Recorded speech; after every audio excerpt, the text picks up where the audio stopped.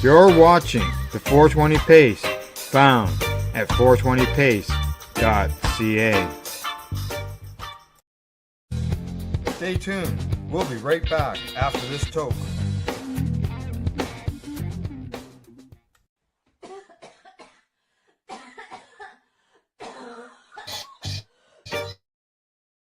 You're watching the 420 Pace, found at 420pace.ca. Stay tuned. We'll be right back after this toke.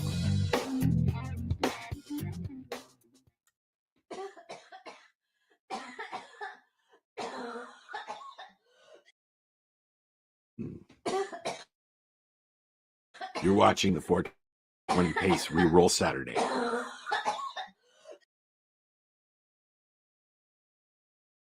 You're listening to the Pace Radio Network here at paceradio.net. The views expressed by the individual involved with. All medical advice and should be checked with your medical physician.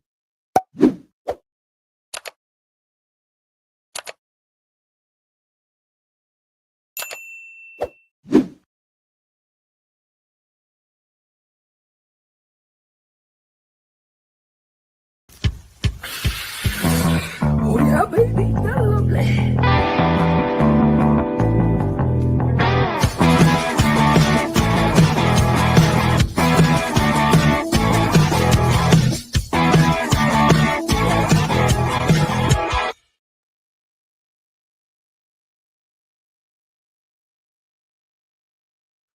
Good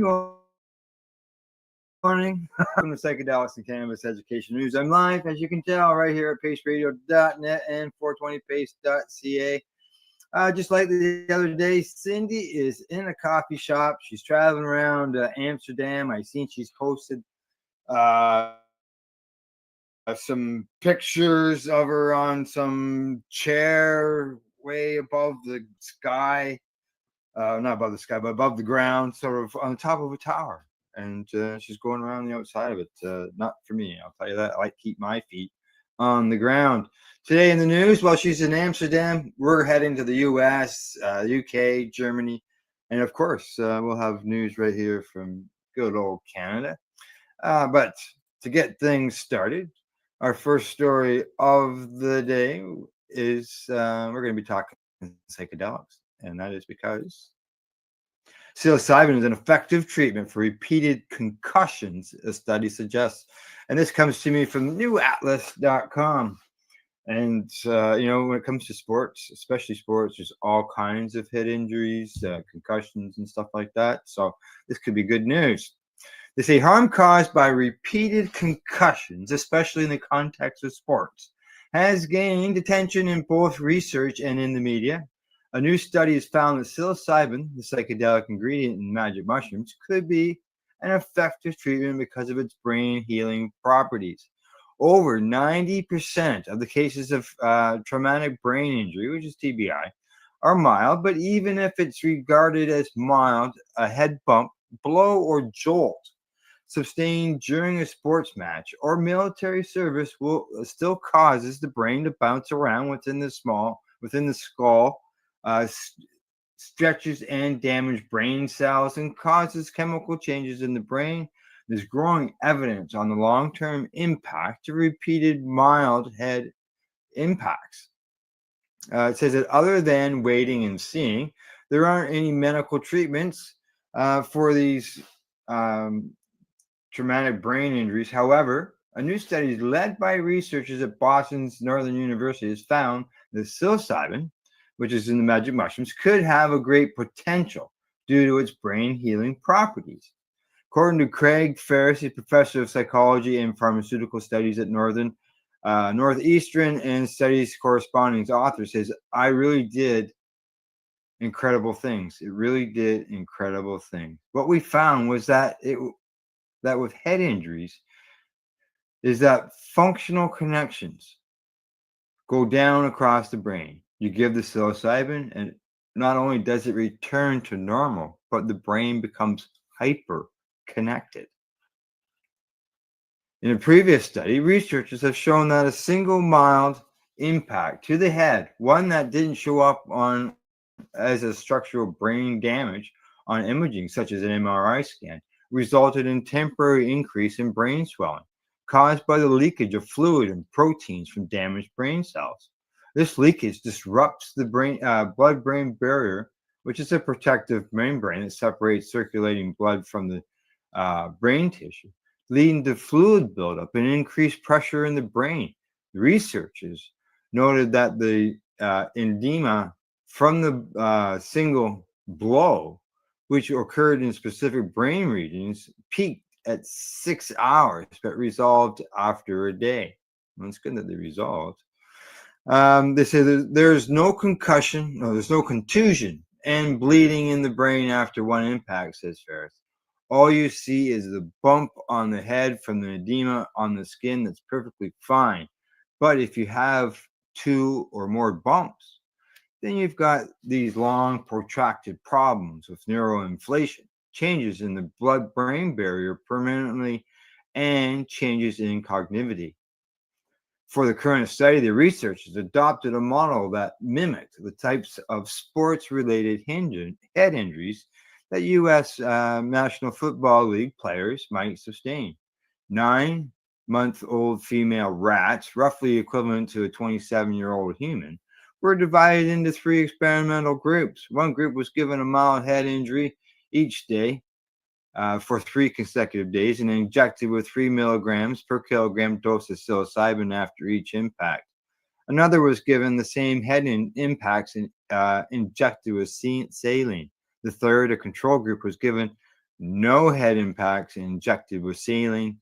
On day 3, within an hour of receiving the last bump on the head, the rats had blood taken to test for biomarkers of mild head injuries and underwent a brain MRI.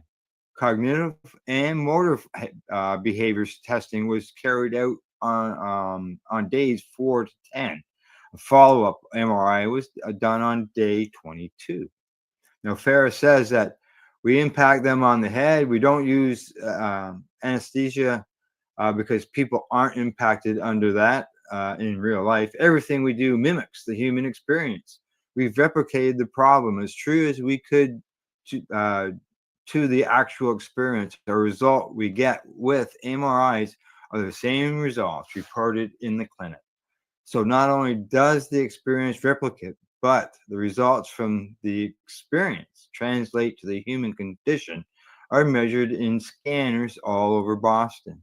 Consistent with what's seen in real life human examples of mild TBI, the rats displayed no significant behavior deficits. However, the researchers did find some key brain changes accompanying the head impacts.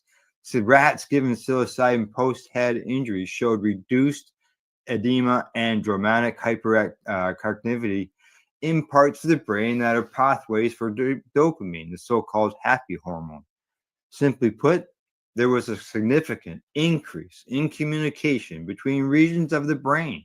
But more than that, the researchers said that the hyperconnected dopaminergic pathways could indicate neuroplasticity, the ability of the brain to reorganize itself in response to injury, which may aid recovery. Now, according to Ferris, he goes on to say, I was absolutely stunned.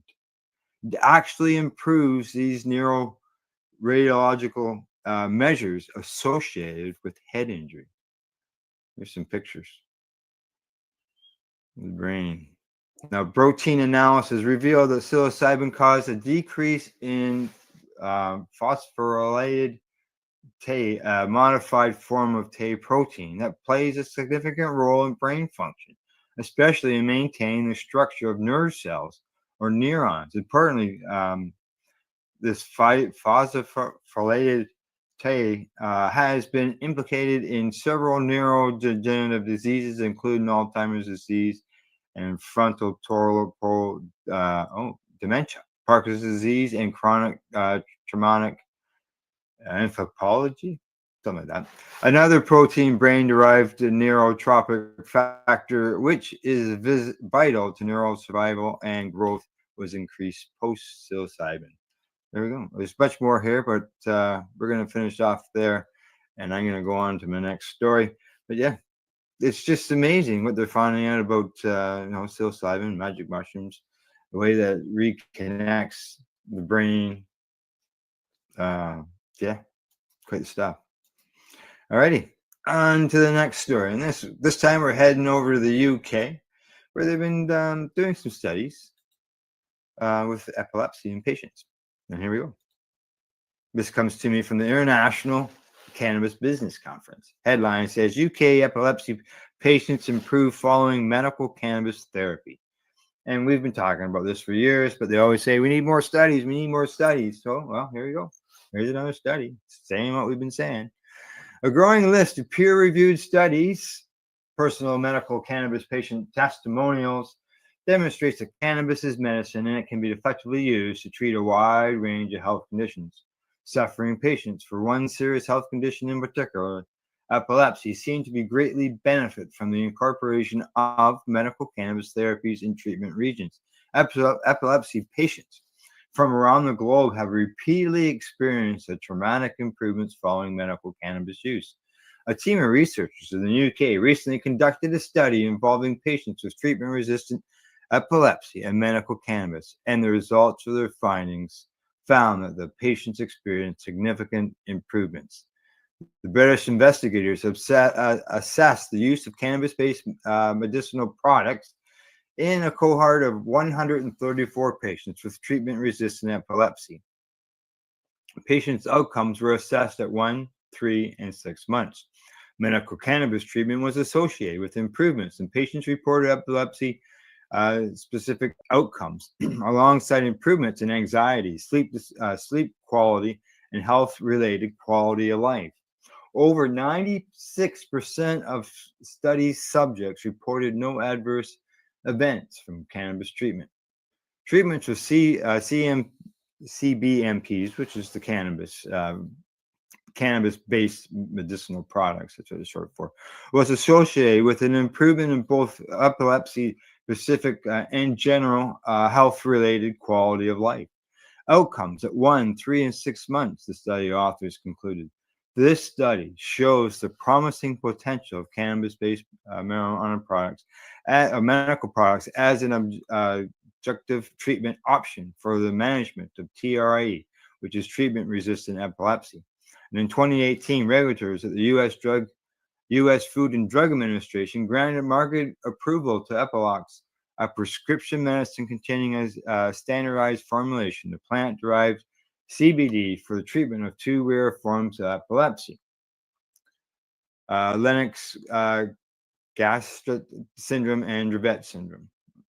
Other observational studies assessing the use of cannabis products among those enrolled in the UK Medical Cannabis Registry have reported them to be effective for patients diagnosed with cancer-related pain, anxiety, inflammatory bowel disease, hypermobility disorder, depression, migraines, multiple sclerosis, osteoarthritis, and inflammatory arthritis, among other conditions.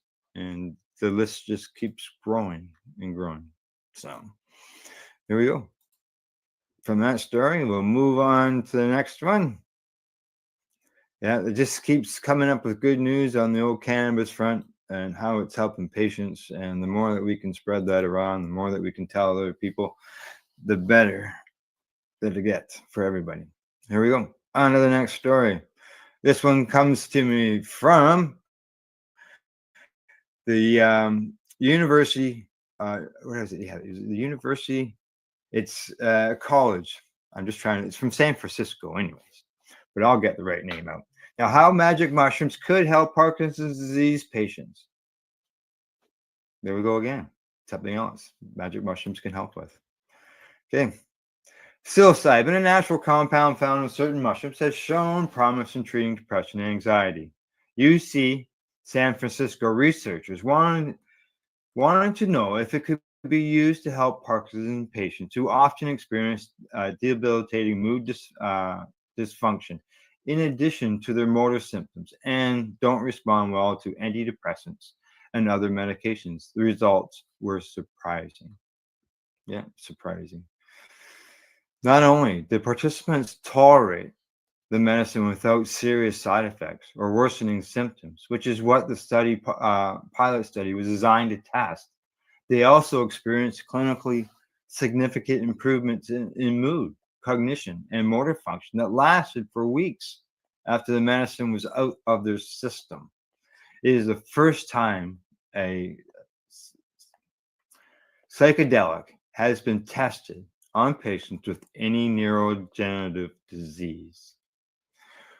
According to Elaine Bradley, she's assistant professor and assistant director at UCSF's Transitional Psychedelic Research Program, says that we are still in very early stages of this work. But this first study went well beyond what we expected. Many people don't realize this, but mood symptoms in Parkinson's are linked to a faster physical decline, and they are actually a stronger predictor of patients' quality of life with Parkinson's than their motor symptoms. Researchers in the TRPR program within UCSF's Department of Psychiatry and Behavioral Science and Department of Neurology teamed up to lead this project, which was funded by an anonymous donor. The findings appeared online earlier this month in Neuropsychopharmacology. It's a Nature publication. Parkinson's disease, it's a progressive neurodegenerative disorder characterized by uncontrolled movements due to abnormal brain activity. Affects about 1 million Americans, with medications like levodopa can relieve symptoms. There are no approved therapies to slow the progression or reverse the disease itself. Common early physical symptoms include tremors and foot dragging, but Bradley said anxiety and depression in patients with no history of psychiatric problems often perceive the onset of other symptoms by several years. It's unclear why standard medications often don't work well for these patients, but mood changes could be part of the neurodegenerative disease process. To test the safety of psilocybin for these patients, the researchers gave 7 men and 5 women with mild to moderate Parkinson's disease a 10 milligram dose, followed 2 weeks later by a higher dose of 25 milligrams, which is just microdosing.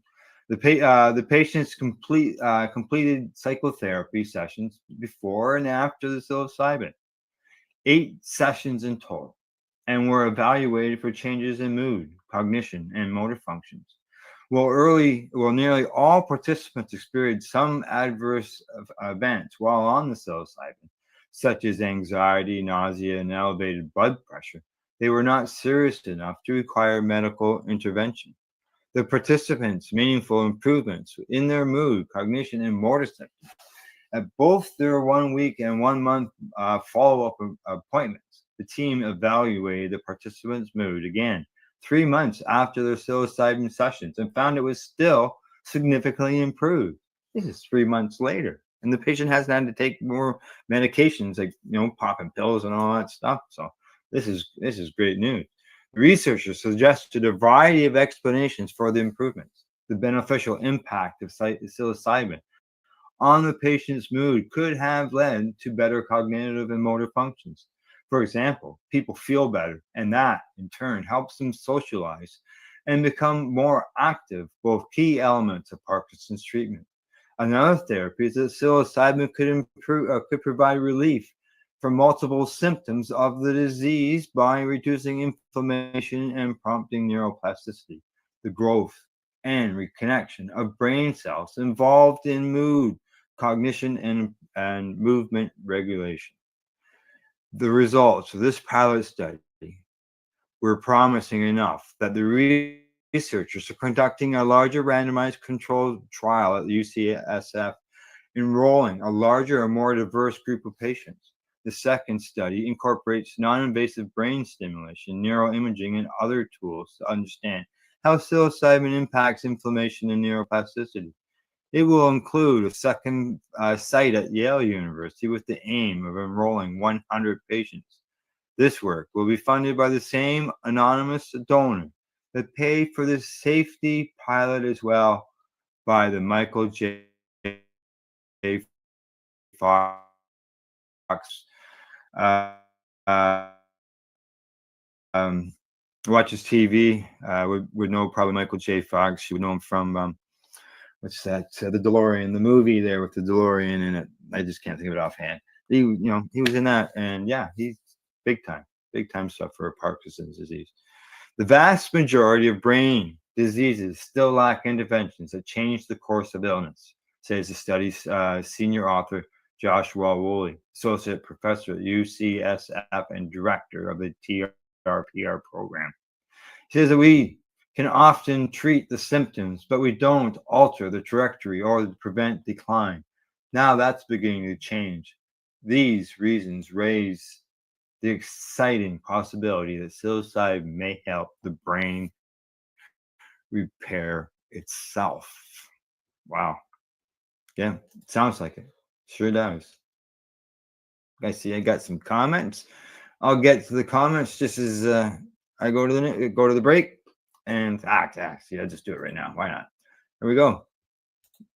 G'day, Gordo. How you doing, buddy? He says, amazing. Stops you taking a handful of prescription shit. Exactly. And that's what I say. Exactly.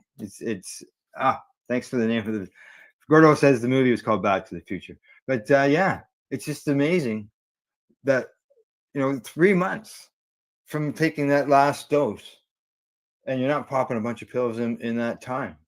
And the patients are showing, still a benefit from that.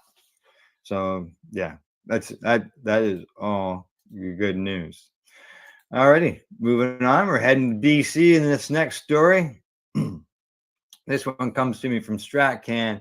Headline says that Nelson City Council to consider cannabis patio permit. All right, we need more of these across the country, but it's got to start somewhere. So hopefully something like this, cannabis patio permit so people can consume outside. Let's see what they have to say. Nelson City staff are recommending that the city council approve an application for a temporary permit for cannabis consumption on the patio of a local cafe in downtown Nelson, BC. In an agenda for a Nelson City Council meeting on Tuesday, May the 6th, so tomorrow, City Council recommend approving an application from the Yahoo Culture Cafe for a 3-year temporary use permit to allow cannabis consumption on its patio and balcony. I hope to have an update on that come Thursday. A TUP provides the city with an opportunity to host an OP to then set site-specific conditions to manage and mitigate any concerns. The plan for the business has been in the works for years, explains Brenton Raby, the owner of the cafe and the building it is located in, which has undergone extensive remodeling with plans to create a cannabis consumption space. Raby initiated the process with the city of Nelson in November of 2024 and began exploring the TUP process in early 2025. Now, the TUP is valid for 3 years with the option for a 3-year renewal and provides an opportunity to apply for a more secure zoning variance. Additionally, it would allow the business to avoid the city's clean air bylaw and restrictions on cannabis consumption spaces outlined in the city zoning bylaw. Although confident, I am a bit nervous, as stigma and prejudice can still influence decision, Raby tells Strachan. Exactly, it sure can. He goes on to say, I have been so involved in political policy, activism, and building renovations for so long that sometimes the business plan has been in the background. I already have a business license, a health permit, a registered trademark, and a full cafe, and ready to go. I am hoping that with the TUP in hand, I can find a partner and or operator to help get the opening. Raby acquired the building that is home to the Yahoo Cafe in 2010. The building had previously been home to the Holy Smoke, a storied business in Nelson known as an unofficial head shop long before cannabis was legalized. Raby says his vision for the building has long been one that can build upon the sort of legacy, but in a way that fits the current and future needs of cannabis consumers and tourists in the Nelson area. Says that the space is an ultra modern space that is going to serve the tourist market and local cannabis consumers alike. It's a different market than when cannabis was illegal. There's a huge pent up need for social expression from the cannabis community, locals, and tourists here in Nelson. So we're trying to find a real, authentic experience. Rabbi adds that he is cautiously optimistic about the chance that council approves the recommendation. He says cannabis consumption spaces are driven by consumers' desire to socialize, and oftentimes they are not able to consume cannabis where they live. Bang on. So we are a business that senses this latent demand within the cannabis community for social spaces and a space where we can educate and move people forward in how they consume cannabis. Nelson and the Coonies are a tourism mecca, both summer and winter. So to be able to finally serve that element in Nelson would be great. It's exactly what the lounges did for years. And yeah, those smoke-free acts killed them all. But he's talking exactly what those lounges did in the past. It was a community spot. It was for socializing, people getting together. It was, helping patients. They say if approved, the Yahoo Cafe would be one of the only officially approved cannabis consumption spaces in BC and probably all of Canada. We got some in Toronto. BC began allowing businesses like cafes, restaurants, bars, and casinos in 2024, but approved smoking areas to allow cannabis smoking in those same areas. Now, the ones in Toronto that I sort of mentioned there, they are research places, so they wouldn't be the same as this. So I can understand where they're coming from as being the only one similar to this, the only one like this in Canada. However, municipal bylaws can still be better. Only a handful of spaces have opened, although many municipalities in the province do not allow these types of smoking areas, regardless of what is being smoked. One opened in Maple Ridge briefly in 2024, and another has been operating in Mission, BC since the summer of 2024. BC first engaged the public about these proposed changes in 2023 as part of the broader industry outreach and initiative. Previously, these were both specifically not allowed under BC's regulations. The restrictions on associations with another business in Section 517 of the CRS and PRS licensee handbooks has been removed. The language restricting the promotion of a place to consume cannabis or spend time after consuming cannabis is also removed from the CRS and PRS licensing handbooks. Well, that's good news. The provincial government knows that the cannabis consumption is still not allowed in cannabis stores. Licensees must ensure that any cannabis consumption near the store is not within their establishment. Smoking and vaping are prohibited in all workplaces and indoor public spaces in BC. Tobacco and vapor products can be used on an outdoor hospitality patio, such as a patio of a bar, casino, or cafe, as long as it is within a buffer zone and there are no open windows, doors, or active air intakes between the patio and the hospitality venue. BC has been increasingly focusing on the issue of consumption spaces and cannabis tourism, launching a province-wide engagement paper last year. The What We Heard report, which I remember that coming out, from the engagement process was released in January 2023, and the report revealed significant public support for consumption spaces, balanced with concerns with law enforcement and public health agencies. So obviously the public wants it. It's been 2 years, just over 2 years since that came out. So hopefully this is a sign of progress and that they can get these places moving and maybe get them moving across the country, not just only in BC, because they are welcome. They'd be welcome across the country. There's no doubt about that. So, all right, time for me to medicate. Got my vape pen right here. I'll be right back afterwards. You're watching Psychedelics and Cannabis Educational News. We're live here at paceradio.net and 420pace.ca. We are people advocating cannabis education here at paceradio.net. Limestone City Hydroponics is Kingston, Ontario's hydroponics shop. Take your growing to the next level and create the optimal environment with a tent kit, or maximize your yield with an ebb and flow flood table kit. Either way, Limestone City Hydroponics has more sizes and options to fit your needs.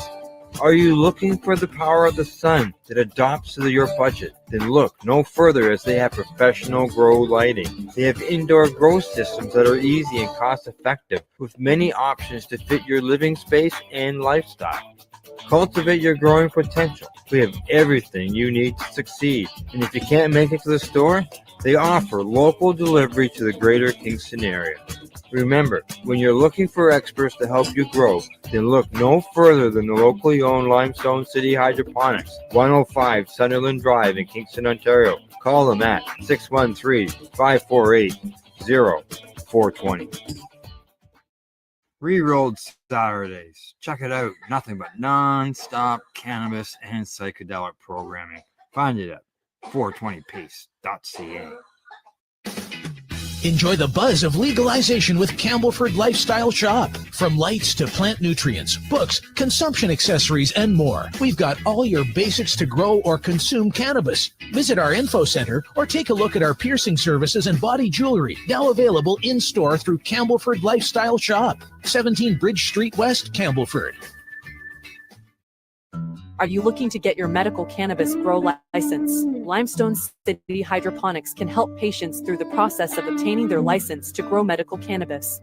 What's that? You don't have a doctor? If you meet the medical criteria, Limestone City Hydroponics has a nurse practitioner who can assess and provide medical cannabis prescriptions. What are you waiting for? Contact Limestone City Hydroponics at limestonecityhydroponics.ca or call them at 613-548-0420.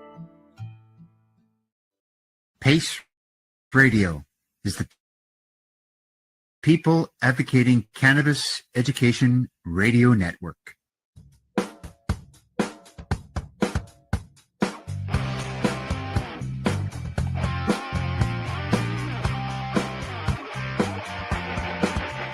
I'm having an awesome day, and I'm gonna make sure it stays that way. I'm having an awesome day, and I'm gonna make sure it stays that way. You're listening to the Pace Radio Network here at paceradio.net. Hey, we're back. And don't forget, if you're watching on YouTube, hit that subscribe button while you're there.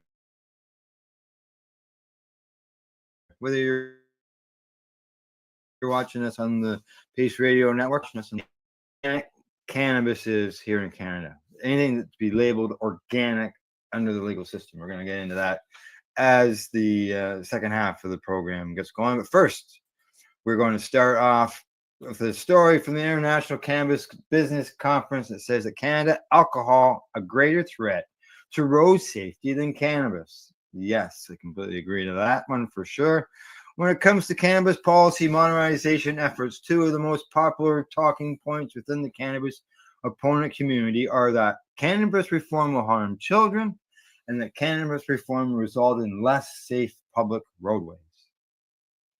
Historically, in every jurisdiction where cannabis policy reform is being proposed, these two talking points are almost always offered up by cannabis opponents.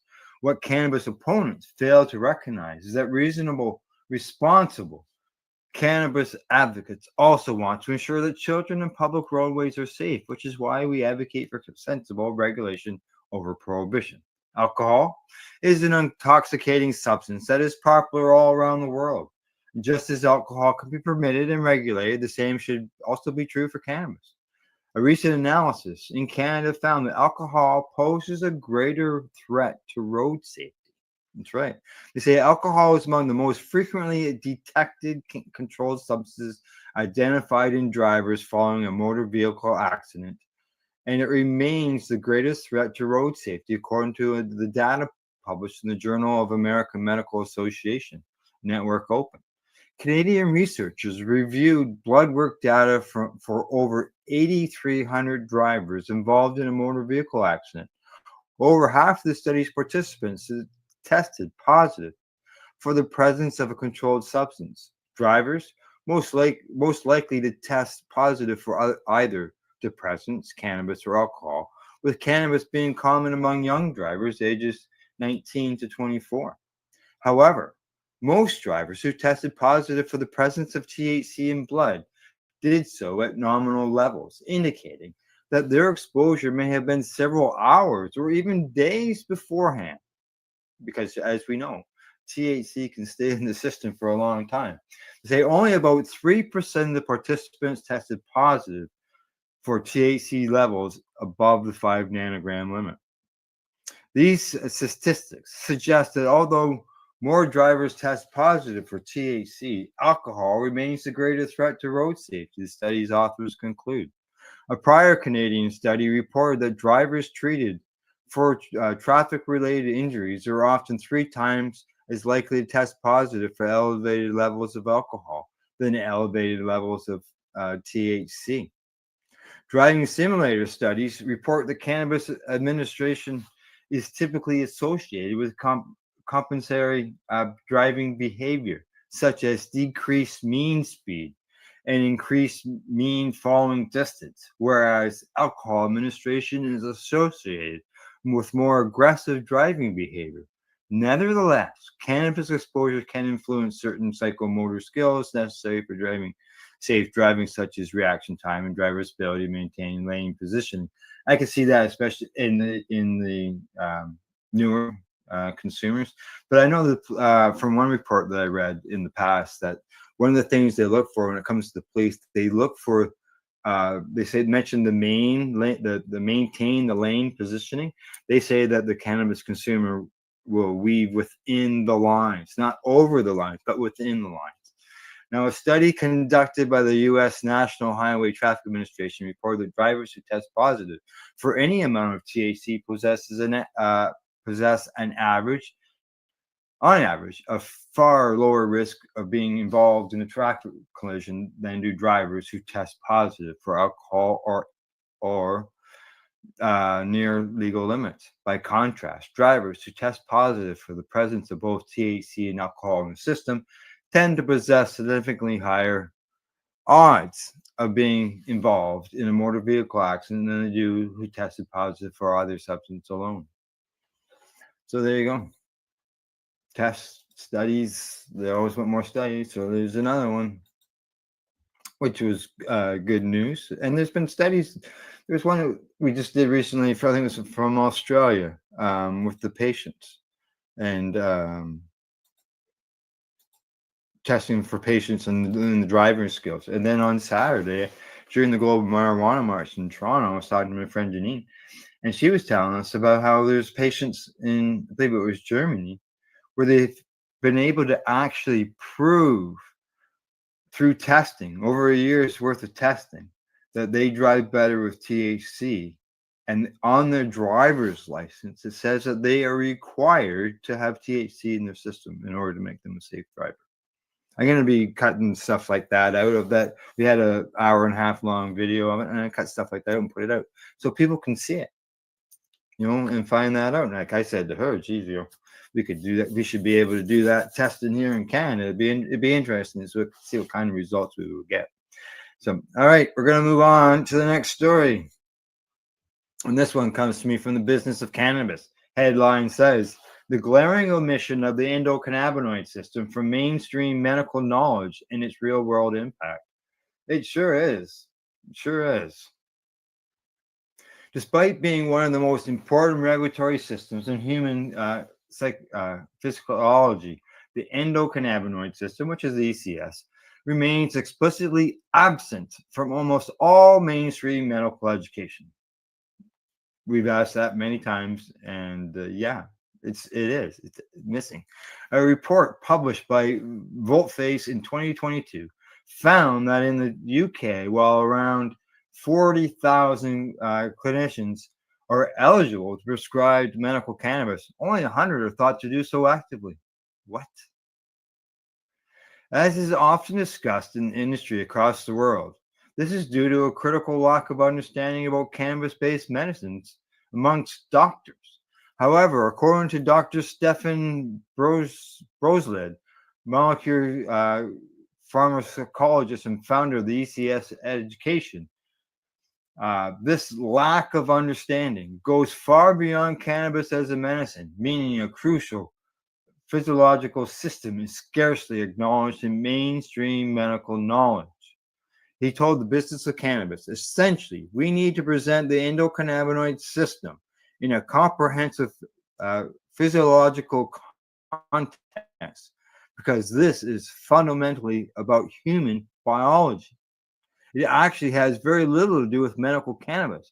The connection between the two came about by chance. It was through studying cannabis that we discovered the ECS, but the system itself is foundational to human physiology. I'll get it out. But yeah, Dr. Moon, I've got a video. I've seen that video of him saying that. It's just a fluke of nature that we've got something that matches with the cannabis.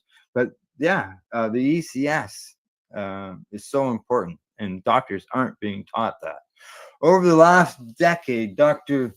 Broslid has led thousands and thousands of papers, or has read thousands and thousands of papers on the ECS. He believes this has given him a rare, comprehensive overview of the system, an overview that most healthcare professionals, through no fault of their own, simply do not have. The main issue with the launch of medical cannabis as a therapeutic was that healthcare professionals were not allowed to get a core understanding of the ECS prior to that, he says. Now, according to Dr. Broslid, the lack of education has led to widespread misconceptions and missed opportunity to integrate ECS knowledge into a clinical practice. Stigma was split over cannabis, he says, and I think it's got to do a lot with semantics.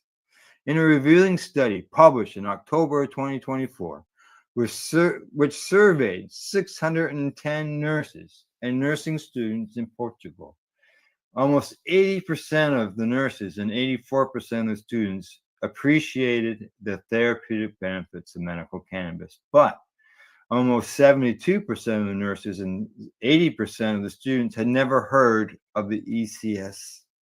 None. He suggested this is perhaps because we named one of the most important physiological systems in our bodies after one of the most controversial plants in society. My daughter's a nurse. They did have a little bit about cannabis, and I will check on the ECS and see if she learned anything about that. And something's telling me that these people are right. They didn't learn anything of it. But we'll find out. I'll ask. One of the most striking observations Dr. Broslid has made is how slowly the ECS knowledge has been adopted in educational materials. To demonstrate this lack of adoption visually, Dr. Broslid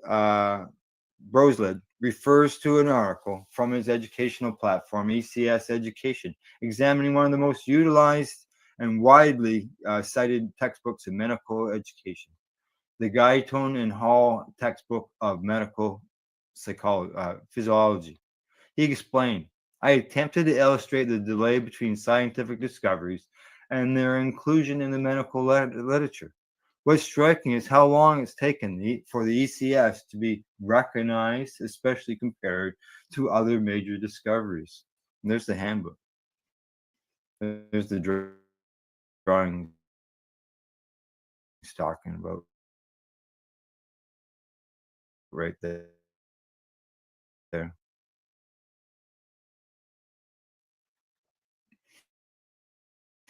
It says this mission has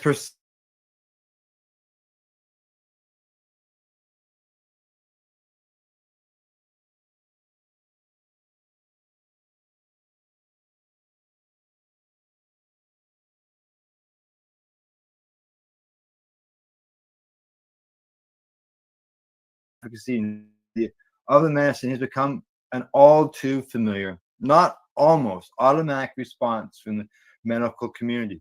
Although, as previously stipulated by Dr. Broslid, medical cannabis treatment addresses only a fraction of the endocannabinoid system's broader role. This reasoning falls short when examining the lack of adoption wider adoption, wider education around the ECS.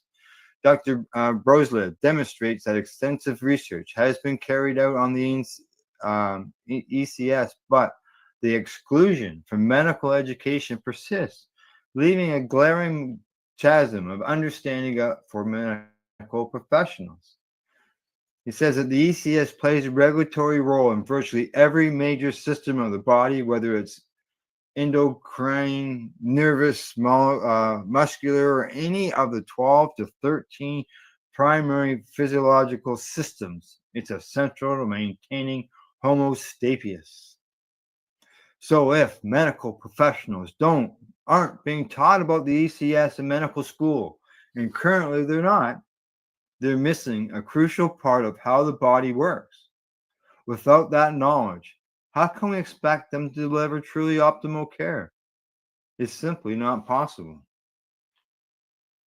A separate study conducted by the ECS Education, which examined data from 1,000 academic articles published between 2002 and 2022, found that over 1,200 publications in ProMed had endocannabinoid system in their titles, and 76,843 total citations were made based on a Google Scholar data. Furthermore, it found the ECS and H-index, a metric commonly used in academic research to measure the productivity and impact of researchers, journal, or specific field of study based on citations, was 138, putting it well above research on well-established systems, including the digestive, endocrine, respiratory, and lymphatic systems. Yet, despite this growing body of knowledge, almost none of it is being translated into medical education.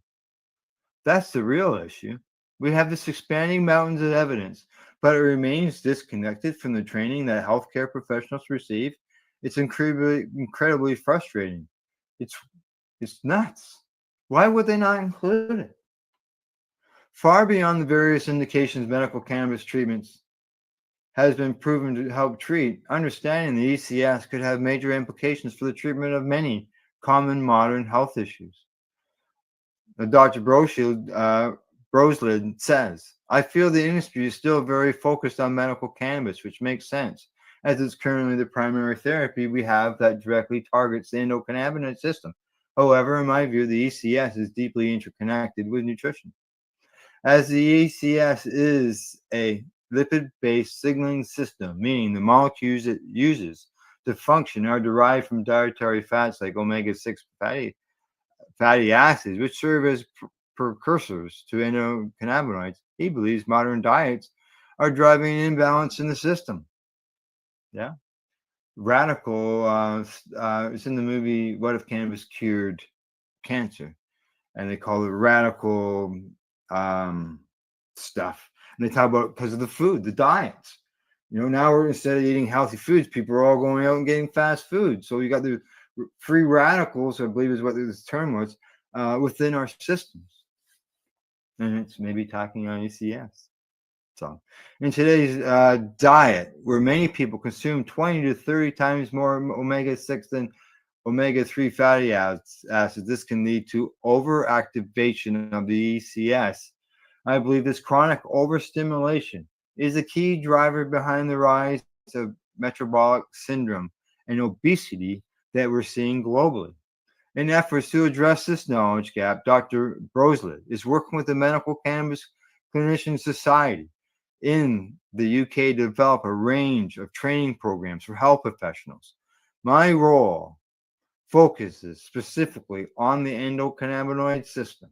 I've created a 40 to 50-minute course on the ECS physiology,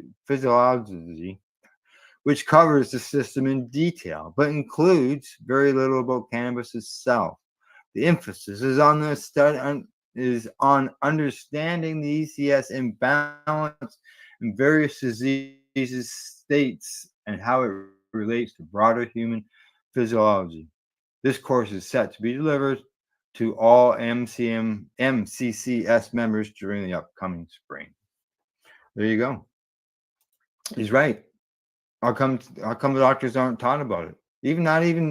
As he said, even not even connecting to cannabis. The system itself is important. It does so much for us, but doctors aren't being taught that, and that's just crazy. They should be. It's so important to our system. It doesn't need to be left out. All right, on to the next story. This one's going to come to me from Strat Can. As I mentioned, I was going to talk about what does organic cannabis mean in Canada through the legal system. How do you get your product labeled organic? So here we go. This is, as I mentioned, from Strat Can. What does organic really mean in Canadian cannabis? I know what this means for me. The term organic carries a lot of weight in the food and agricultural industries, but when it comes to cannabis in Canada, its definition isn't as straightforward. Unlike food products, which fall under the Canadian Food Inspection Agency and Safe Food for Cannabis Act, which cannabis has yet to receive similar federal recognition. This leaves organic certification in the hands of a third-party certifying bodies, leading to some variation in standards. According to regenerative organic agronomist Ave Singh, the lack of federal oversight means the definition of organic cannabis is largely determined by the independent certifiers already overseeing organic food products. Singh goes on to say, the word organic has been usurped by the Canadian Food Inspection Agency when it comes to anything related to food. The Safe Foods for Canadians Act has not recognized cannabis as food. So CFRA or CFIA then says they don't have to certify cannabis. Despite this, third-party certifiers such as the Pacific Agricultural Certification Society, the Fraser Valley Organic Producers Association, and ProCert assesses cannabis cultivation using organic standards similar to those applied for food. Now, Singh added that they are the same people who are certifying our coffee, our strawberries, and our lettuce. Now, one of the key factors these certifiers consider is the growing medium. For cannabis to be certified organic, growers must use a soil medium that includes an organic matter fraction with a mineral fraction, an essential distinction as some cultivation methods, such as hydroponics and aeroponics, do not meet these criteria. However, because there is no single government body enforcing regulations, there is room for interpretation among certifiers. Singh points out that an individual's personal definition of organic may also influence their view of certification. He says, if to you organic has something to do with ecological sustainability, then the idea of growing in a monoculture in a building using high amounts of energy may not mesh with your views of organic. Now, Elliot Fromworth, organic system advisor at the Coast Mountain Cannabis, echoes the statement. So the term organic gets thrown around a lot these days, and honestly, it's lost some of its meaning. Just because something is labeled organic doesn't mean it's clean or truly natural. At Coast Mountain, the definition of organic extends beyond certification, a long-term soil stewardship, and clean inputs. We think of organic as alive and of the earth.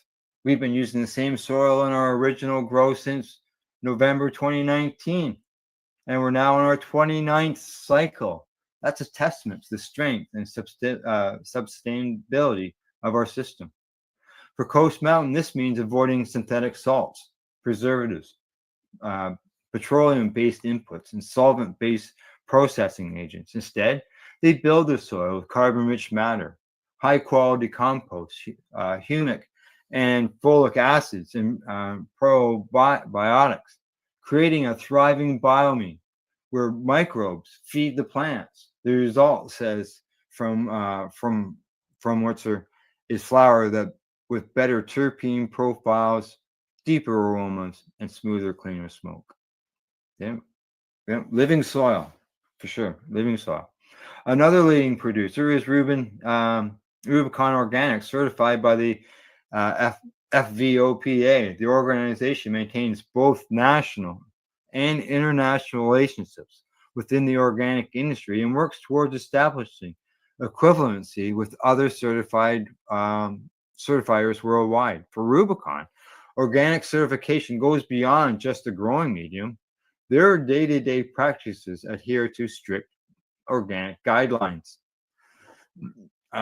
They include no genetically engineered products or organisms, organic certified fertilizers that nurture microbial life in the soil, no synthetic plant hormones or growth regulators, only permitted substances for pest control as outlined in the Canadian Organic Standards, no intentional use of nanotechnology, no radiation, so no radiation spread on your cannabis, certified packaging that meets the VFOPA standards, biologically active soil as the required growing medium, mandatory composting of growing medium unless restricted by Health Canada. Sunlight is a primary light source with artificial light use only as a supplement. Trellis materials that do not leach prohibited substances. This rigorous requirements demonstrate the complexity of organic certification in Canada and highlight the level of commitment required from producers to achieve and maintain organic status. Still, with different certifiers applying their own interpretations of organic principles, transparency becomes key. One of the simplest things consumers can do is check for a listed certified body, says Fromwitz. If a company is truly organic, they'll be transparent about who certified them. It'd be on the package, their website, or both. No hiding. Fromwitz encourages consumers to look beyond the label. Ask how they're growing. Are they using living soil long term? What kind of inputs are they feeding their soil? Do they talk about preserving the microbiome? He believes that the real organic growing is about more than skipping synthetics. It's about building and sustaining a balanced living system. The only problem is you had to talk directly to the producer of the product because the bud tender is not going to know a lot of these questions. To the end, Rubicon Organics believes cannabis should be included under the same federal governing bodies that oversees organic food products. It should fall under the federal governing bodies as per other food products and allow cannabis producers to use the Canadian Organic logo if they abide by licensed organic standards, said COO Melanie Ramsey. A national standard for cannabis further legitimizes this industry alongside all the other food industries. And Ramsey adds that a federally regulated organic standard would ensure transparency, safety, sustainability, and consistency across the industry. It would also provide clarity for consumers, retailers, and provincial distributors, ensuring they can trust its meaning when they see an organic label.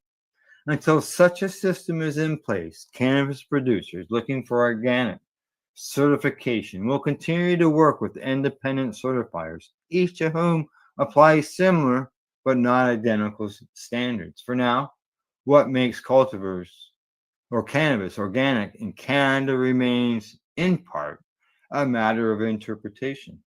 But to the country's most committed cultivars, it's a living philosophy rooted in ecology, transparency, and trust.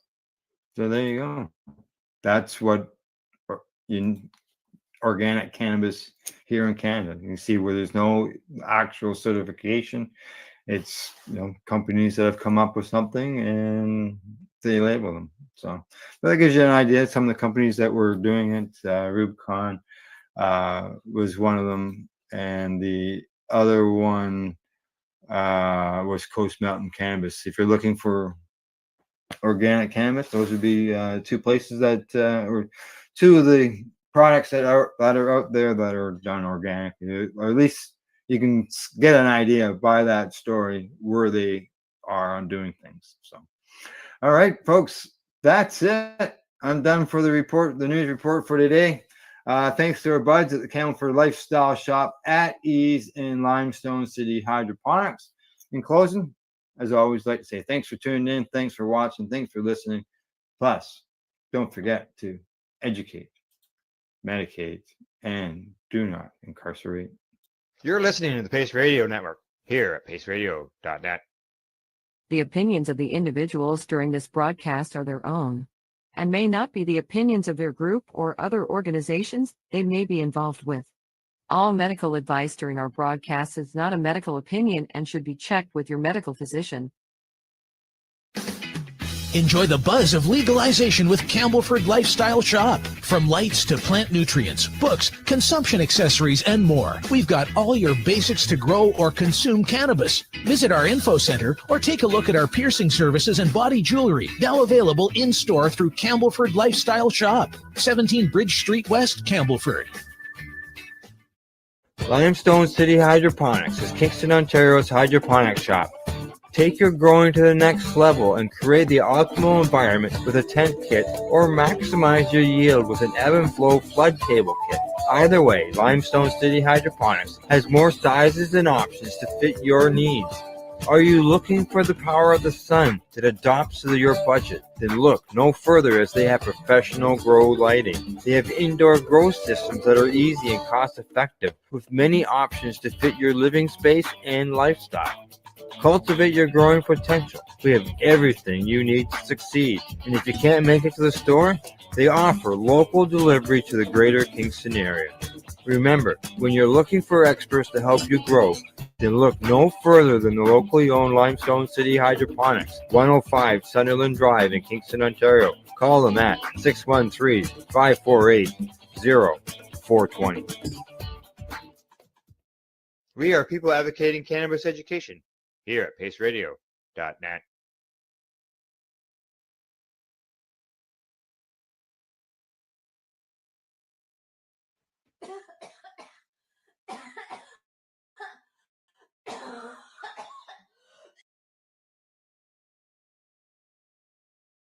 You're listening to the Pace Radio Network here at paceradio.net. The views expressed by the individuals during this broadcast are their own opinions, and they may not be the same as those of their group or other organizations they may be involved with. All medical advice during our broadcast is not a medical opinion and should be checked with your medical physician.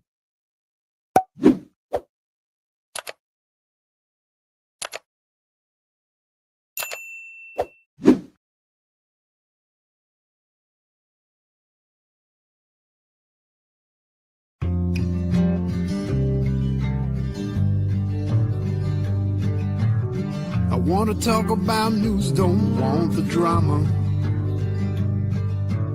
From no pretentious media Madonna.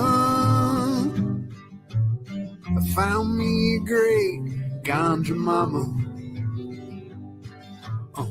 Cannabis and coffee with some marijuana.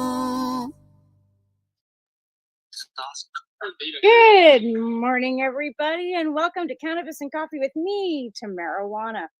I don't know why it feels like it's so, I don't know, like the camera's all foggy or something. I don't know. I've been trying to figure it out for like the last hour. And then the computer was deciding it was going to be like all funky and stuff. So we are live on paceradio.net. So I'd like to also thank Al and all our sponsors for making this show possible, and that we continue to spread cannabis education. And I'm just also posting on TikTok. So maybe somebody will come up, because we can actually bring people up for a panel today. So we're just like doing that. Okay, we're just going to stop this now. But yeah. So this morning I was actually on my Facebook, and actually I get a message from Shaw Rose, and there is a consultation that we are all missing out on. So I'm going to bring that consultation up this morning as well, because I'm kind of interested in seeing, what it has to say. So we're just going to pop into here, and I'm going to pull that up.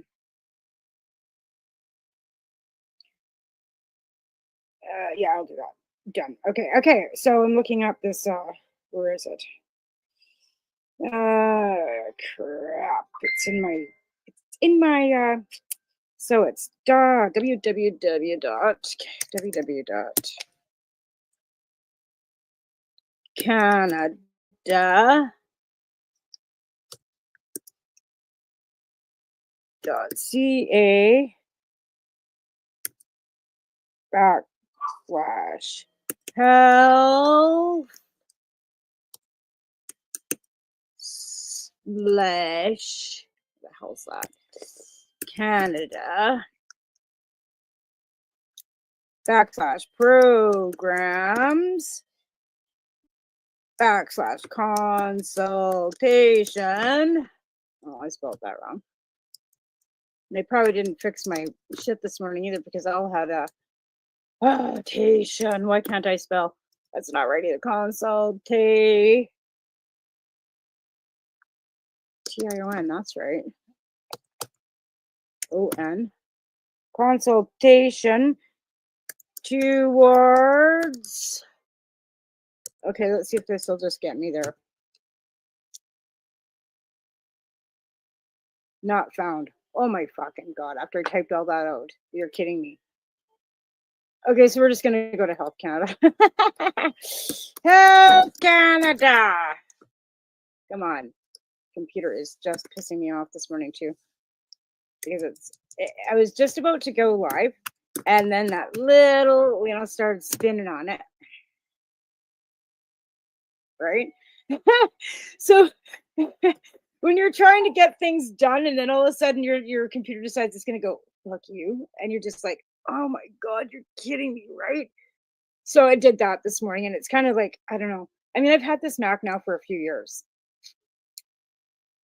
And I'm pretty happy with it because I don't use it that often. But let me tell you, when it decides it's not going to work, it's not going to work. And it's a Mac. Okay, so we got Health Canada. I'm looking at it. It's still thinking like, oh my God, I got it. Maybe an update. It keeps telling me to update stuff, but and now we're sitting here going back and forth and back and forth. Like, oh my God, I'm going to snap. Because I don't even know if you guys can see me or not because everything's frozen. Oh my God, are you kidding me?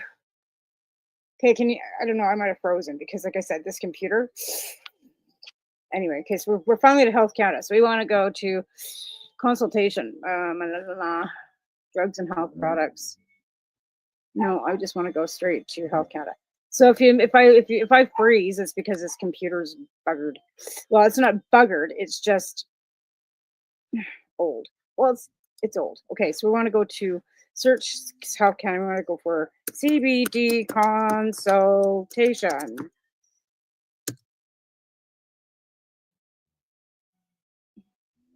Here we are.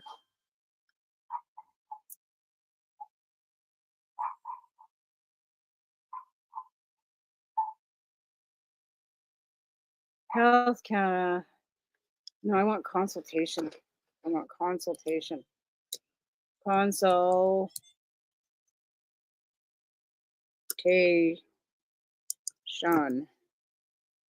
Because these are just,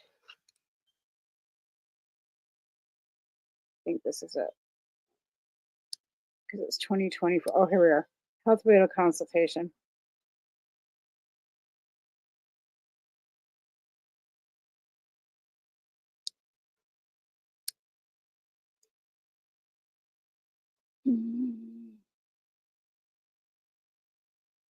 This is industrial hemp.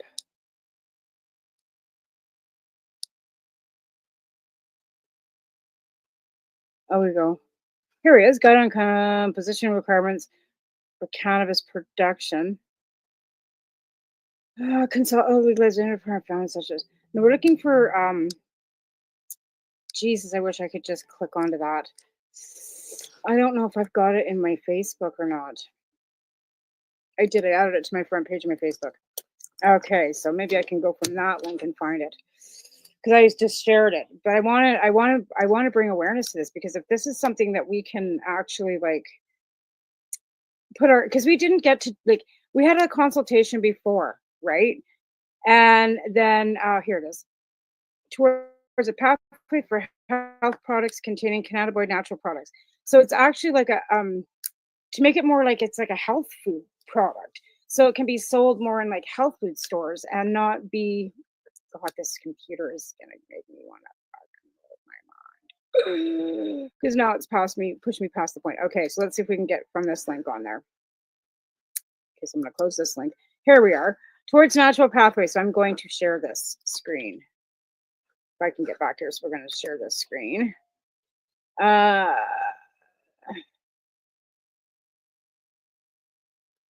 Share screen.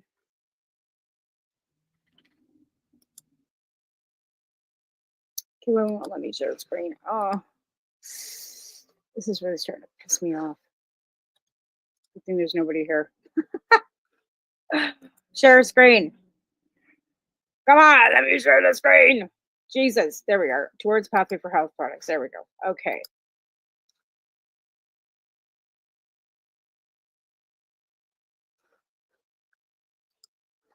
Okay, so we're gonna bring it up.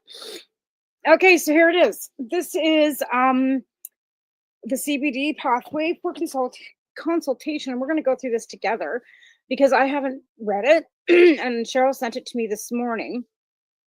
So maybe I'll poke at her and see if she wants to come up and help me with this because she probably has more education on this than I do. I'm gonna text her and see if she wants to come up. See if she's busy because we just do this shit on the fly because I always do.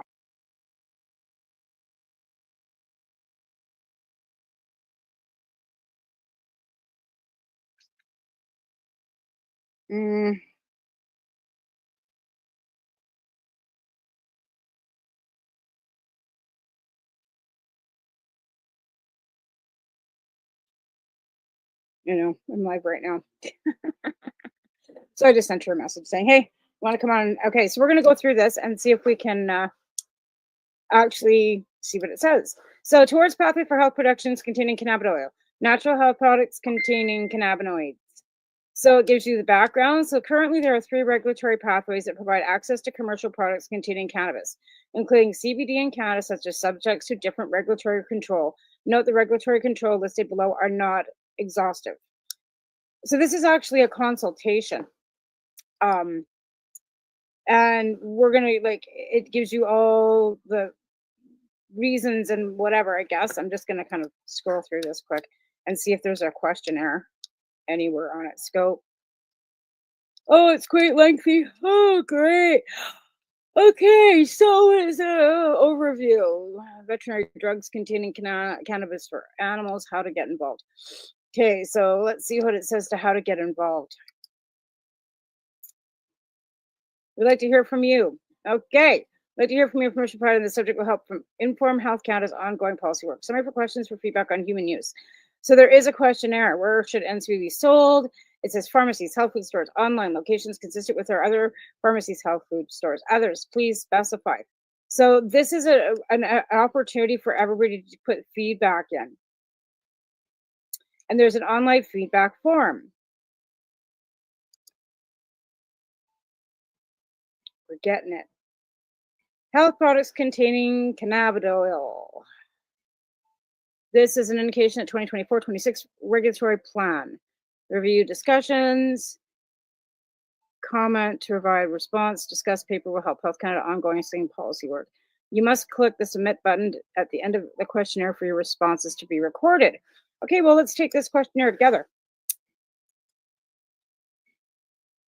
Why not? Okay, so we're going to take this and we're going to read through it. Privacy. Let me see if Cheryl's got a moment to help me. Found the questionnaire. Found the questionnaire. Going to answer live. Okay, so we're going to answer these live. All right, now what is this? What else is this?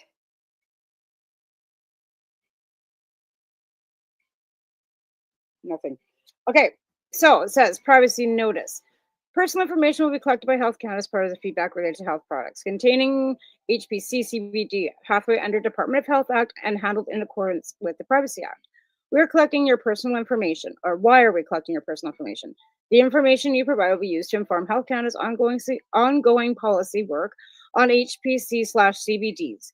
No identifying information will be included in any reports. All responses will be summarized and aggregated to reduce the risk that you might be identified. Will users share your personal information for any other reason? In limited and specific situations, your personal information may be disclosed without your consent in accordance with legal requirements, like under the subsection H2 of the Privacy Act. What happens if you don't want to provide your personal information? Your decision to participate or not is yours alone, and there will be no consequences if you decide not to participate. Well, of course, we live in Canada, right? We're free to do and participate in things that we choose to or not to, except when it comes to Stats Canada. And then, of course, we want you to participate in Stats Canada, because if you don't participate in Stats Canada, we don't have the stats that we need to actually, send money and do things and help people. That's why we need Stats Canada, folks. Anyways, okay, so back to this. For more information to collect your personal information, blah, blah, blah. We hand you information and it gives you your rights to access and request and correct and or notations to your personal information. You also have right to comply to the Privacy Commission. So if you don't like what, you don't want to do this, then just don't do it. Right? Like, and that's what they're basically saying. Like, you have a right to do this or not do this. You can give your information or not give your information. We are protected in Canada under the Privacy Act, which is fairly strict. So we're going to go to the next page because I'm going to fill this out. Health products containing cannabinoid oil. Instructions for completing the questionnaire. This consultation contains 24 consultation questions and some additional demographic questions. Each question is optional. If you do not wish to answer a question, you may skip to the next question. If you'd like to go back to a previous question, you may do so by clicking on the previous page button. If you do not complete the consultation in one session, you may return to continue where you left off before the closing date. By using the same computer device and browser you begin the consultation, you must click the submit button at the end of the questionnaire for your responses to be recorded. Next page. All right. Consultation questionnaires, natural health products containing cannabinoid oil for human use. Please refer to the site licensing, goods manufacturing practice, product quality sections of the discussion paper to help respond to the following questions. What are your views regarding the need for cannabis drug licenses and specific physical and personal security controls for the NCP? What are your views regarding the cannabis? Well, I think they're overregulated. I think they are overregulated.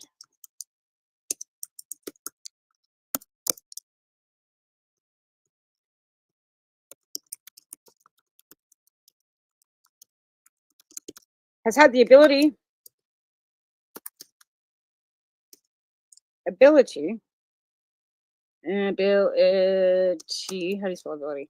Ability to recognize cannabis as a therapeutic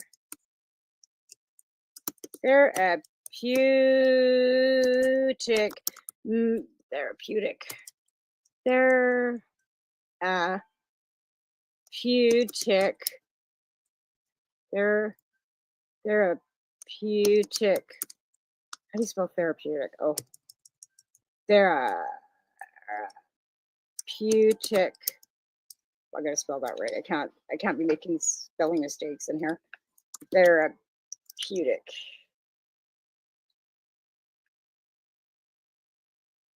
Okay.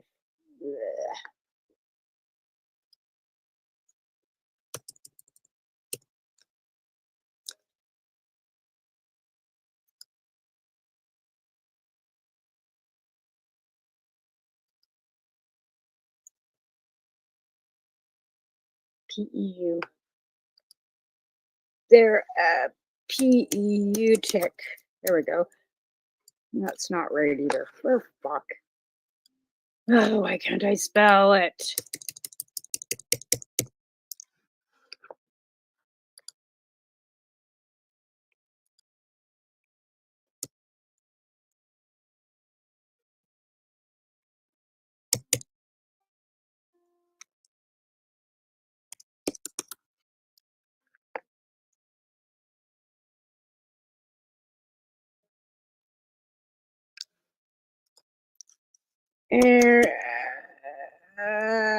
there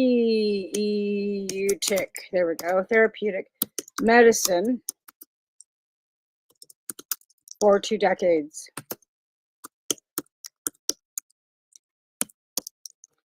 CBD is known to be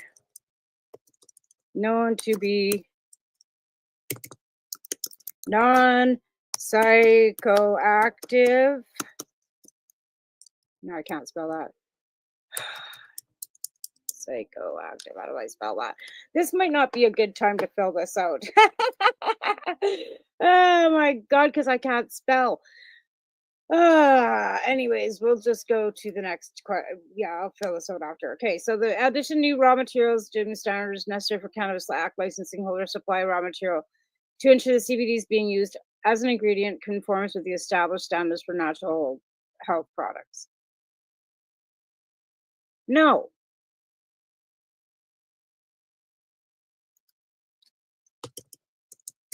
Euphoric. How do you spell euphoric? Euphoric. Oh my fuck. I have to be able to spell this stuff. Can't send it in if it's not. Yeah, euphoric. And non-harmful. Non-harmful. Barriers. Okay. The barriers that Health Canada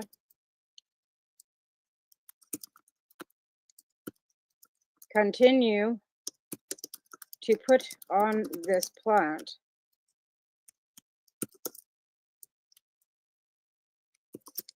are harming patients that have no access.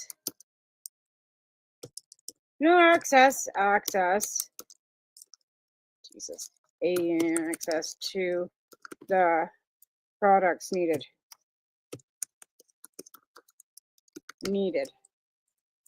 Jesus, I can't spell.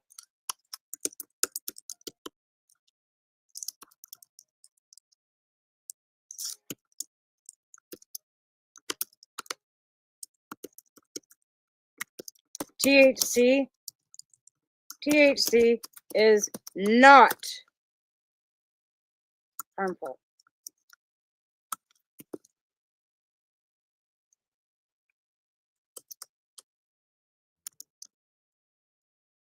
I can't spell.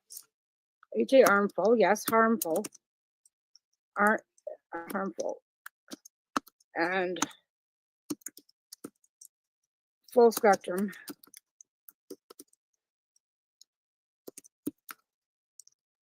Has the most benefits.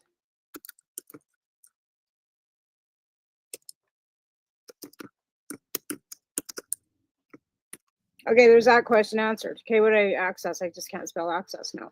Access. How do I spell access now? Like, Jesus fuck Christ, Mara. Like, this is ridiculous. Access. ACCESS. Okay, so I just missed a C.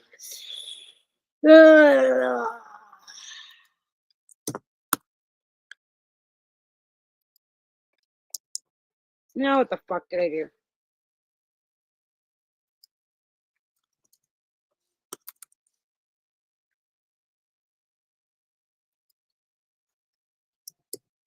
I should just let an AI do this.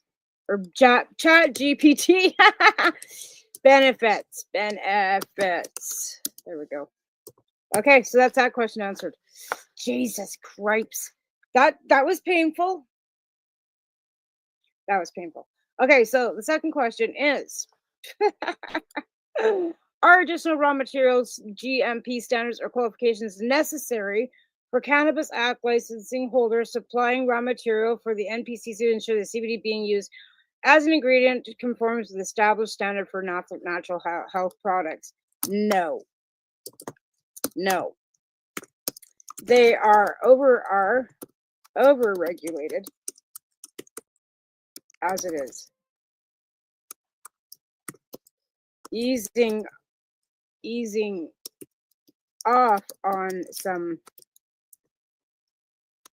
of the regulations.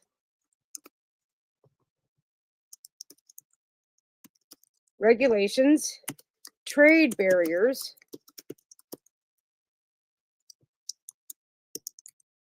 between provinces,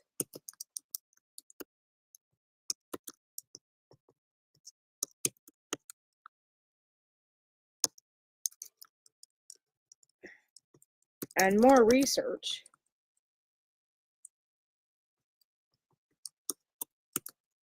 towards the medical benefits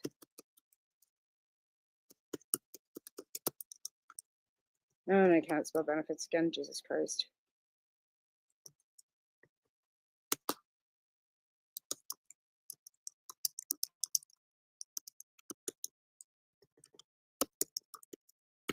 Okay. We're also going to put in here, please, I'm going to keep saying this all the way through. It says please, oh my God. Recognize cannabis as a medicine. Okay, there's that. Is a plant and doesn't need to be behind a pharmacist.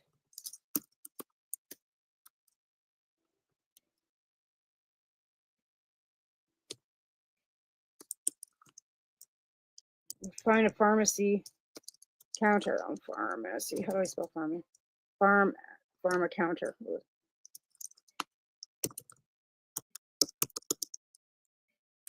Patients have been regulated themselves.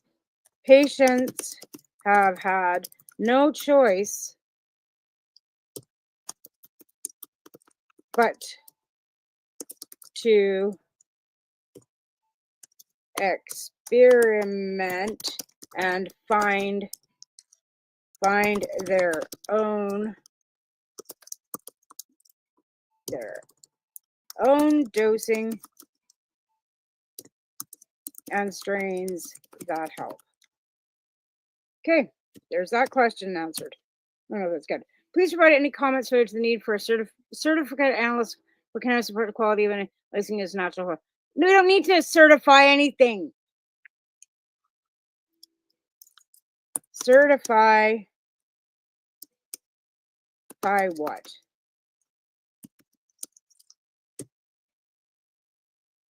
This in itself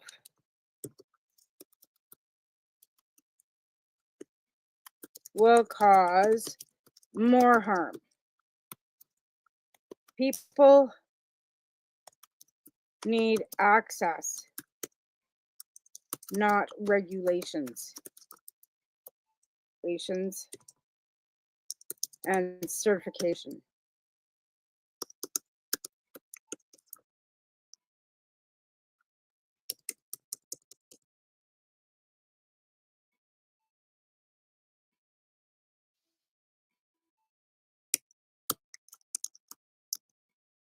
Oh my God, I can't spell that, and it's right in front of me.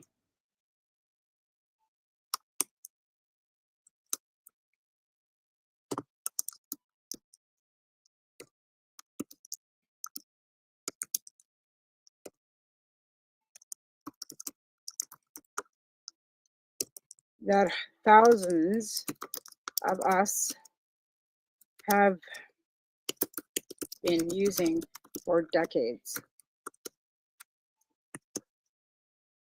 Okay, next page. Oy, this is painful, but we're going to get through this because you know what? If we don't do this and if we don't spend the time to do this, they're not going to know what we need. If we don't spend the time to put these consultations and we answer the questions, they're never going to know what we need. So we need to sit down and we need to share this, spread awareness.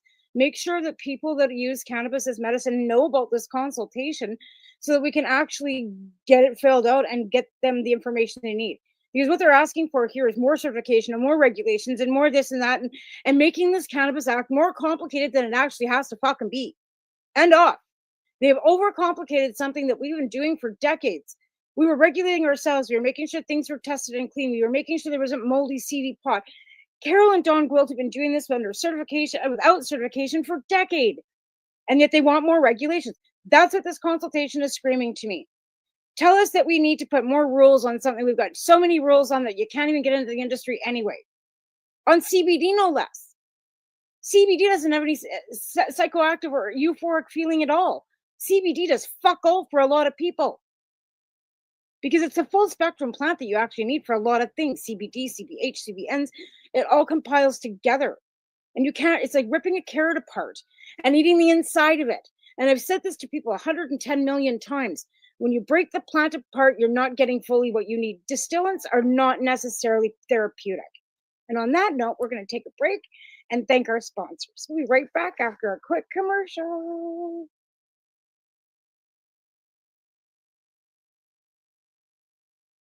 We are people advocating cannabis education here at paceradio.net.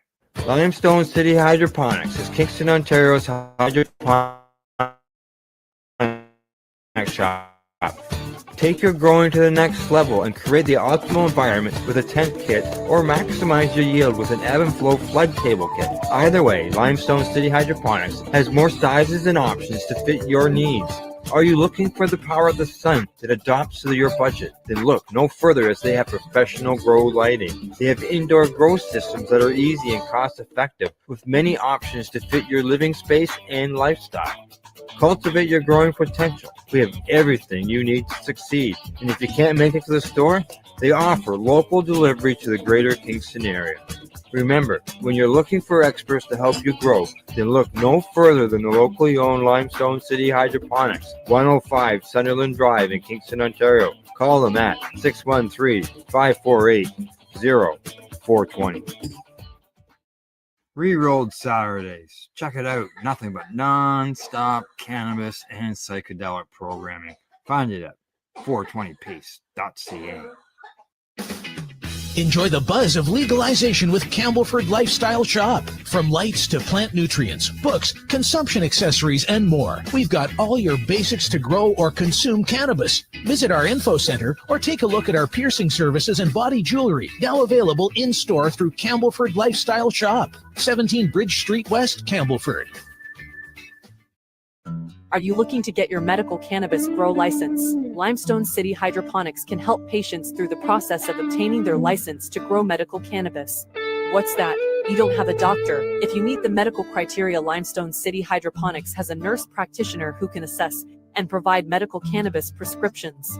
What are you waiting for? Contact Limestone City Hydroponics at limestonecityhydroponics.ca or call them at 613-548-0420. Pace Radio is the people advocating cannabis education radio network.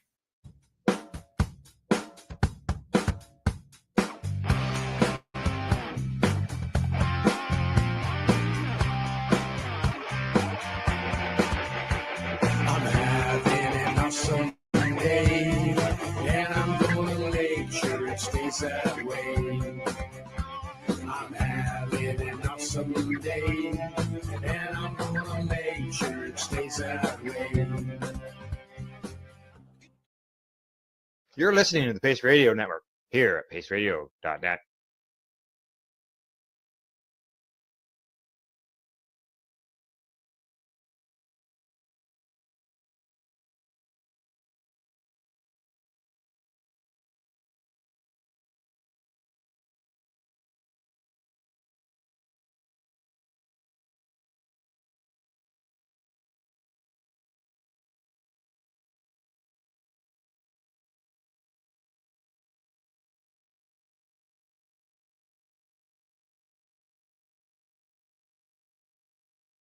All right, I'm back.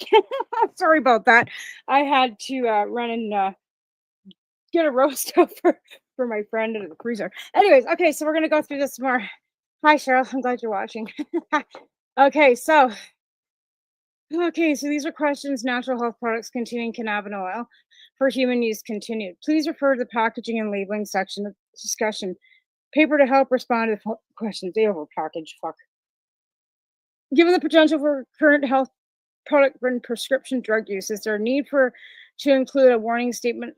Principal panel informed the consumer that contains CBDs.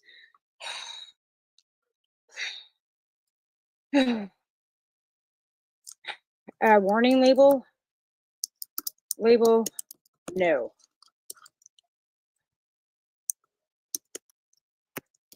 No. It should be just added as a regular ingredient.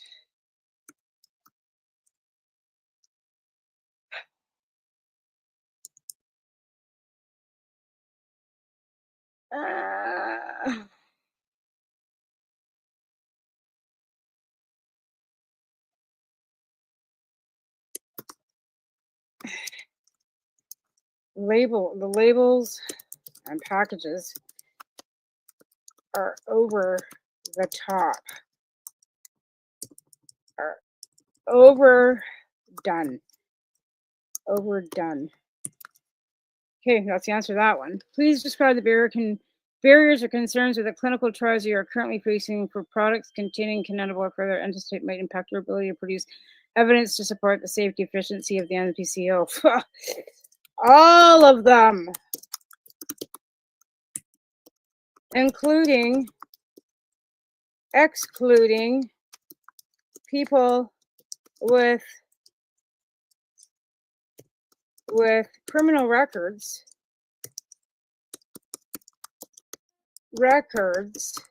associated to the plant, to cannabis.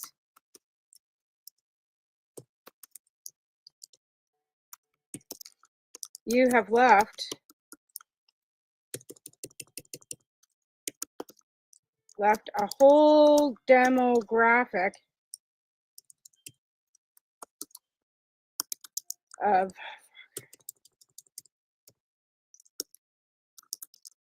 people that have lived experience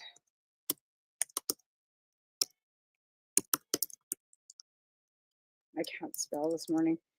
Lived experience and expertise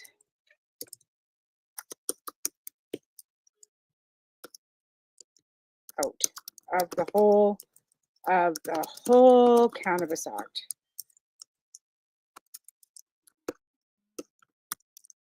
Ones you previously consulted with and then tossed all that information out in the garbage. Okay, there's that question answered, except that I have to fucking change that word. Demographic.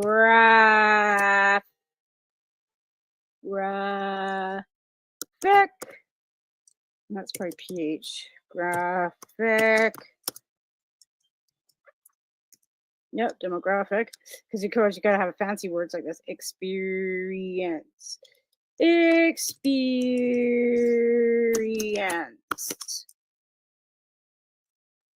Why can't I spell that? Fucking Jesus. That's why. Experience. There we go. That's not right either. Fuck. Spear. EANC.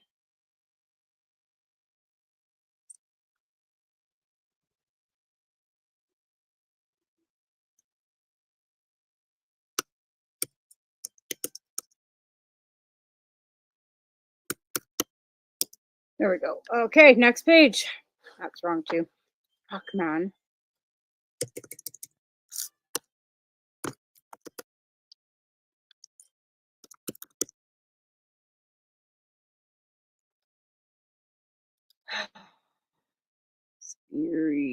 Spear. Why can't I fucking just spell today? Tell me why.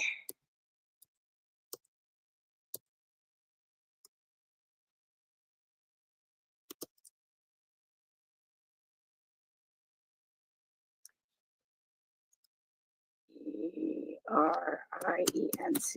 There we go. Experience. Lived experience and expertise out of the whole Cannabis Act. Once previously consulted with, then tossed all the information in the garbage.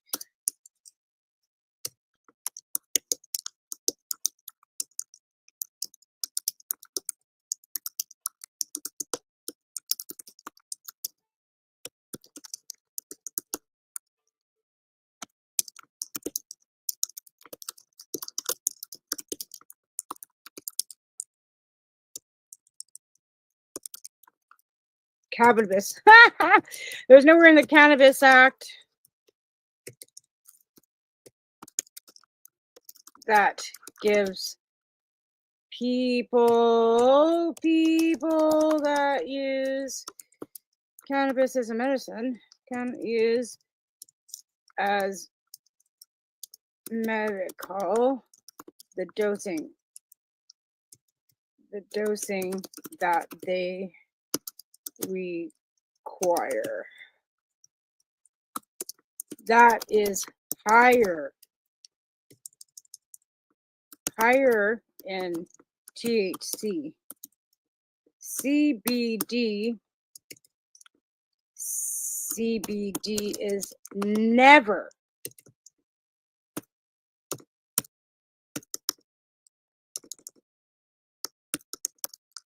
higher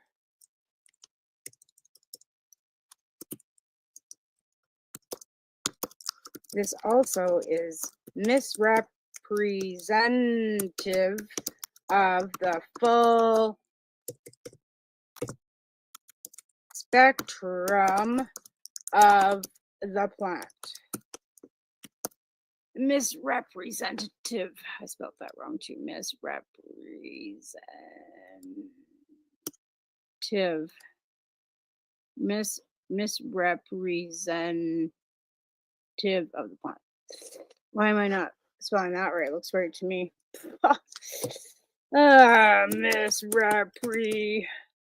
Misrepresenta. Oh, I forgot the ta. Misrepresentative. That's an A.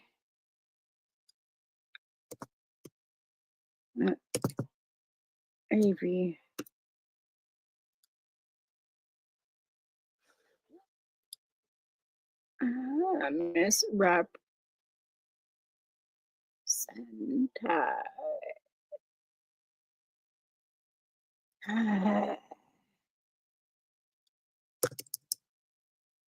Misrepresentative. There we go.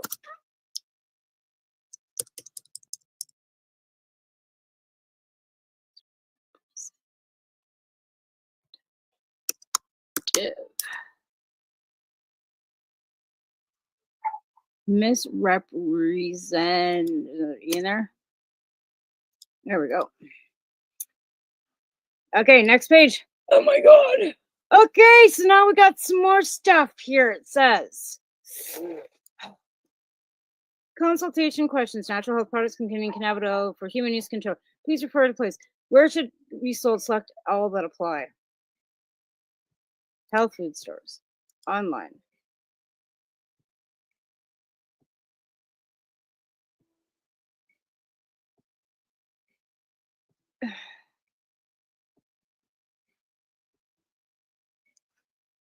Okay, other places. Like other. Any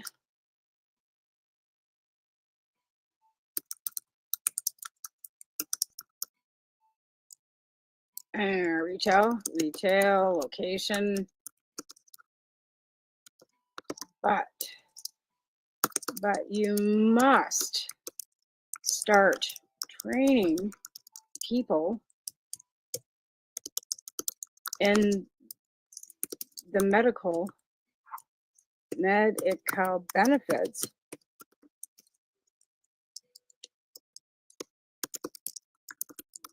of this plant. So yeah, maybe a certified course to train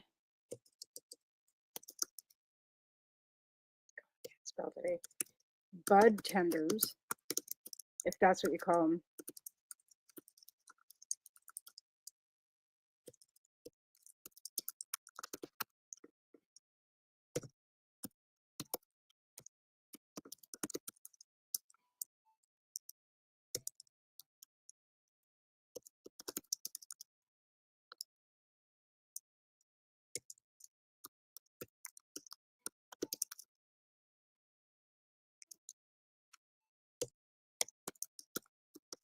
So you pay them a comparable wage to a pharmacist. Why not?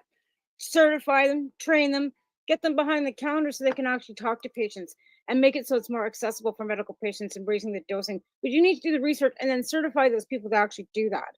And it shouldn't take 7 fucking years to do that. It shouldn't have to give them a medical fucking degree to be able to help people with using cannabis, especially CBDs. Like, that just seems to be ridiculous. Anyways, I need to smoke a joint. I haven't even done that. And I've been filling out this thing, and it's now 1:45, and it's just like, oh my God, like seriously, like there's just too much here. And I still have other shit to get done yet today, because I know I'm not going to get this finished by the end of this show, and I'm going to want to continue doing it. What retail considerations for NHPCC would optimize consumer safety and prevent misuse of products? Oh my God.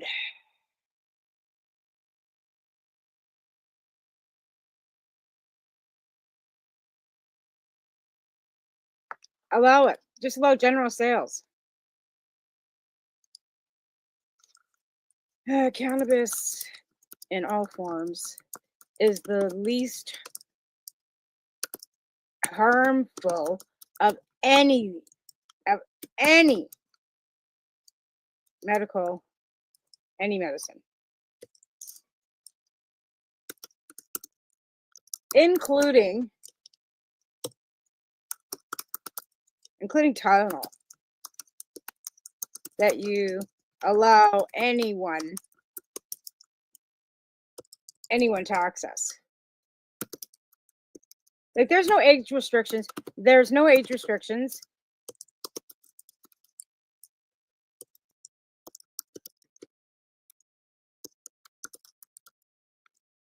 There's no age restrictions. God, if I could just spell on any of that. So you can, like, I mean, I sell it at the store. We don't have to have a pharmaceutical licensing to sell Tylenol or Advil at my store. It's not behind the counter. I have little kids that come and buy it for their parents. I don't need a note. So why shouldn't it be the same accessibility as Tylenol? You take Tylenol to kill a headache, you can use cannabis to kill a headache. It should be like, even when it comes to, like, I'm talking like, take these cannabis regulations and roll them into meth and cocaine and all these things and put them behind a 19 plus and put them, but you know, there are children that actually need cannabis to access. And I'm sorry, I am not even gonna fucking I'd rather let my fucking kid puff on a vape than fucking feed him these goddamn fucking pills that I've got a prescription for him for. You see how many he's taken? Fucking none. Zero, none. Why? Because I'm not giving Prozac, okay? That's it. They prescribed my 15-year-old kid fucking Prozac. You want to know what the fucking side effects for that are? Let's take a peek on that. Side effects of Prozac.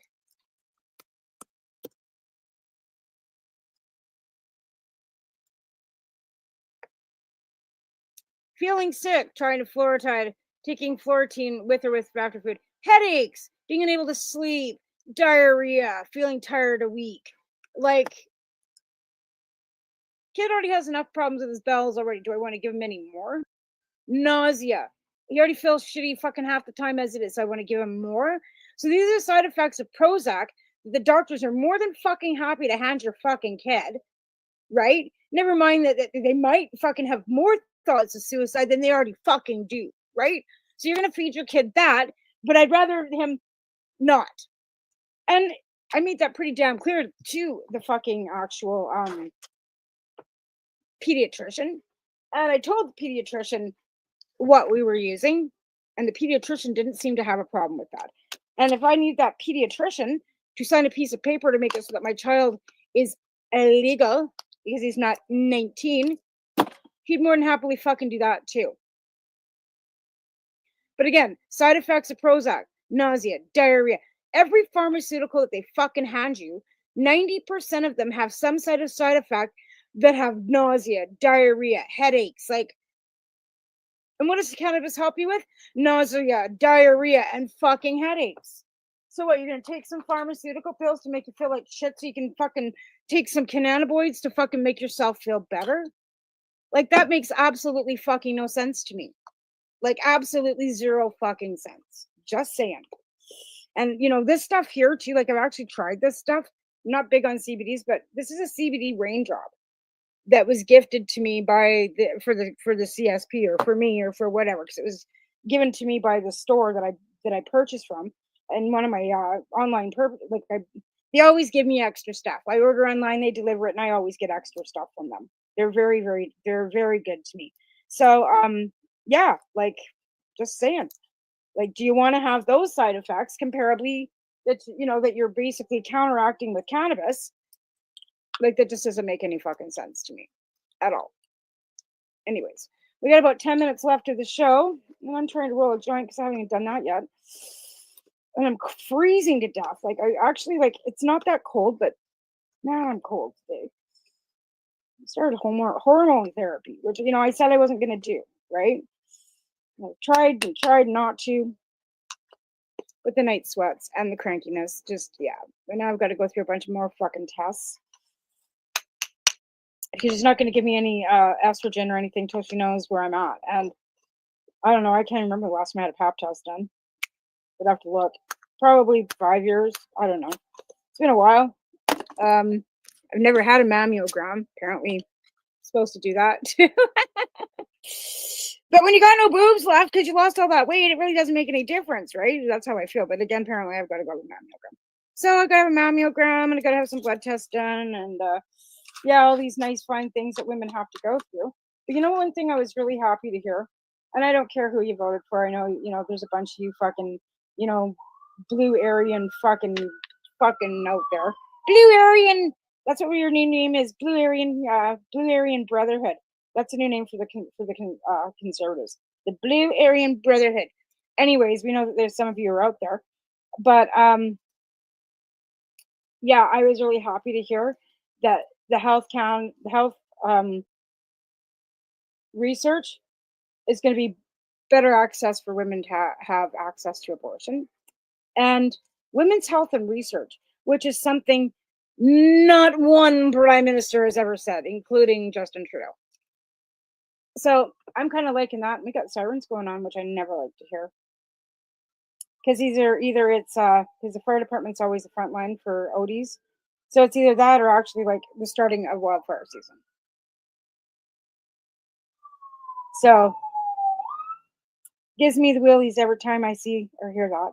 And they fly right past my house every time because my house is on the main drag from the fire department. The new station. The old station is actually now called the Fire Hall, and it's a restaurant.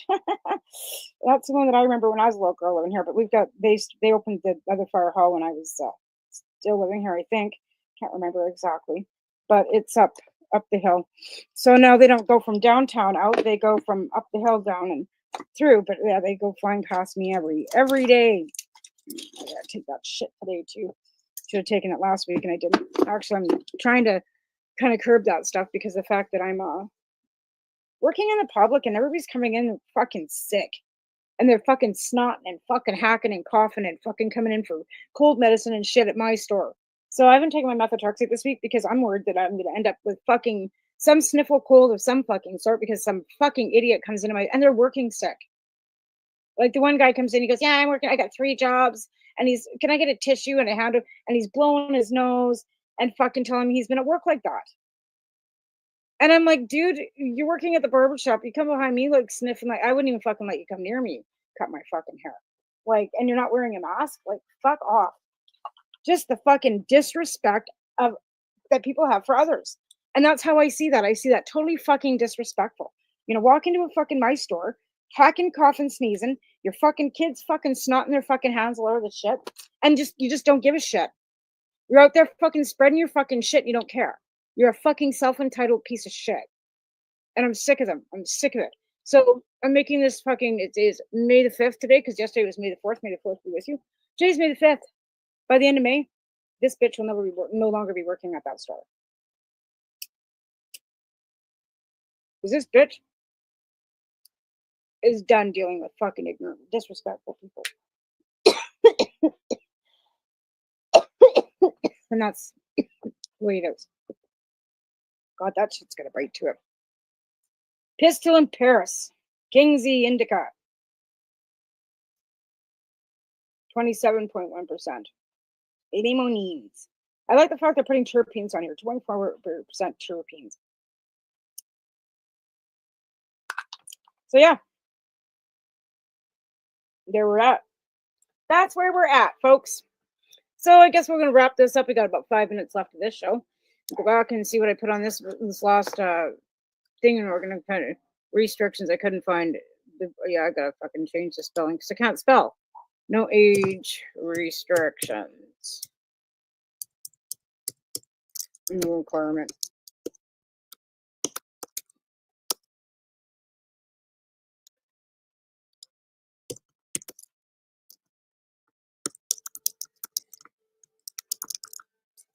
Sold in a convenience store.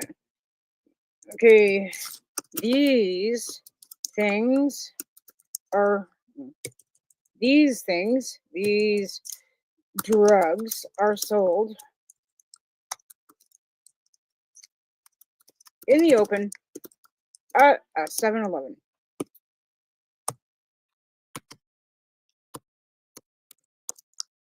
Okay, next page. Consultation questions, natural oil product containing cannabis oil. Please read blah blah. Are there any further considerations on advertising and promoting that Health Canada should contemplate? Please explain. Over-regulations on all of this already.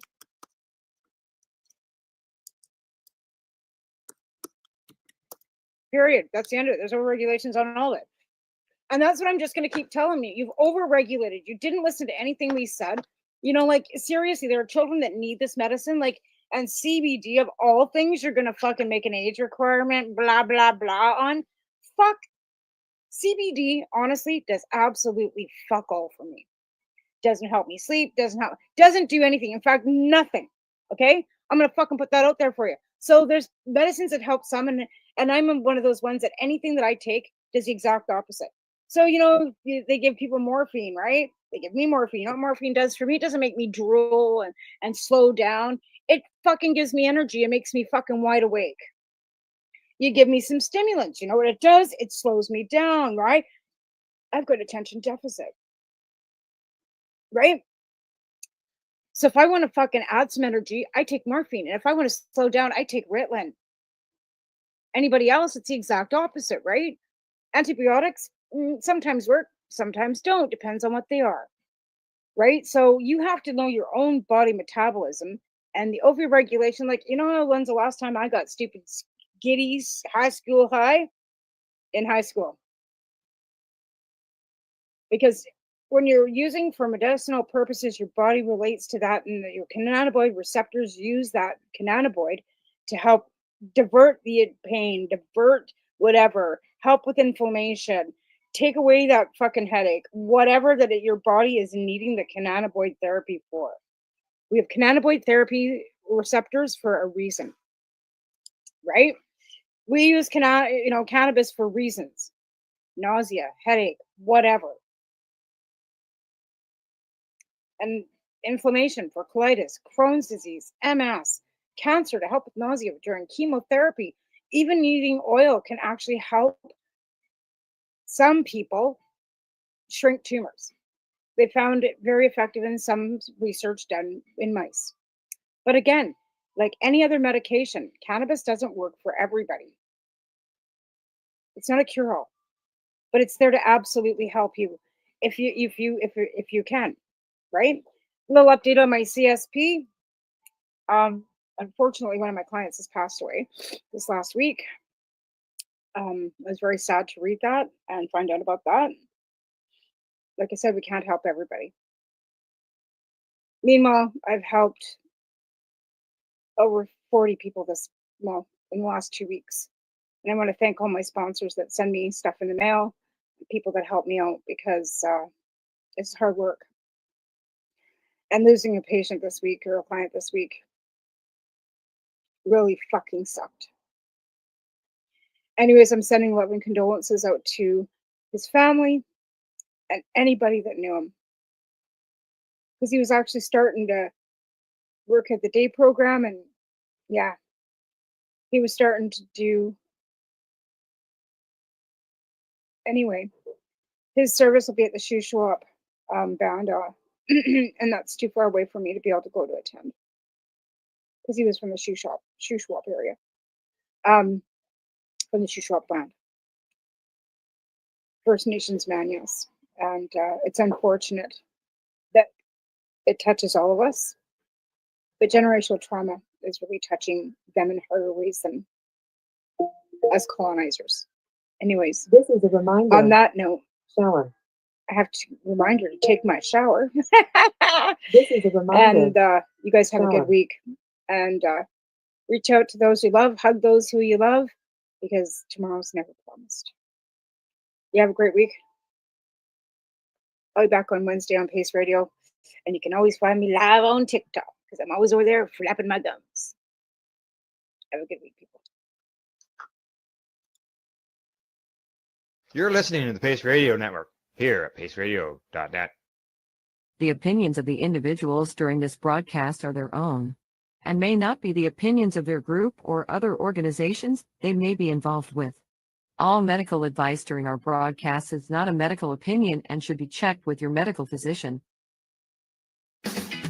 Enjoy the buzz of legalization with Campbellford Lifestyle Shop. From lights to plant nutrients, books, consumption accessories, and more. We've got all your basics to grow or consume cannabis. Visit our info center or take a look at our piercing services and body jewelry, now available in-store through Campbellford Lifestyle Shop, 17 Bridge Street West, Campbellford.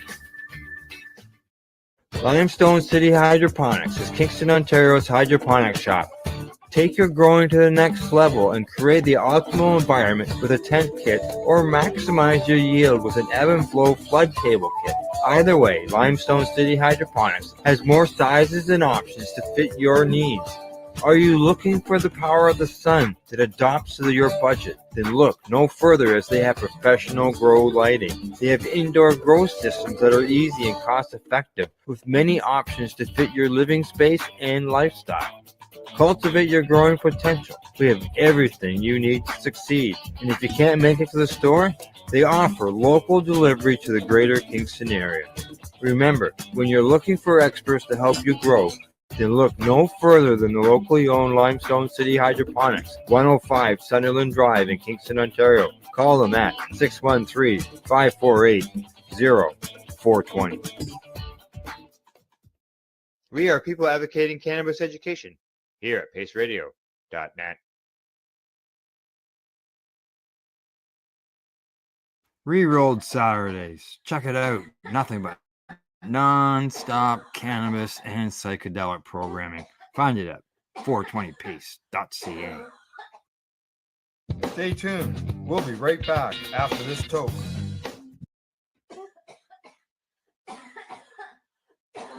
You're watching the Hi Guys podcast with Al and the other Al on the 420 Pace Project. The opinions of the individuals during this broadcast are their own and may not be the opinions of their group or other organizations they may be involved with.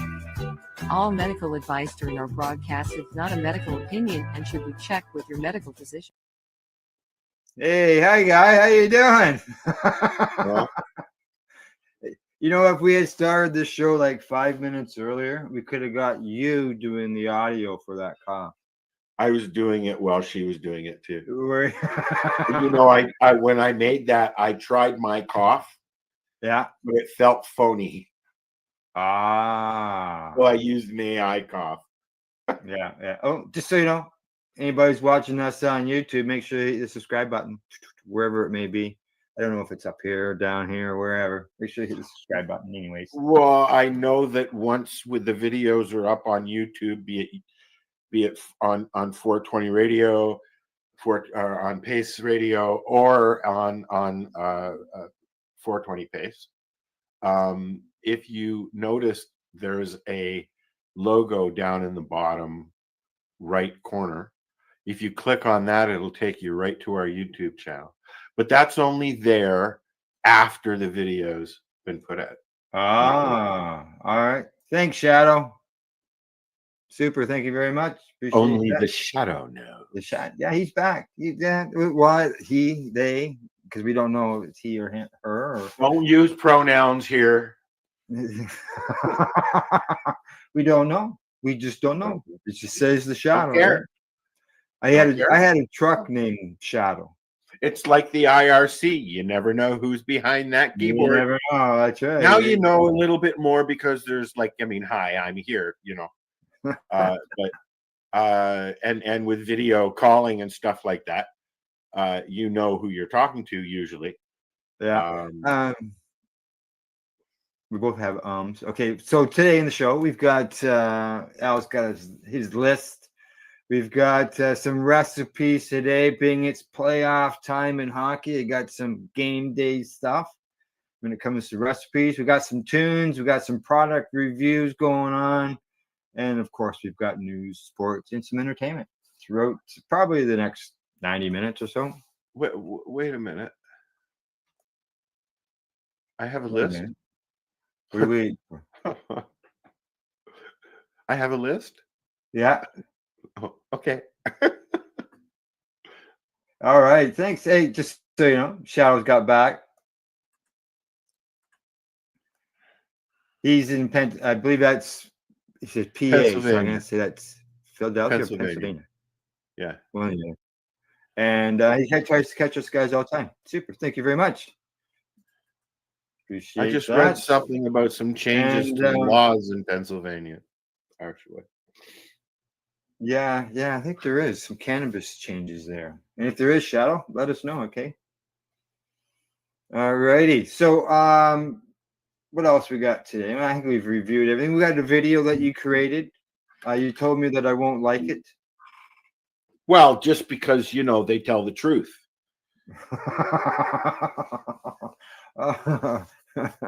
Well, I got an idea what the video is about. I'm just not going to say what it is, but I do know somebody. As opposed to Health Canada.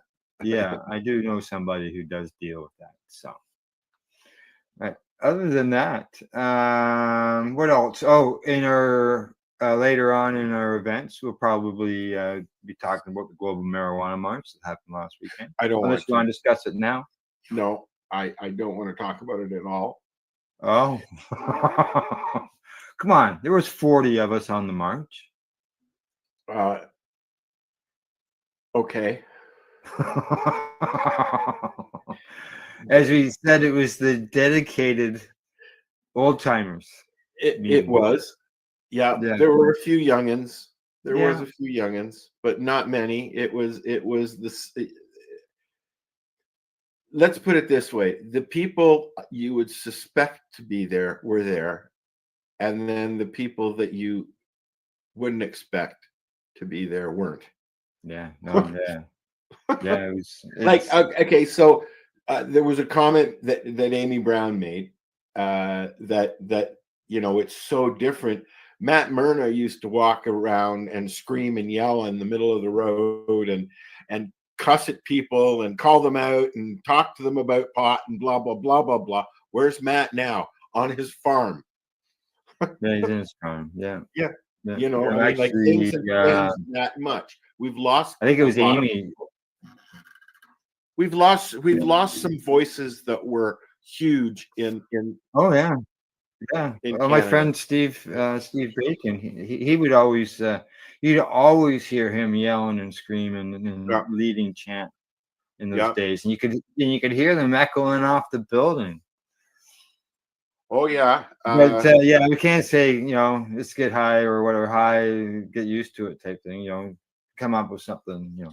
At protests and events, there for the last 20 years, there have been many prominent voices Yeah. in the cannabis community here in Ontario, and Yeah. all over Canada and the world.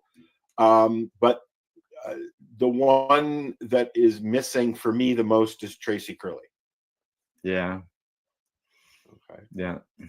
Because you would hear two voices, the loudest, Amy Brown and Tracy. Let's see.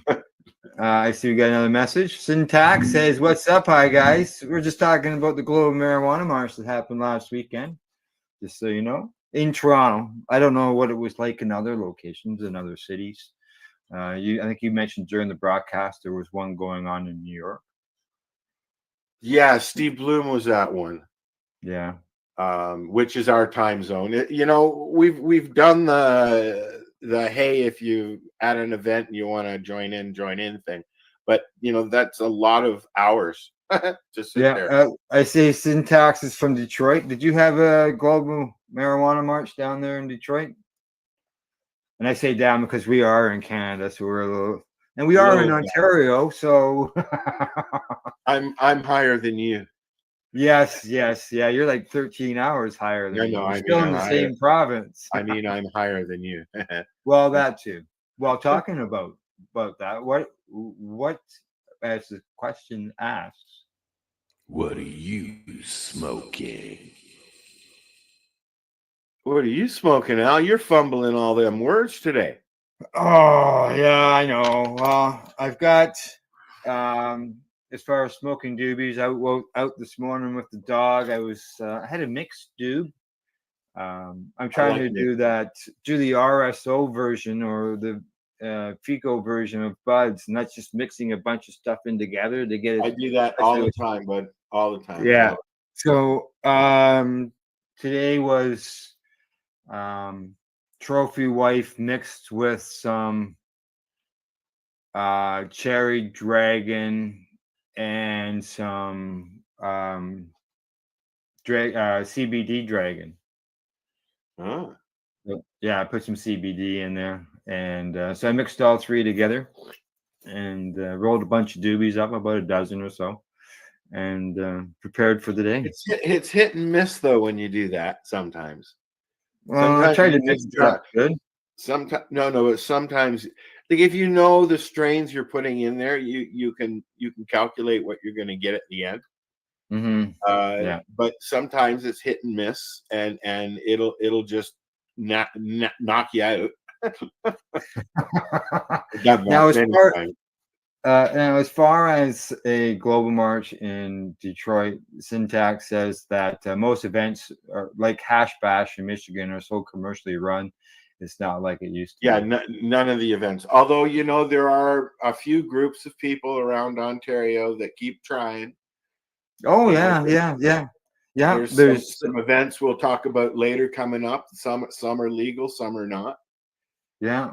And, the usual suspects are going to be doing events. It's summertime, so we've got a lot in Ontario. There are a lot. Well, in Canada, there are a lot of events throughout the summer that we'll talk about. Yeah, as they come along. We'll be here in Ontario. Yeah. So there we go. So what are you smoking? I guess both Al. So I have been experimenting with pens because they're significantly cheaper than ounces, but they last about the same, 4 or 5 days. Oh yeah, okay, if you use them all the time, yeah. Right? And we'll talk about what I think about it later. Okay. But this Product review. is called Jigglers, and it's a sativa live resin. All right. We'll get into that at the product review. Maybe if I remember. Yeah. Syntax says you got to grow it, man. It will change your life. Exactly. Exactly. Yeah. Yeah, it sure does. I got it can keep you busy, very busy, as far as just maintaining and We're working on it. yeah. I'm having issues up here with seeds because of where I am. It's still too cold to even start a seed right now. I cracked some seeds there recently, and they all came up.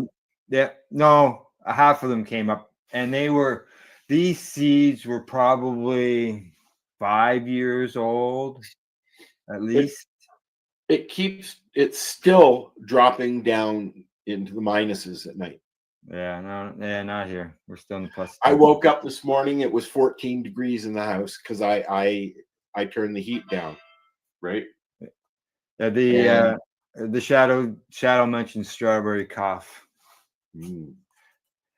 So it's expected to cough. But yeah, I lost where I was. It's still too cold. Another week or two and it'll be all right. Yeah. Yeah, actually, I looked at the long range forecast and I was surprised that the highs going into the long weekend and beyond look pretty good, actually. We've hit 11 frost. So we've hit 11 during the day, but like I said, it's dropping down into the minuses still at night. Yeah.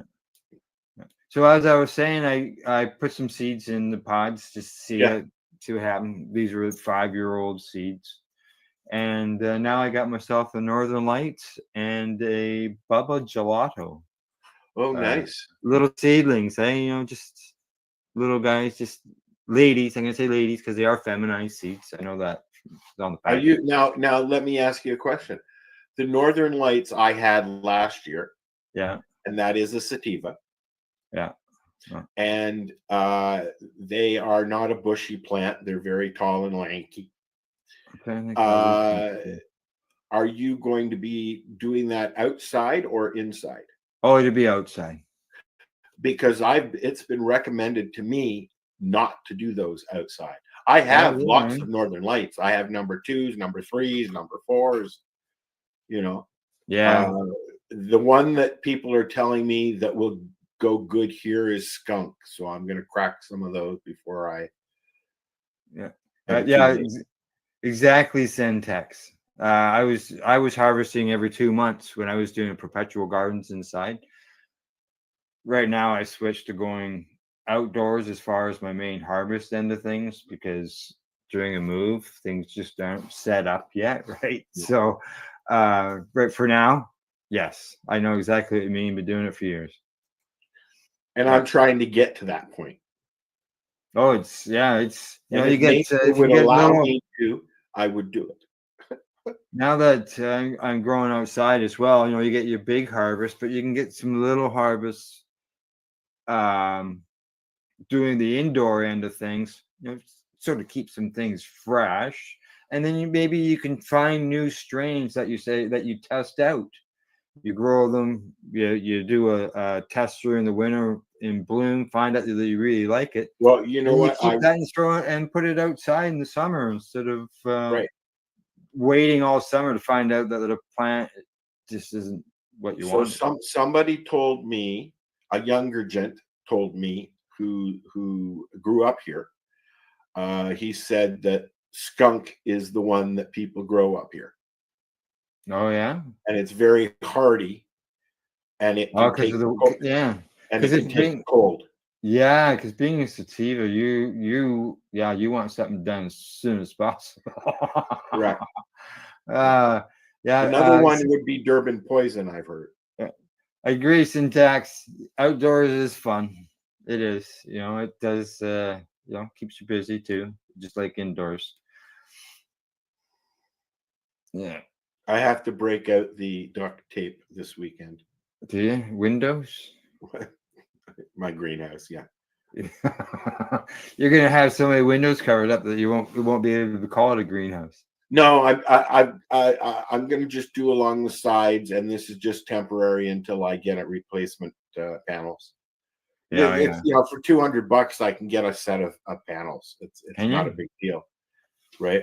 But I'm looking at the corrugated, you know, the stuff that's they clear and they use it for windows and stuff like that. Correct. Yeah, yeah. So I'm looking at some It won't. alternatives. But It for won't now, it's seal duct it. tape. Yeah, it won't. Yeah, the corrugated stuff. I don't think it'll seal. But that's okay. Then there's airflow. Well, yes and no. I have my auto window opening thingy is already functioning. Yeah. Yep. That's good.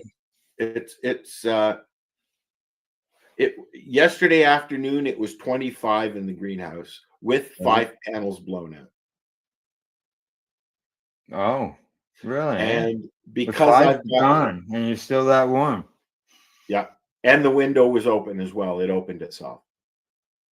It's 16 in there right now, and it's only I don't know, 12 outside. Is it that high? No, 8 outside. I was gonna But say. it's 16 in the greenhouse. Which, well, there you go. Right. That's good. Even with all those windows blown up. Yeah. Oh. Yeah. Well, it gets sun, direct sun, from about, what time is it? 9. It's 10:20. From about 9 o'clock in the morning until 9 o'clock at night, it gets direct sun pretty much. Yeah.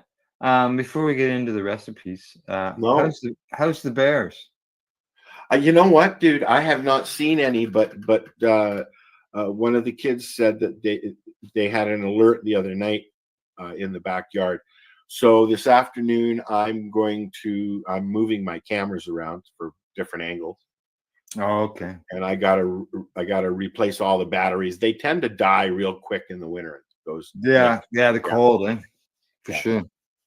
Yeah. I can see that. So ask me that next week. I'll probably have an update for you. Okay. All right. Sounds good. All right. Other than that, it's time for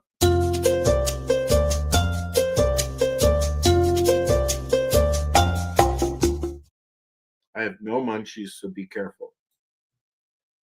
Okay.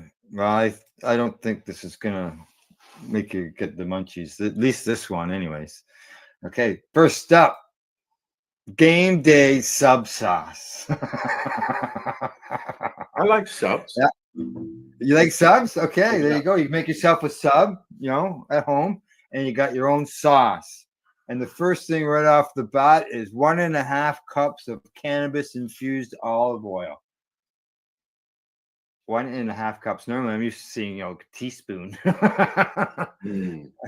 3/4 cups of balsamic vinegar, a 1/4 cup of grated Parmesan cheese, 2 tablespoons of dried Italian seasoning, 1 tablespoon of paprika, tablespoon of fine sea salt, 1 of garlic powder and onion powder, as well as finely ground black pepper.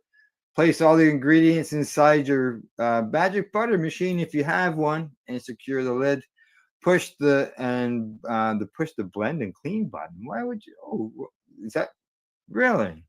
It doesn't heat up as much as the other. I think it's like a really low setting. Yeah. Okay. And when the cycle is completed, pour your game day sub sauce into a storage or serving container and enjoy. So it's also quicker. Yeah.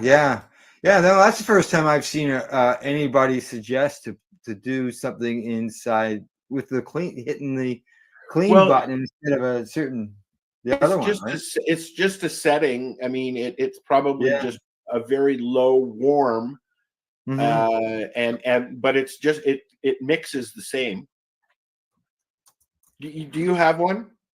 Yes, I've got a few of them. Have you ever figured out the sequence of lights? I mean, there apparently there is an actual sequence that the lights do when it's in different modes. Flashing. Yeah, I just see flashing and yeah.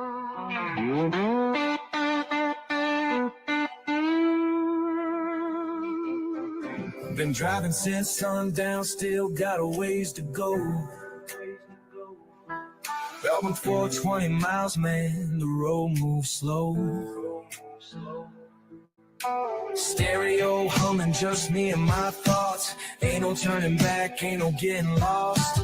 Windows down, let the cool wind creep in. Midnight highway, got a soul so deep. Rolled one up, cause my mind won't rest. Trying to outrun my past, but it's riding shotgun, I guess. Every mile got a memory, every song got a tale. Rolling through the south like a ghost on the trail. Street lights flicker, gas station glow. One more town, one more to go. One more to go.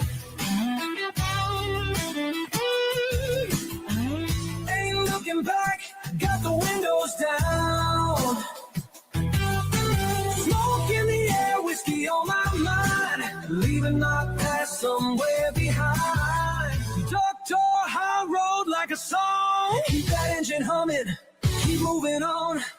Took a left down memory lane. Should've known better, but I go there again. Lot of lessons learned, lot of bridges burned. Guess you can't outrun the past at every turn. Saw a sign said next stop Tennessee, but I'm lost in my mind, ain't where I need to be. Took a long deep hit, let the world slow down. All I got is the road and the sound. Every mile got a memory, every song got a tale. Rolling through the south like a ghost on the trail. Street lights flicker, gas station glow. One more town, one more to go. One more to go.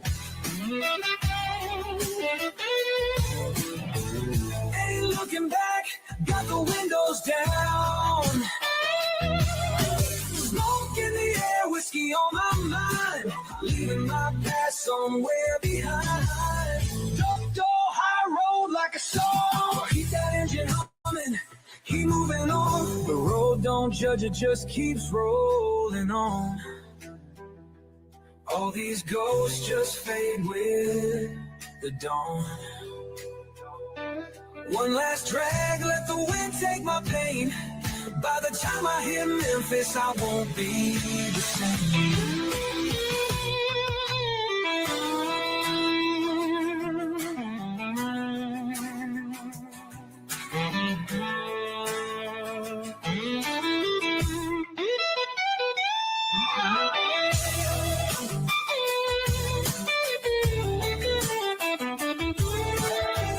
Ain't looking back, got the windows down. The smoke in the air, whiskey on my mind. Leaving my past somewhere behind. Doctor, high road like a song. Keep that engine humming, keep moving on.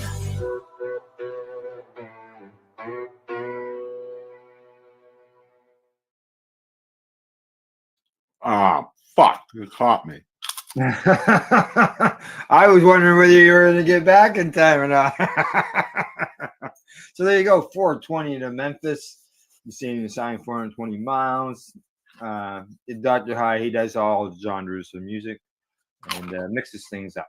So I heard back there during the break from Gordo, and he says that he's joined the UK Cannabis Smokers Club, if I believe I remember that right. He mentioned that I think it was either during the march or he heard or mentioned it somewhere along the line. I know that He mentioned it in the chat. Yeah. So yeah, see what happens. Got the fist pump there. Yeah, and Shadow says that's off the snake. Steak. And he says sounds good. And Gordo agrees with me. Yeah, I got it right. The UK Cannabis Smokers Club. There we go. Good stuff. Now, from there, it's time for us to move on to find out what you think of that vape pen.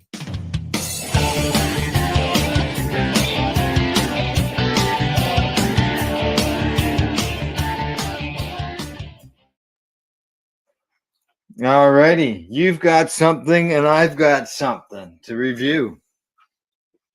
I have been trying the spinach brand pen cartridges, 510 cartridges. Okay. These are distillates, but they're blended, and they re-add CBD and things like that.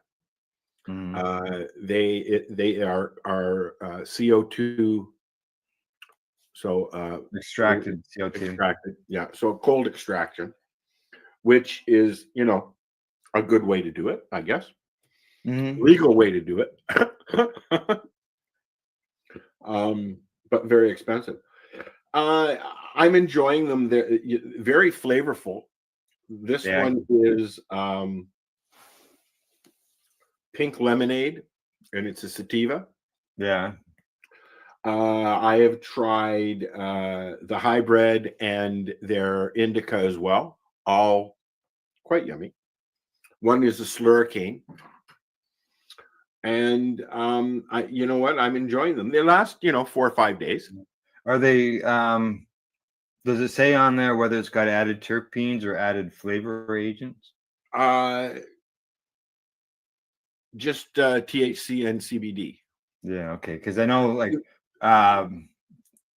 added terpenes. There's already terpenes in there, and they add. Yeah, but they add, some of them do. When it says added flavor agents, that concerns me because it doesn't really tell you what it is.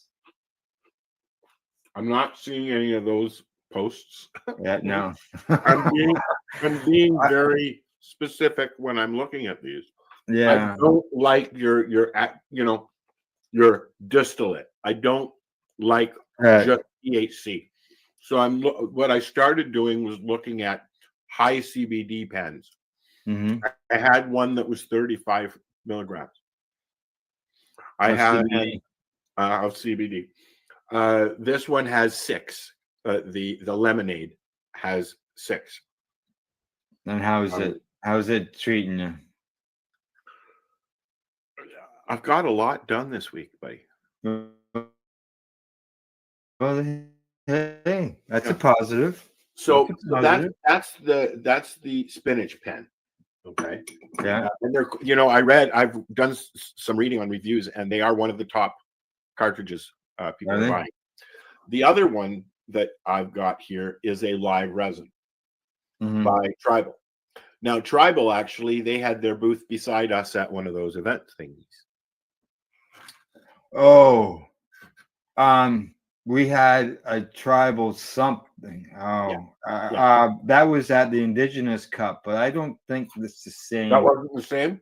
I don't think so. Okay. No. But anyways, Tribal is a well known for live resin. The other one that I've tried is Liquid Diamonds. Oh yeah, that's the one I reviewed last week, was a Liquid Diamonds. I got the package right here. There's a little bit in each pen, so I've got several different ones to use. Yeah. Which one did you grab from Liquid Diamonds?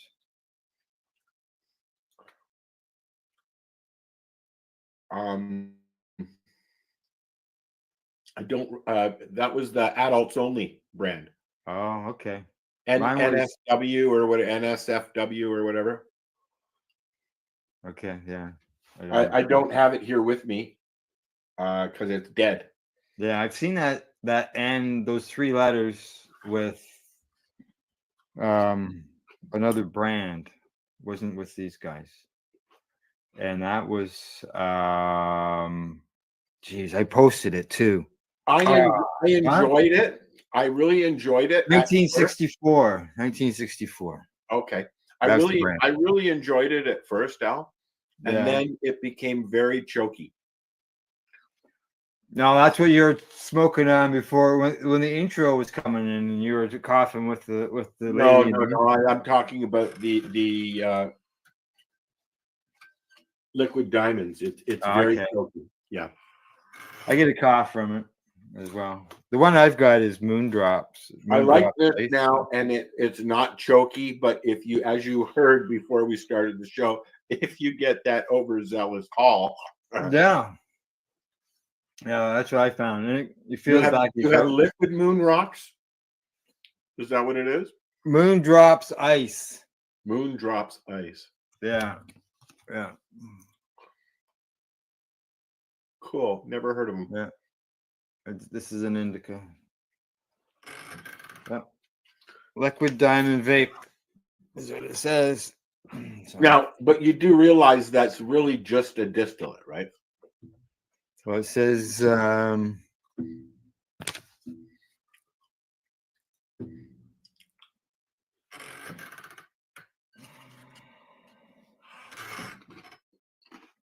this is cannabis extract. Correct. So they'll distill it, usually with CO2 now, and then they blend them together. Well, the CO2 we remove would be the way that they remove it, same as whether you used alcohol or. Correct. It's just another extraction method, but That's for the use for extraction. That wasn't distilling though. Product wise, I'm seeing in their notes that they are distilled, and because at the end, in some cases, it says distilled 4 times for purity. Wow. Yeah. Anyways, go ahead, Al. What were you were? I got myself some sauce. Product review. Hot sauce. From Rena.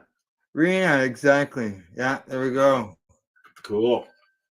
It's 25 milligrams per tablespoon. Is what it says on the label. And it's full of peppers. It's got. You're gonna have issues with that. I got this at the Global Marijuana March from Rena, from her booth, and it was because I really hadn't seen any of that around, so I thought I'd grab some. She's quite famous around Hamilton for her hot sauce, buddy. Yeah, she invited us down. I know, I heard. Yeah, and what I did, what I planned on doing, but I didn't wait. I thought I would just put some of that on my chicken wings. Right. And then I thought, well, I was a little bit worried what I bake off the THC. So then I thought, well, maybe I'll just dip my chicken wings in it. And I didn't wait to cook wings. We just happened to have a rotisserie chicken that we had leftover chicken from. So last night for supper, I ripped myself up couple pieces of breast meat and dipped it in the hot sauce. You could probably make a nice sandwich with that as well. Probably, yeah. Actually, that doesn't affect your Crohn's. For the amount that you don't know yet. You don't know yet. Well, I had it yesterday, and I've survived so far. Famous last words, Al. Yeah, but it's moderation is the key when it comes to Crohn's. Right? So I put a little bit on my plate. Took some chicken and rubbed it through it. And when we were there. You rubbed your chicken, did you? Rena made a taco the big thing somebody. Now at these events, at really any events, is you take a Doritos bag and you cut it open, and then you load on all your stuff, and then you've got a to-go bag of nachos. And there you go. all the food festivals have them now. Yeah. Well, she was making tacos, and somebody had ordered one, and then they said, "Oh, can I put some of that sauce on my taco?" Yeah. So they took the cap off, and I don't think they realized, but it's an open end. It doesn't have a little squirt hole on it, right? Poured it, and holy smokes! So she got her tablespoon worth, I think. Yeah. Ouch. Uh, I guess we don't need this global marijuana thing. Thing. now There we go. I see Syntax asked a question. You guys ever felt with PM in soil? I think there's some dealt. Powdery I mildew. can say Powdery dealt with mildew. PM in the soil. I just found a Yes. plant with spots. 90% sure it's the reused soil. Is your soil drenched product you know of? I don't. Yeah, okay. He's got the word dealt down there as thing. I don't. As far as I haven't dealt with that within the soil itself. I've only actually had powdery mildew a few times when it comes to plant wise, and at that time I wasn't recycling my soil.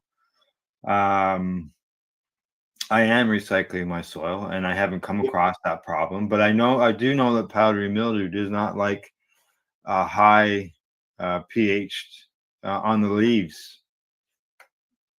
If you can increase the pH of the surface of the leaves, it'll kill off the powdery mildew. So I How do wonder you if you do that, Al? increase, huh? How do you do that? Some people use baking soda. I just Spraying use high water, just water with high pH. Just our water out of the ground is almost a 10. So that's all I've used. Now the Syntax has got pH up. Now that is a chemical stuff that you would be spraying in there. Yeah, I But don't want any chemicals. yeah, it's in the soil. You could try. I don't know how big of an area that you're dealing with, Syntax, but you could try to raise the pH of the soil, whether it's in the pot or whether labs. Gordo says labs is another way. There we go. That's right. Now, Gordo, What with do labs, you mean? would that Have a not lab be, on your plants? yeah, with labs, would that be more of the organic way? Well, I guess yeah, Syntax is in soil, but it doesn't mean he's growing organically.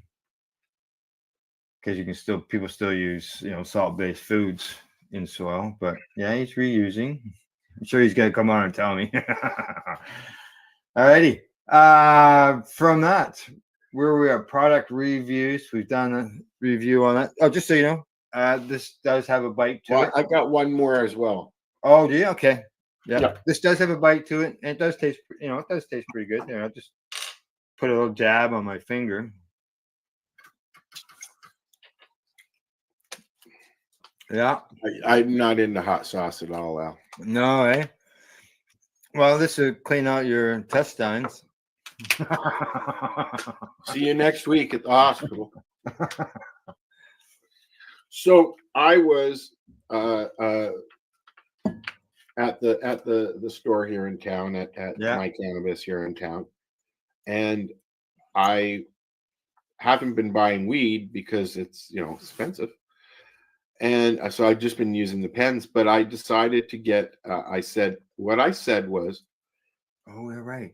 Do you have any pre-rolls that have a few different doobies inside?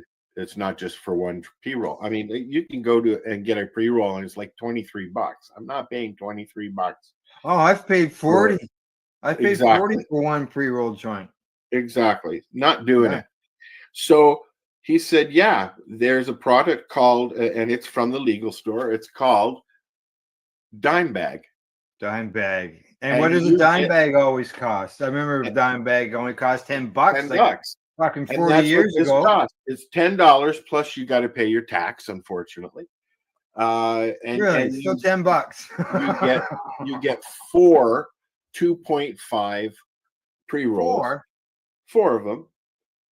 You're getting 10 grams. You're getting 10 grams. So you're basically paying $1 a gram, plus they're rolling it for you. Yeah. Plus tax. Yeah. This particular strain is called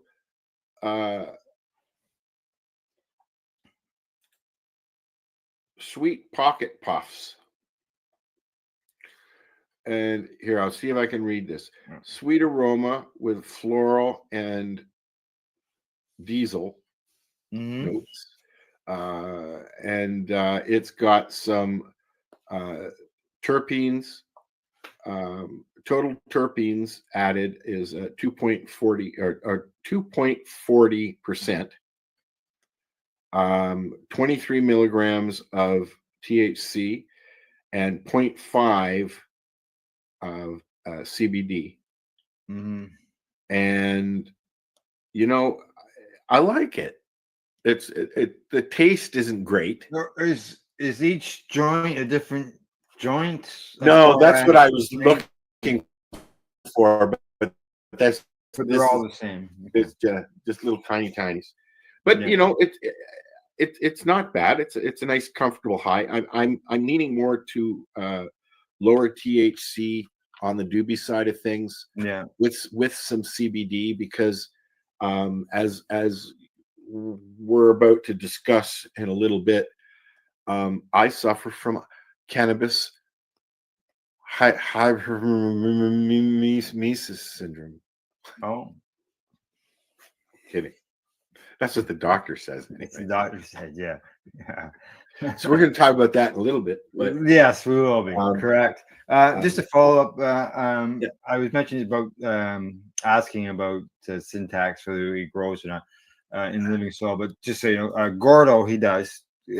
Just like myself, we both grow in living soil. Now, I haven't used the labs for anything, so I'm not sure. What are labs? I've seen people talk about it. It's actually, by the looks of it, it's a short form, and I just can't think of it off the top of my head right now. Well, maybe one of these gentlemen that keeps saying labs might tell us what it is. Gordo, fill us in exactly what the abbreviation means. I sure will. All righty. Product review. Anything else? Yeah, no, I think we're good. We can move on. All right. Then it's that time. It's time for the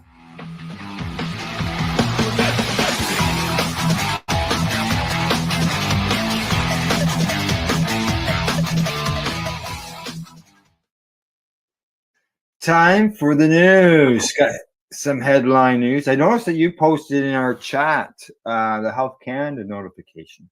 Yes, sir. Yeah, that's been going on for a little while now. But yeah, they're looking for input on cannabis health products. Yeah. Yeah, and you can go to the. They want your input. Not that they'll use it for anything, but they want your input. They want your input, correct? Yeah, exactly. Because you just, yeah, we all put in all kinds of input before legalization, right? We don't, and there was a lot of stuff that got. You want to know if I mean, if you want to know what a product is going to do or how it's going to help you, you need to try it. Don't depend on somebody else for their notifications. Try it yourself, and if it works for you, great. And if it doesn't, move on. Move on, yeah. But don't sit there and just listen to what's being pumped out by the barrel full. You need a little bit of everything, not just CBD, not just THC.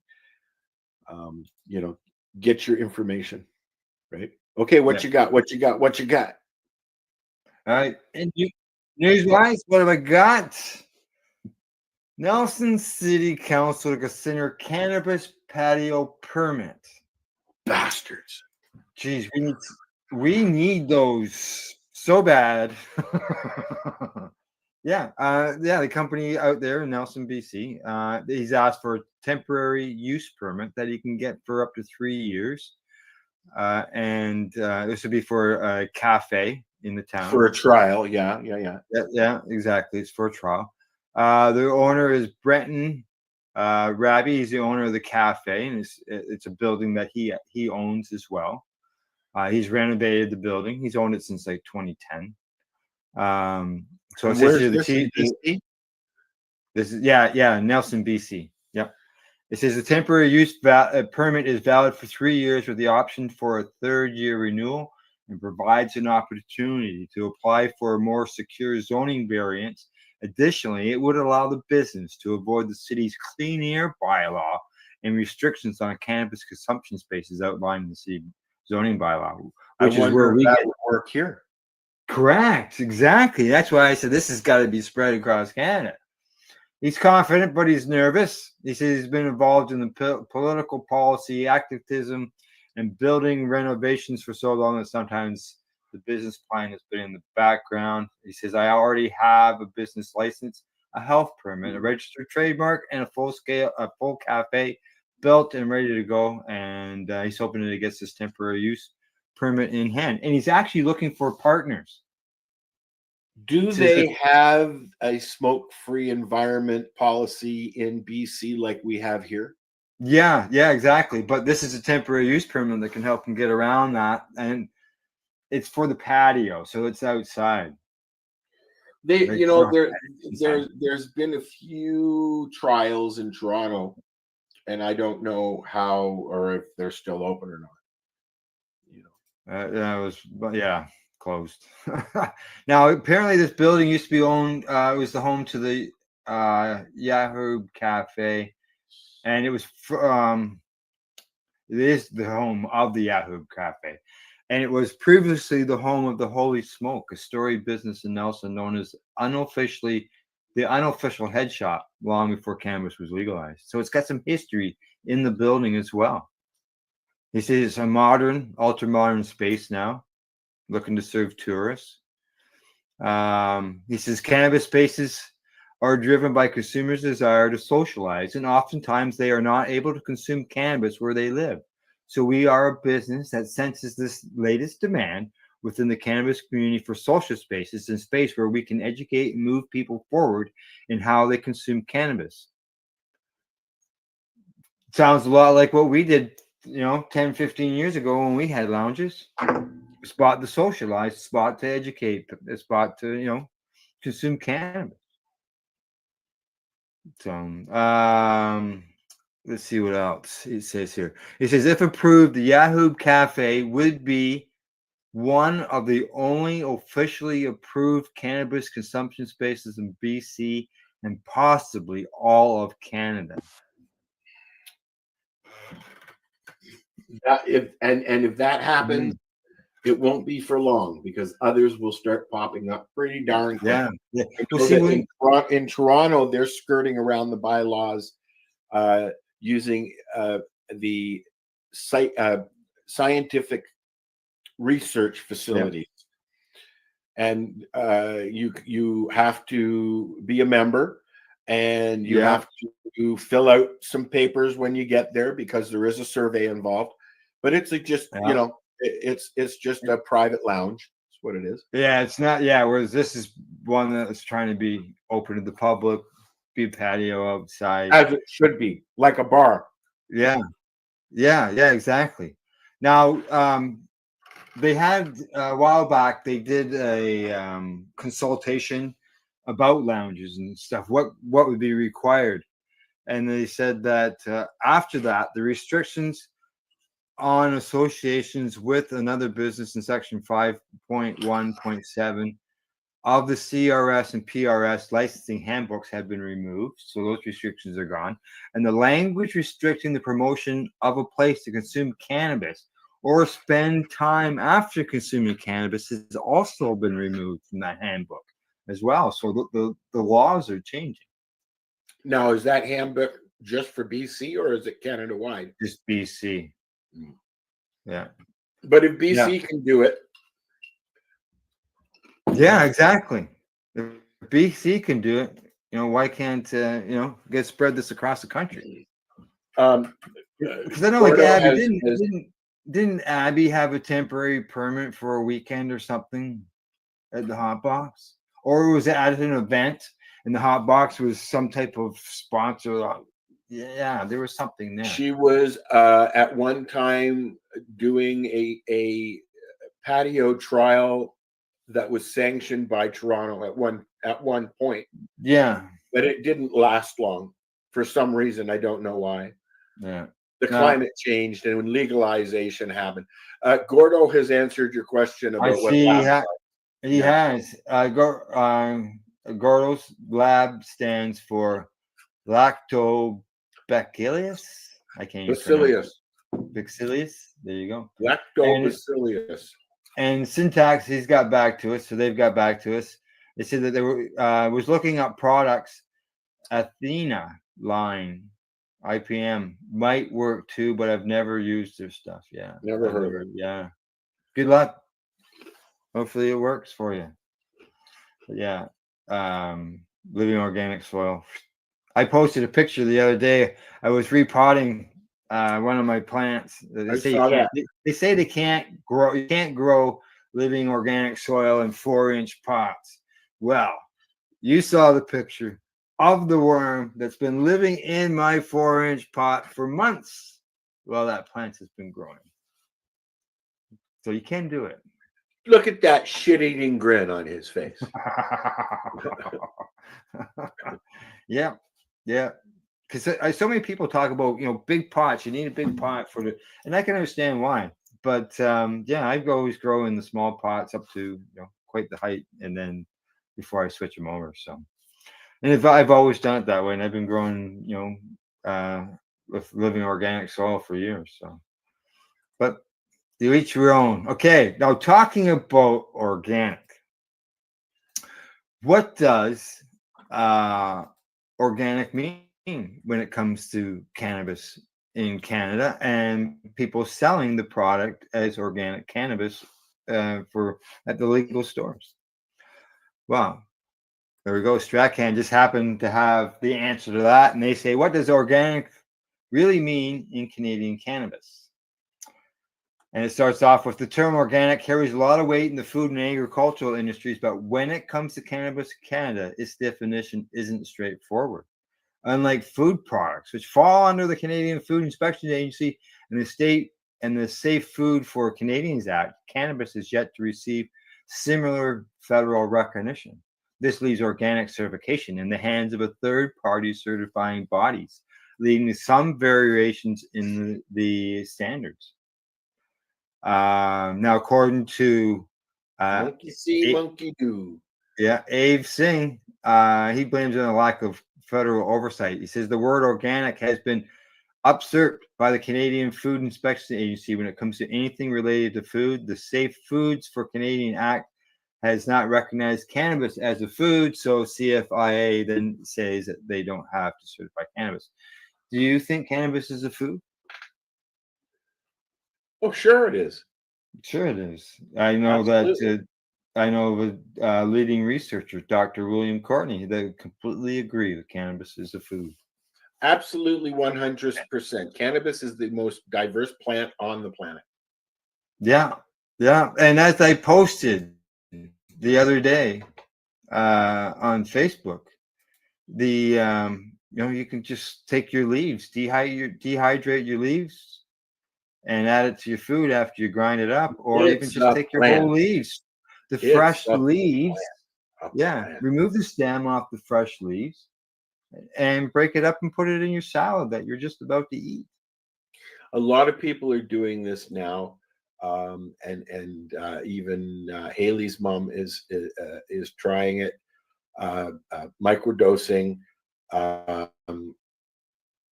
cannabis. Microgreens. She's using microgreens. Yeah. Microgreen. And basically microdosing raw cannabis, basically. Yeah. Right? Yeah. Or juices and things like that, right? Yeah. Now they say that there are third-party certifiers such as the Pacific Agriculture Certification Society, the Fraser Valley Organic Producers Association, and one called ProCert, which I've seen before. More people to pay money. Yeah. They say that these are the same people who certify our coffee, our strawberries, and our lettuce. Yeah. They say one of these certifiers, one of the key factors that they consider is the growing medium. If it's being grown in organic matter factor and mineral fractions. They say that methods such as hydroponics and aeroponics do not meet the criteria for organic, but there's no single body governing enforcing regulations. Let's see. It's not what the Food Administration is supposed to do. Yeah, and they have different. They in the article they talk about different ways. Like, is organic just grown in organic soil, or does fully organic mean that it's grown in the sun, outside, where nature is, right? There's a fella here from Coast Mountain Cannabis. He agrees that the term organic is thrown around a lot these days. It's Elliot Fromowich. He says and honestly, it's lost some of its meaning. Just because something is labeled organic doesn't mean it's clean or truly natural.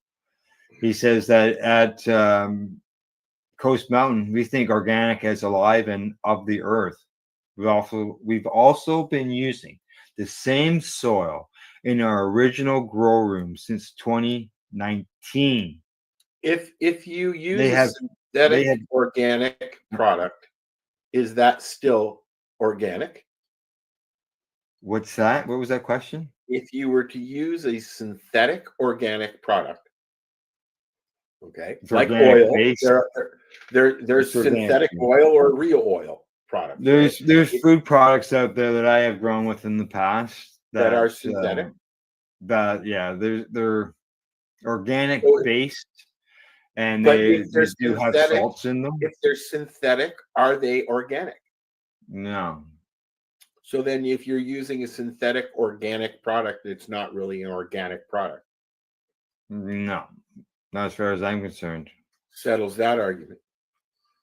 Now, so they Coast Mountain, they have recycled their soil 29 times. Wow. That's how they reused it for gardens 29 times. Now they add things to it, obviously. Yeah. You got to add nutrients to it, dry nutrients.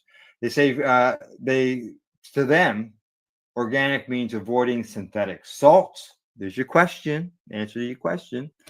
Preservatives, petroleum-based inputs, and solvent-based processing agents. Instead, they build the soil with carbon-rich matter, high-quality compost, humic, and fulvic acids, and probiotics, creating a thriving biome where microbes feed the plants. The results say the That flower word is better, better terpene profiles, deeper aromas, and smoother, cleaner smoke. And now here's another company, Rubicon Organics.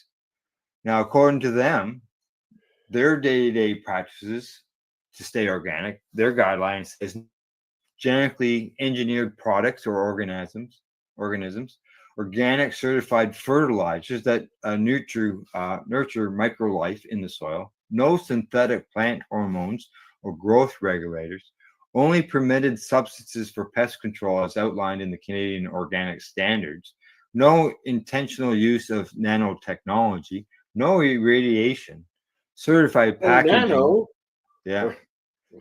Certified packaging that meets the FVOPA standards. Biologically active soil as the required growing medium, like worms. Yeah. Mandatory composting of growing media, unless restricted by Health Canada. And I compost my leaves as well. Sunlight as a primary light source, with artificial light used only as a supplement. And trellis materials that do not leach prohibited substances. So they've got a list there of what that they require for to be organic at that company. You see the list right there that I just read off. Right there. And they get into other stuff. They say Rubicon Organics believes Canada should be included under the same federal governing bodies that oversees organic food products. They say it should fall under the federal governing bodies as per food products. And Isn't that Health Canada's job to do that? Yeah. Well, the federal government should move them, or I imagine Health Canada could do that. Well, I would think that would be their part of their duties, would it not be? Yeah, you would think so. They would there be you the go. people That's that what there's. What's that?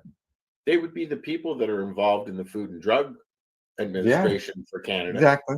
Yeah. Why not put cannabis under agricultural? It's a plant. It grows in the dirt. They don't want it. Like, would you put corn Under Health Canada, it's a plant. It grows. And it can be very dangerous to people. I can't eat it. It can pop in your face. Yeah. Fucking send me to the hospital. I see we got some comments. I'm getting a little bit behind in them. Goro says worm casts are king. Exactly. And I always top up my 4-inch pots with a fresh load of worm castings when I feed them. When I feed the plants.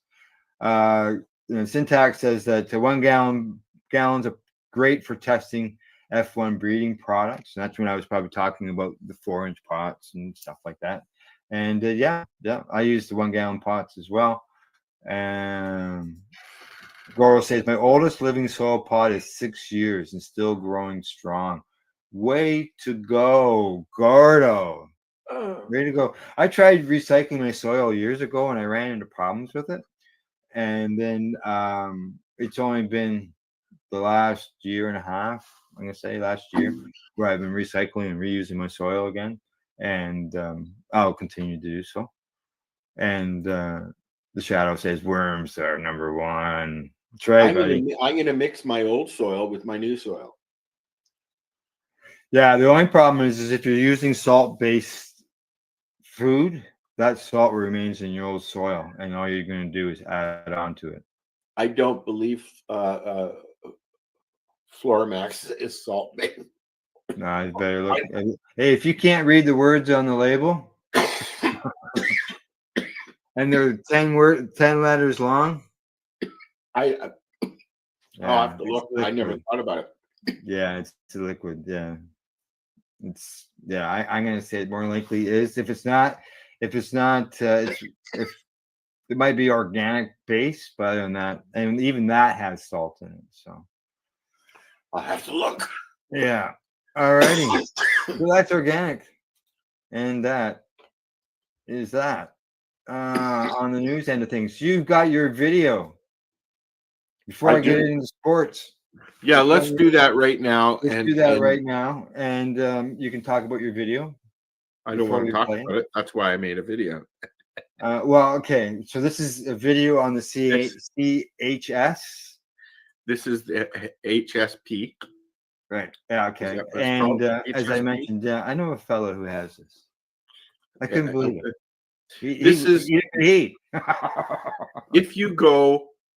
If you overdo it and end up feeling like you've got chest pains and nausea and basically everything that happens when you have PMS, they're going to tell you have what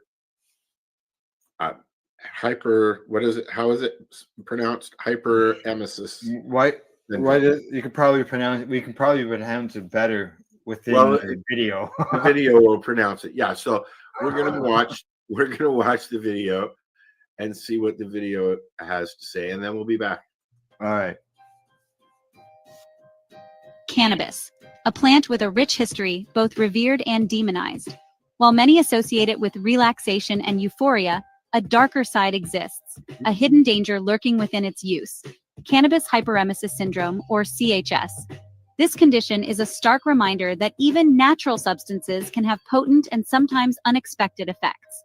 CHS is a severe medical condition linked to long-term heavy cannabis use. It brings about a cascade of debilitating symptoms, often sending individuals on a frantic search for relief. The medical community is still unraveling the complexities of CHS, but one thing is clear: it is a growing concern. As cannabis use increases, so too do the cases of this debilitating syndrome. It is a stark reminder that with increased access comes the responsibility to understand both the benefits and the risks of this complex plant. This essay delves into the world of CHS, exploring its symptoms, causes, treatments, and the urgent need for greater awareness and research. CHS manifests as a cruel cycle of suffering. Imagine a relentless wave of nausea washing over you, making even the thought of food unbearable. This is the reality for many CHS sufferers. The nausea is often accompanied by intense, debilitating vomiting, leaving individuals weak and dehydrated. Their bodies are racked with abdominal pain, a deep cramping sensation that adds another layer to their torment. And then there's the heat. a desperate yearning for scalding hot water, a burning desire for relief that borders on obsession. Compulsive hot showering and bathing become a hallmark of CHS, a coping mechanism to soothe the seemingly unending discomfort. These hot water sessions can last for hours, providing temporary respite from the relentless grip of CHS.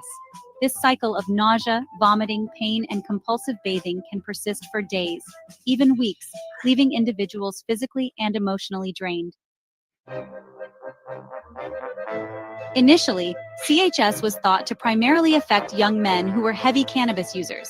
However, the face of CHS is changing. Today, it affects individuals across a broader spectrum. Men and women, often in their 40s and 50s, are finding themselves grappling with this perplexing condition. The surge in potent cannabis products, coupled with increasingly frequent use, has likely contributed to this shift in demographics. This wider reach highlights the need to dispel the myth that CHS is rare or limited to a specific group. As cannabis becomes more accessible, it is crucial to recognize that anyone who uses cannabis heavily and regularly could be at risk. One of the most frustrating aspects of CHS is the difficulty in diagnosis. The very nature of the syndrome makes it a chameleon in the medical world. Its symptoms mimic those of other common conditions, often leading to misdiagnosis and delayed treatment. Patients may find themselves shuffled from doctor to doctor, undergoing a battery of tests for conditions like pancreatitis, gastritis, or even cyclic vomiting syndrome, only to find no answers. The irony is that cannabis is often touted for its anti-nausea properties, making it even more difficult to pinpoint as the culprit behind the relentless vomiting. This paradoxical nature of CHS often leads to skepticism from both patients and healthcare providers, delaying the correct diagnosis and effective treatment. Unraveling the causes from THC to genetics. While the exact mechanisms behind CHS remain a mystery, research is shedding light on potential causes. Heavy and prolonged cannabis use, particularly high-potency THC strains, appears to be the primary driver. THC, the psychoactive compound in cannabis, disrupts the body's endocannabinoid system, a complex network of receptors and neurotransmitters involved in regulating various bodily functions, including appetite, mood, and pain perception. Chronic exposure to high levels of THC is believed to dysregulate this system, leading to the debilitating symptoms of CHS. Furthermore, emerging evidence suggests that genetic predisposition may play a role. Variations in genes responsible for THC metabolism and the functioning of the endocannabinoid system could make some individuals more susceptible to developing CHS. Beyond THC, exploring other triggers. While THC is a primary suspect in CHS, other factors may also contribute to its development. Synthetic cannabinoids, often found in products marketed as Spice or K2, have been linked to CHS-like symptoms. These synthetic compounds bind to the body's cannabinoid receptors even more strongly than THC, potentially leading to more severe and unpredictable effects.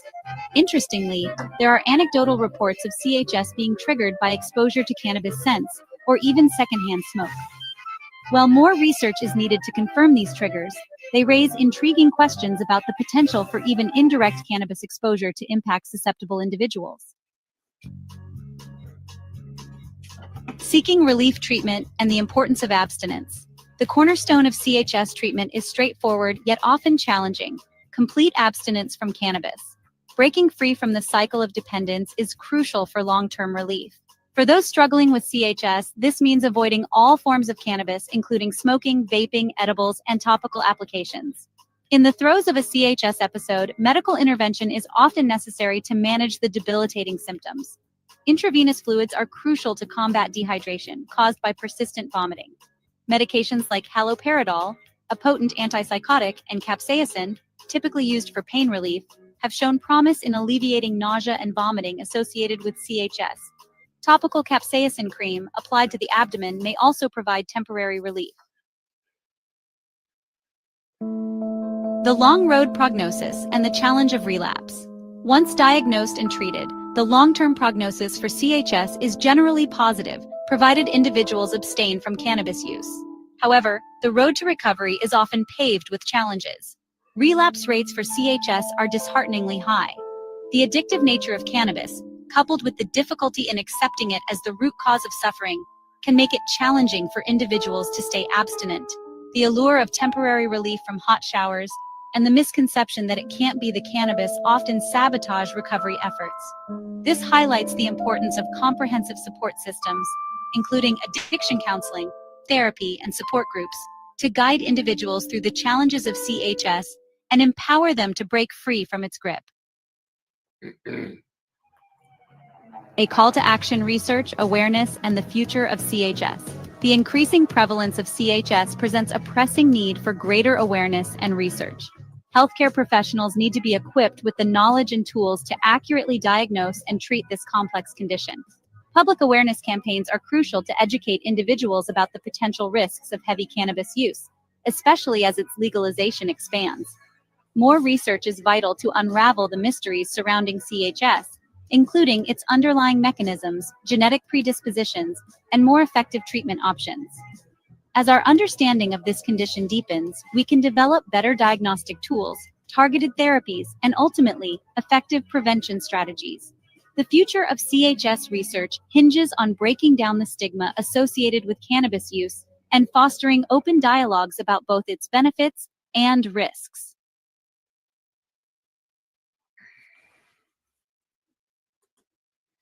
Wow. There you go. The I can see where they said there was a lot of relapse happening, because there's a lot of people who went, what? And that happened to the guy who I know, who surprised me one day, and he turned down a toke because I know he was a toker. And he turned down a toke and he said, "No, I got CHS." And I said, "What?" And he says, "Yeah." He says, "I got really, really sick." He says, "I couldn't believe it." He says, "I went into, didn't know what it was, right?" So he got admitted to the hospital, spent time in the hospital. Then and they told him what he had, and no, right? And he relapsed. He just wasn't because he was addicted, as they used the term in the video, but it was the fact that he just didn't believe them that he had this condition, had really never really heard of it, and then started to consume, and he ended up back in the hospital again. I ended up in the hospital. I came home and I did a bunch of oil, and I thought I was having a heart attack. So I called an ambulance and went to the hospital. And the first thing the nurse said to me is, "Are you a cannabis user?" And then started explaining to me what this was. And I was like, "Yeah, don't even." Just like my friend. Yeah. Although I have not relapsed, I use it every day. And although, you know what, I have overdone it, and I would equate that to greening yourself out, as we used to call it. Go have something to eat and have a nap. You'll feel better in a couple hours. Yeah, no, This fella said he can't even use edibles, because I said to him, "What about edibles?" Never made me throw up, though. It's never made me throw up. Yeah, no, it hasn't. Yeah, he said from other things. Yeah, he was throwing up, and he got admitted. So he got it bad both times, and so he stopped. But if I'm throwing up, I can bet you bottom dollars it's diabetes related, not pot related. Yeah. So it's it's, as I said, more research is needed. This is a conversation that we've been having for 10 years. And I just thought it was time to see what AI had to say about it. And I think it was pretty bang on. There are some concerns. Of course there are. Yeah, there are. Yeah. There are some addiction concerns as well. But let's just also remind people you can be, I'm being dramatic here, you can get addicted to just about anything, including masturbation. So video games, all that stuff. Yeah. Yep. Yeah. All righty. As far as that, it's, as we've said for years now, cannabis isn't for everybody. And we're looking No, at my it. sister can't use it. Yeah, yeah. I know that my son-in-law, he can't use it. I Makes know him people sick. who have had to quit for various reasons. Yeah, yeah. You know, So, alrighty. From news and cannabis hystesis syndrome, we're gonna move on to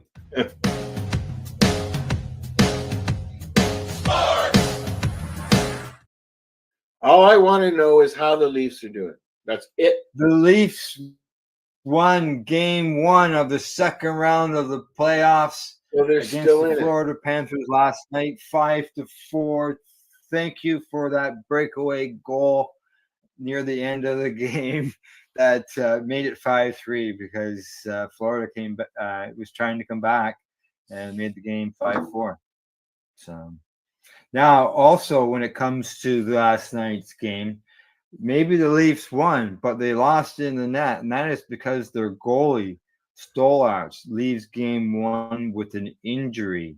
It looks like the concussion watcher pulled him from the game. He was seen on the bench throwing up after taking an elbow. Maybe he head. has hypermesis.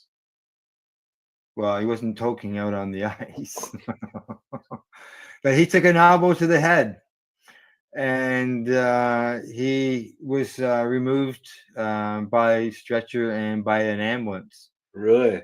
Yeah, yeah, exactly. He's okay? Um, They don't know yet. I haven't seen an announcement this morning. But we'll know, I'm sure, soon enough.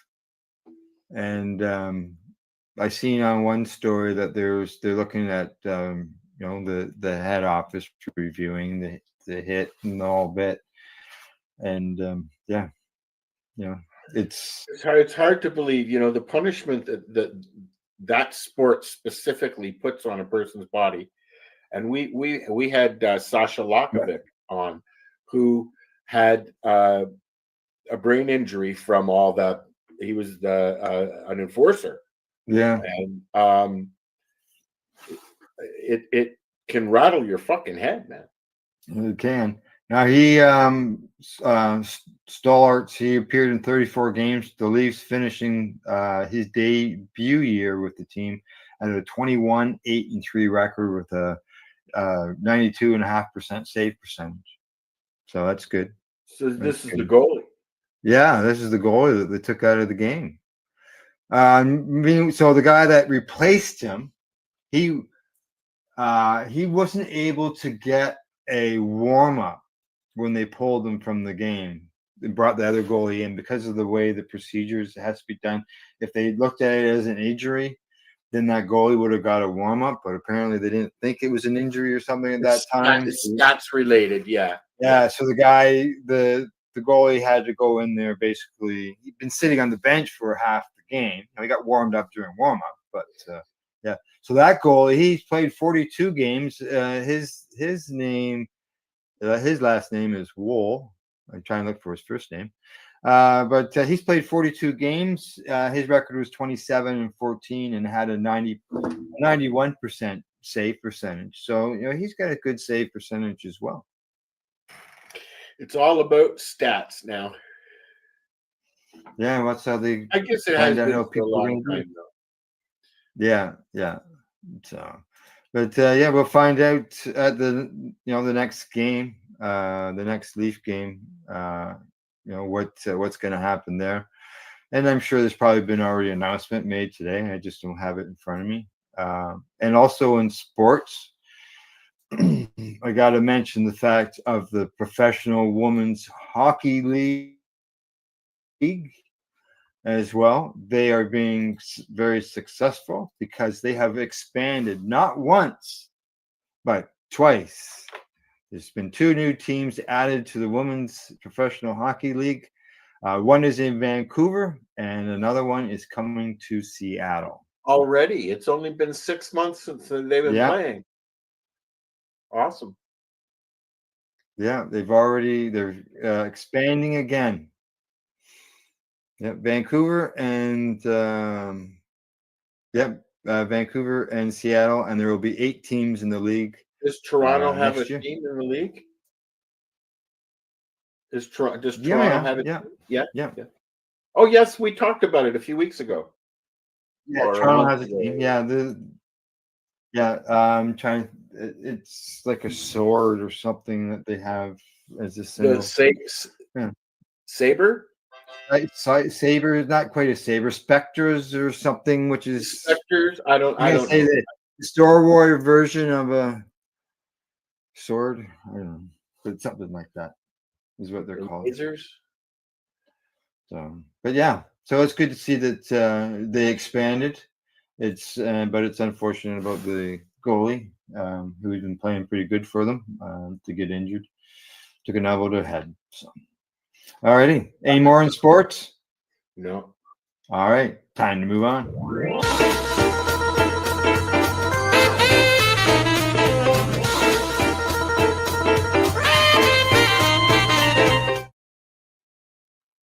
All righty. What do you got? You got any entertainment you want to bring up while I'm looking for something? You know what? I'm going to save that for next week. I know that there's a documentary coming out on Netflix about the Doors, and I wanted to find the trailer, but I can't find the official trailer, so we'll wait until I find it. All right. Well, I got one event that I'm going to highlight, and it's, we are an international show, so it's an international event. It is in the U.S. It is in Texas. Texas Hemp Stock 2025. Hemp Stock is back now in Texas. You'll notice that the LK at the end of stock is in capitals, and that is to reminder of a fella. It's a dedication to somebody within the cannabis movement. I just can't think of it right now. Okay. So they got speakers, they got vendors, they got sponsors, they got all kinds of stuff that's going on. They got art. It's the inaugural. So this is the first annual event. It's Memorial Day weekend in the U.S., May the 24th to 25th. If you're going to Texas, this is where you want to be. Or as we call Their it, mission is to advance hemp. Yeah, advancing hemp legalization and sustained development through engaging education, entertainment, and industry innovation. The bands. It's a huge list of bands that are to appear at this event. Nice. And you can see the map. They even got a kids area. Look at that. Cool. Kids area. We got fire pit, activity area, family camping. There's a camping area. There's vendors for 21 plus. There's a Jack Herrera vendor village. Larry Kirk. That's the LK. Larry Kirk stage. John Sinclair stage. So you got two stages. Vendors village. Looks like quite the event.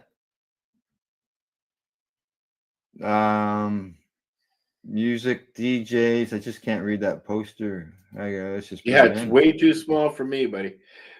yeah. One of the bands that is performing there is Lost Marijuanas. Oh yeah. You ever heard of Lost Marijuanas? They were on my I got to show see him at the years and years ago. Yeah, still going. Yeah. And he's the band is going to be there, and they're going to be cranking up the tunes. That's for sure. That's for sure. Let me see if I can find vendors, artists, speakers.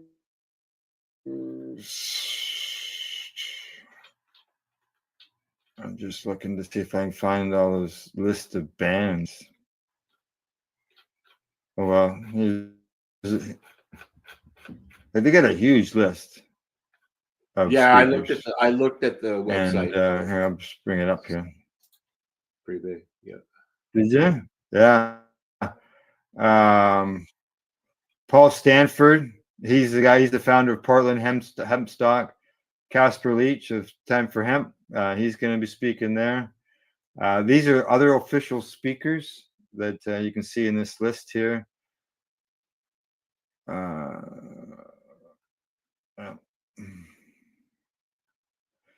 Elvie Muska.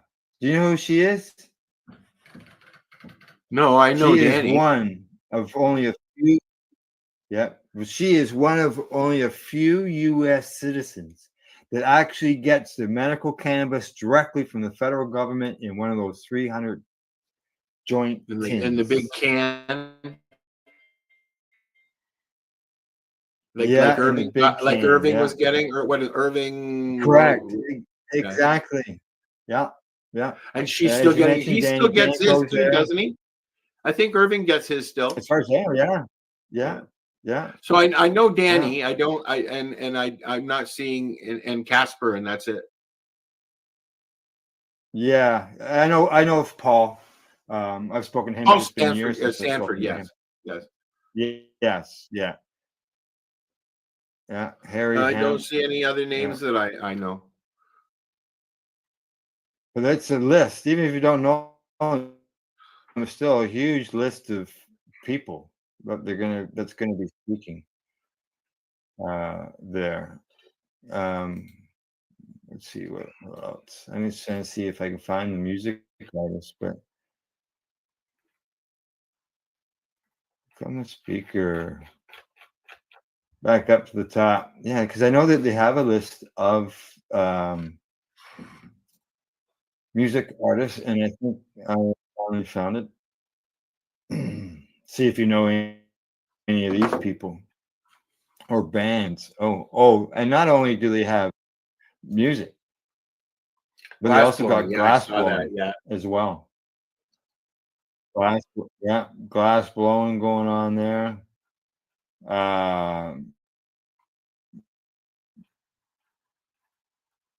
Here we go. Here's the music. And yeah, I'll be the same thing. There's probably a lot that I never heard of before, but you can see it just keeps going.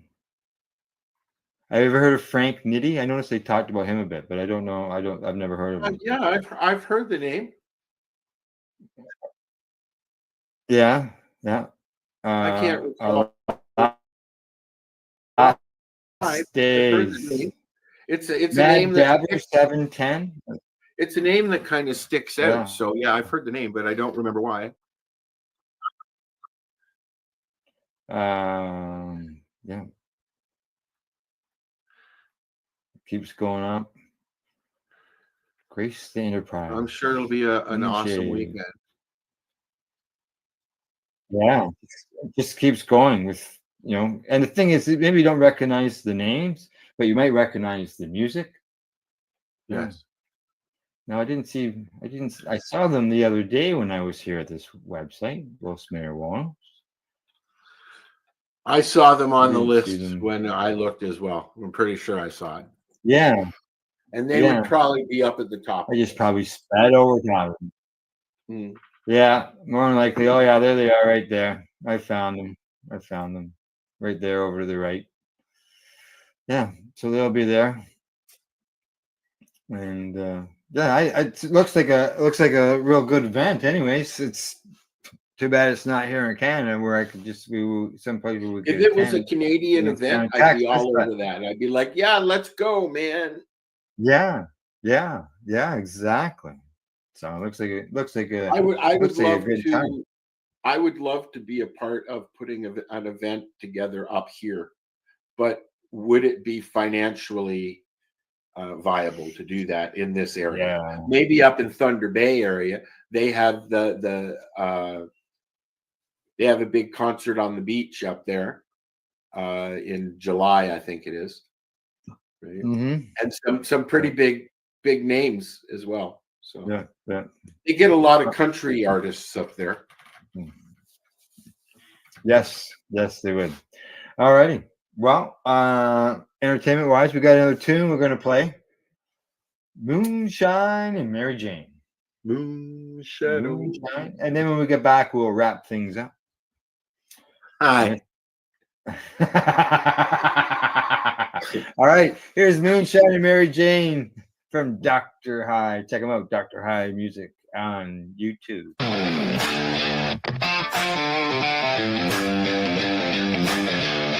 ones who run the fire and the ones who burn the fuel.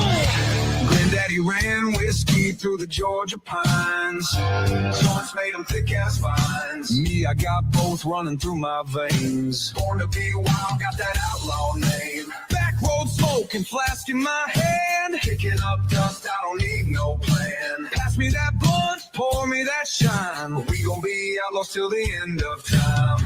We don't sip slow, we don't puff light.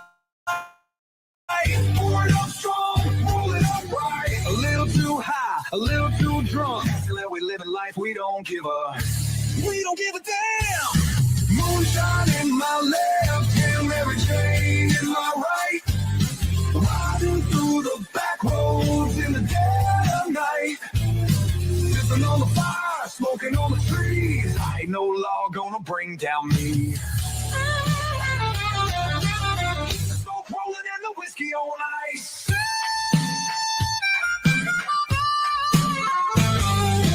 Blue lights flash, they tryna chase me down. Man, I'm pedal to the floor, I ain't slowing now. Hide the stash, ditch the jar. Keep my boots running till I'm out this town. Back at the bar, we still going strong. Smoke in the air, whiskey in my song. The preacher said, I need to change my ways. Told him I'll pray, but not today.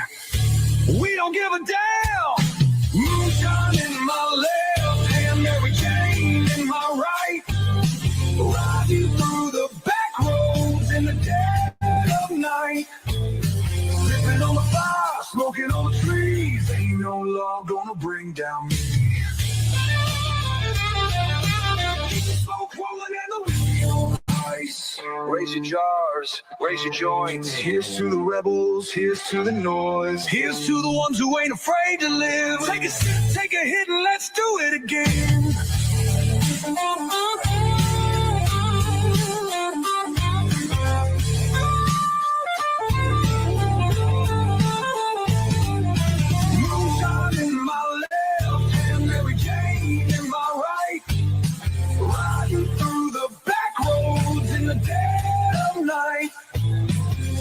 On the fire, smoking on the trees. Ain't no law gonna bring down me. Keep the smoke rolling and the whiskey on ice.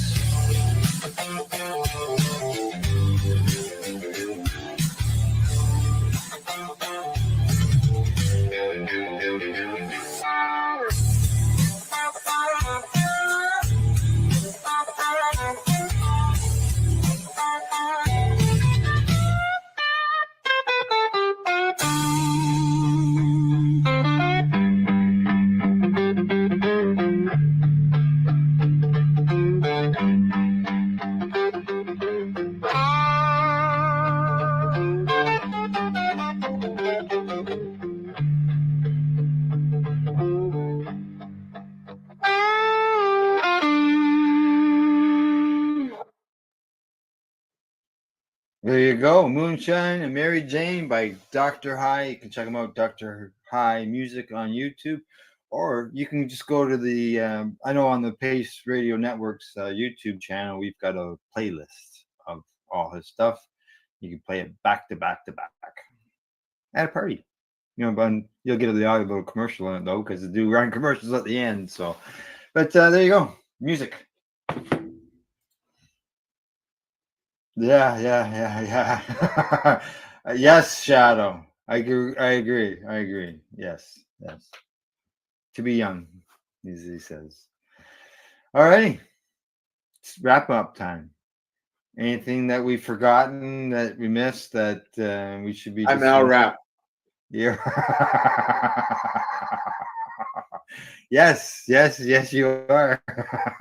All right. Other than that, that's it. Let's see. Hello. No, to come up on the 420 Pace Network later today. The Mushy Moment is being broadcast. The Mushy Moment, exactly. Other than that, don't forget, catch Saturdays, re-rolled Saturdays, where we play all of our stuff again, back to back to back. A little bit of promo in between of the network. Other than that, it's nonstop cannabis and psychedelic programming. Starts Saturday morning at 9 o'clock for the first set, and the second set starts at 4 p.m. That's when we spark it up. And that way it runs through 420.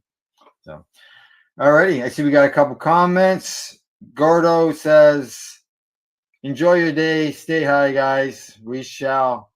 And enjoying today's show. Thank you, Shadow. Thanks for enjoying it. Anybody who's enjoyed it, hey, hit that like button and share it. Share it around. Other than that, we're Don't out forget here. to subscribe. Yeah. Alrighty. Time to say bye. Bye bye. Bye bye. We'll Bye see bye you and bye bongs. Bye bongs. Yeah, bye bongs. Yeah, that's a good idea. Talk to y'all later. Bye bye.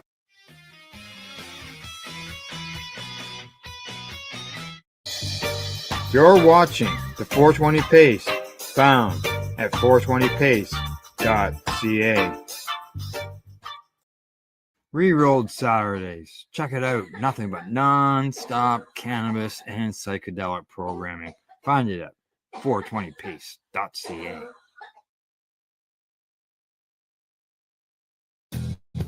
Stay tuned. We'll be right back after this toke.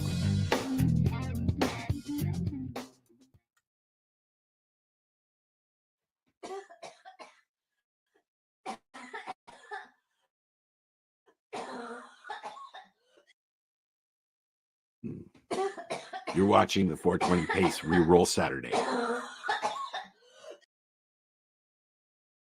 You're listening to the Pace Radio Network here at paceradio.net. The views expressed by the individuals during this broadcast are their own opinions, and they may not be the same as those of their group or other organizations they may be involved with. All medical advice during our broadcast is not a medical opinion and should be checked with your medical physician.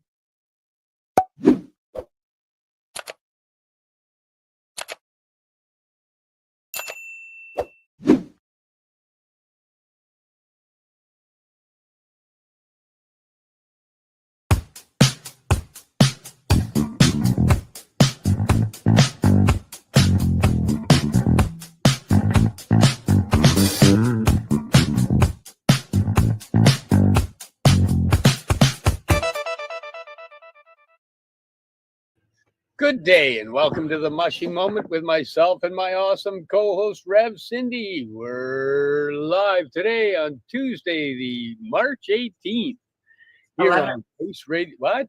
11th. You're a week ahead of yourself, my friend. We're live today on March 11th here on paceradio.net, and we stream everywhere. Oh. I'm never ahead. I'm always way behind. I know. I'm a week ahead finally. Something happening the week after that you're excited about? Our podcast.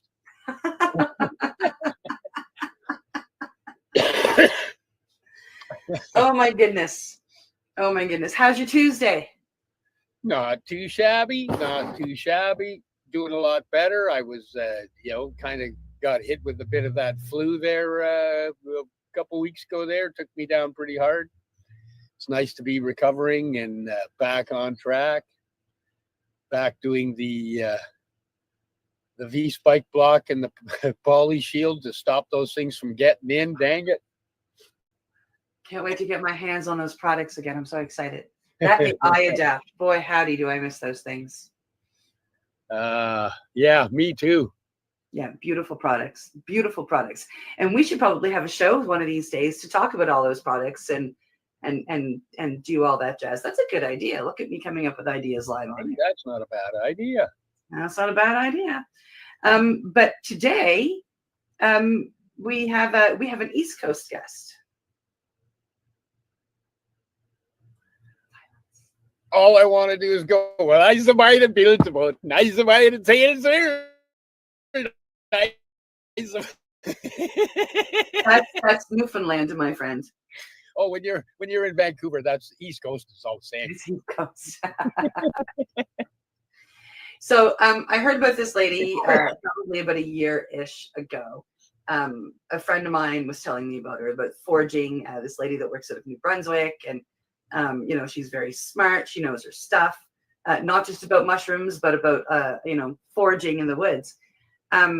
And then a few months ago, I had opportunity to go on a hike that this lady led here in Nova Scotia. She came and visited a beautiful spot, and we were able to go for a beautiful walk through the woods, a very nice trail these people have made on their property. And we got to go learn about the woods and about everything. And I came back very enamored with her knowledge, and I told you all about her.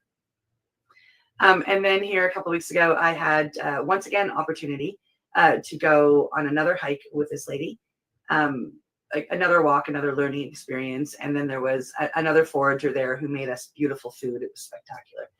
And what I can take away from the last meeting was, and we were just talking about it before we came on air, she taught us how to make white pine soda. Sugar, water, and white pine needles. And it was really cool. And, I invited her to be part of the show at that point in time, and she said yes. So we have worked hard to find time and bring her on. And her name is Jessica Gavin.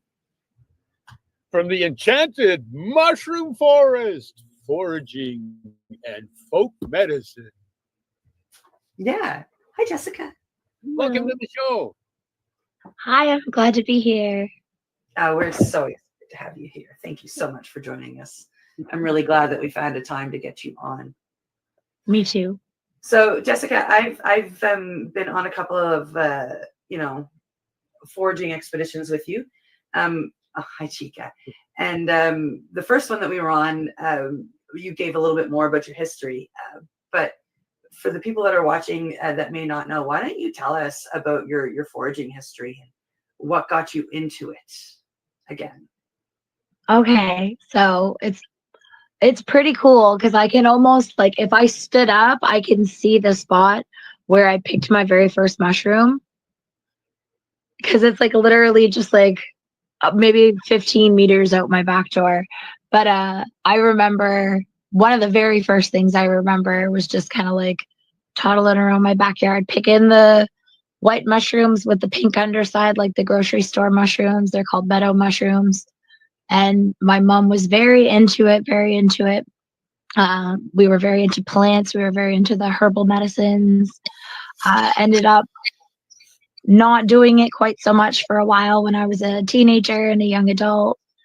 I had experienced some things in my life that were traumatic, and I ended up turning to drugs and alcohol to kind of chill myself out. Went way overboard and I was fried. I found out I had PTSD, and it was like, oh, well, I'm just coping very, very badly with this, and what are some better ways that I can do it? So I ended up looking at ashwagandha and astragalus and other adaptogens, help regulate your stress hormones. And I found out that there was a mushroom called reishi, and I landed in the woods looking for this mushroom and brought home the wrong mushroom. It took me 6 months to find the reishi, but the mushroom that I brought home that wasn't the right one still ended up being pretty cool. So I ended up falling in love with the culinary mushrooms after that, and ended up back in the wild plants shortly after that. And I just wanted to bring people with me into the woods and for them to see how cool it was. So I started bringing people into the woods, and my mom started poking at me that I should consider doing it as a job. And I always imagined it would just be kind of like a hobby or a little side hustle, but it kind of snowballed, and it is the big, beautiful thing that it is now.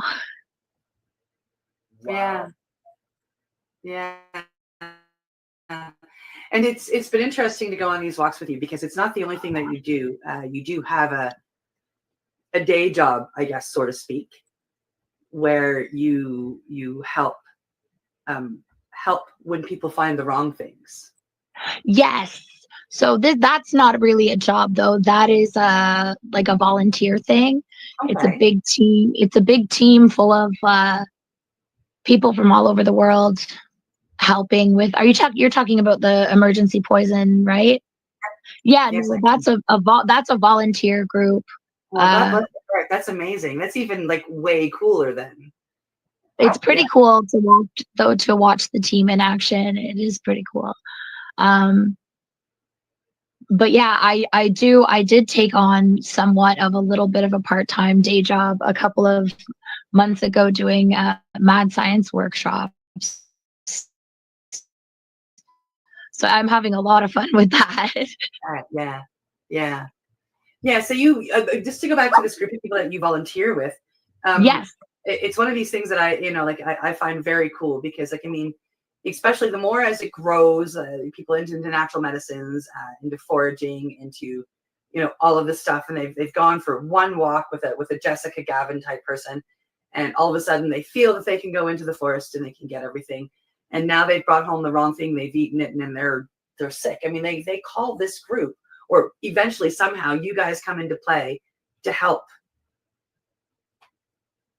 Yeah. Yeah, it is really a beautiful thing to be a part of. There are a lot of cases, a lot of veterinary cases, a lot of like kids and dogs and stuff. And most of the time the outcome is really good and we can feel really good about it. But it is really, really important that people are safe when they're foraging. Yeah. Yeah, because some of those, a lot of people will use the apps for identification. Yeah. Percentage chances of, but they can still be wrong. Yeah, well, when you're learning, an app can be useful, but should never be your final reference. So you need to go on walks with experts and ask for help. The Facebook groups are a really good resource.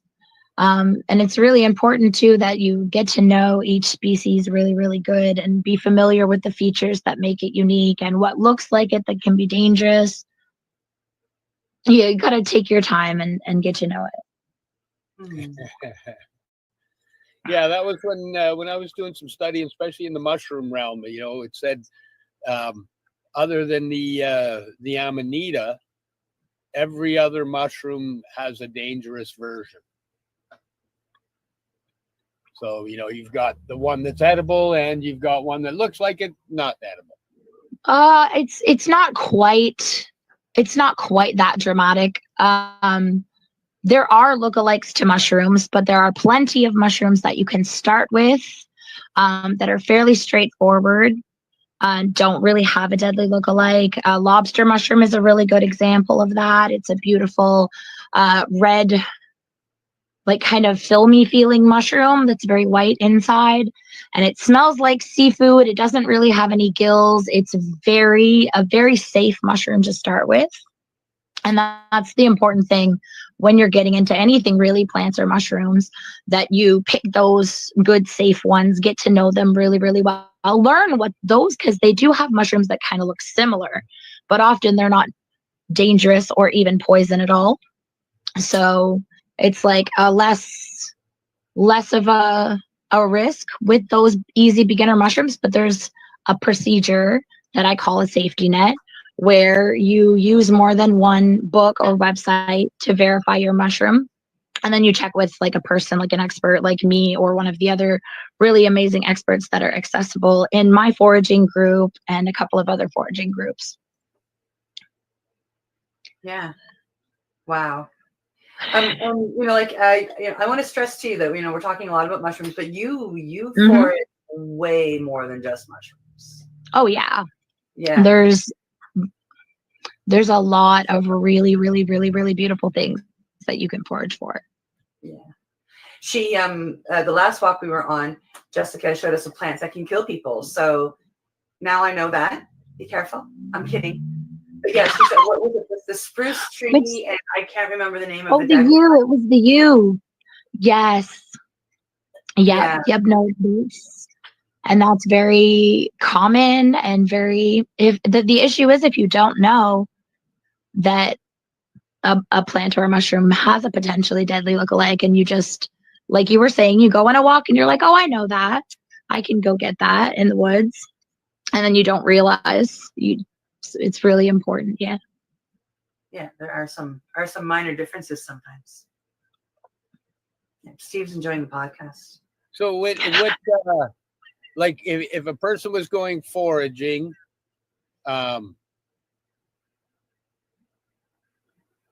really they should know the area and what they're going to be looking for ahead of time, really. Well, that is a very good plan. Yeah, there are like a handful of common plants and common mushrooms that you can find all over the place practically all the time.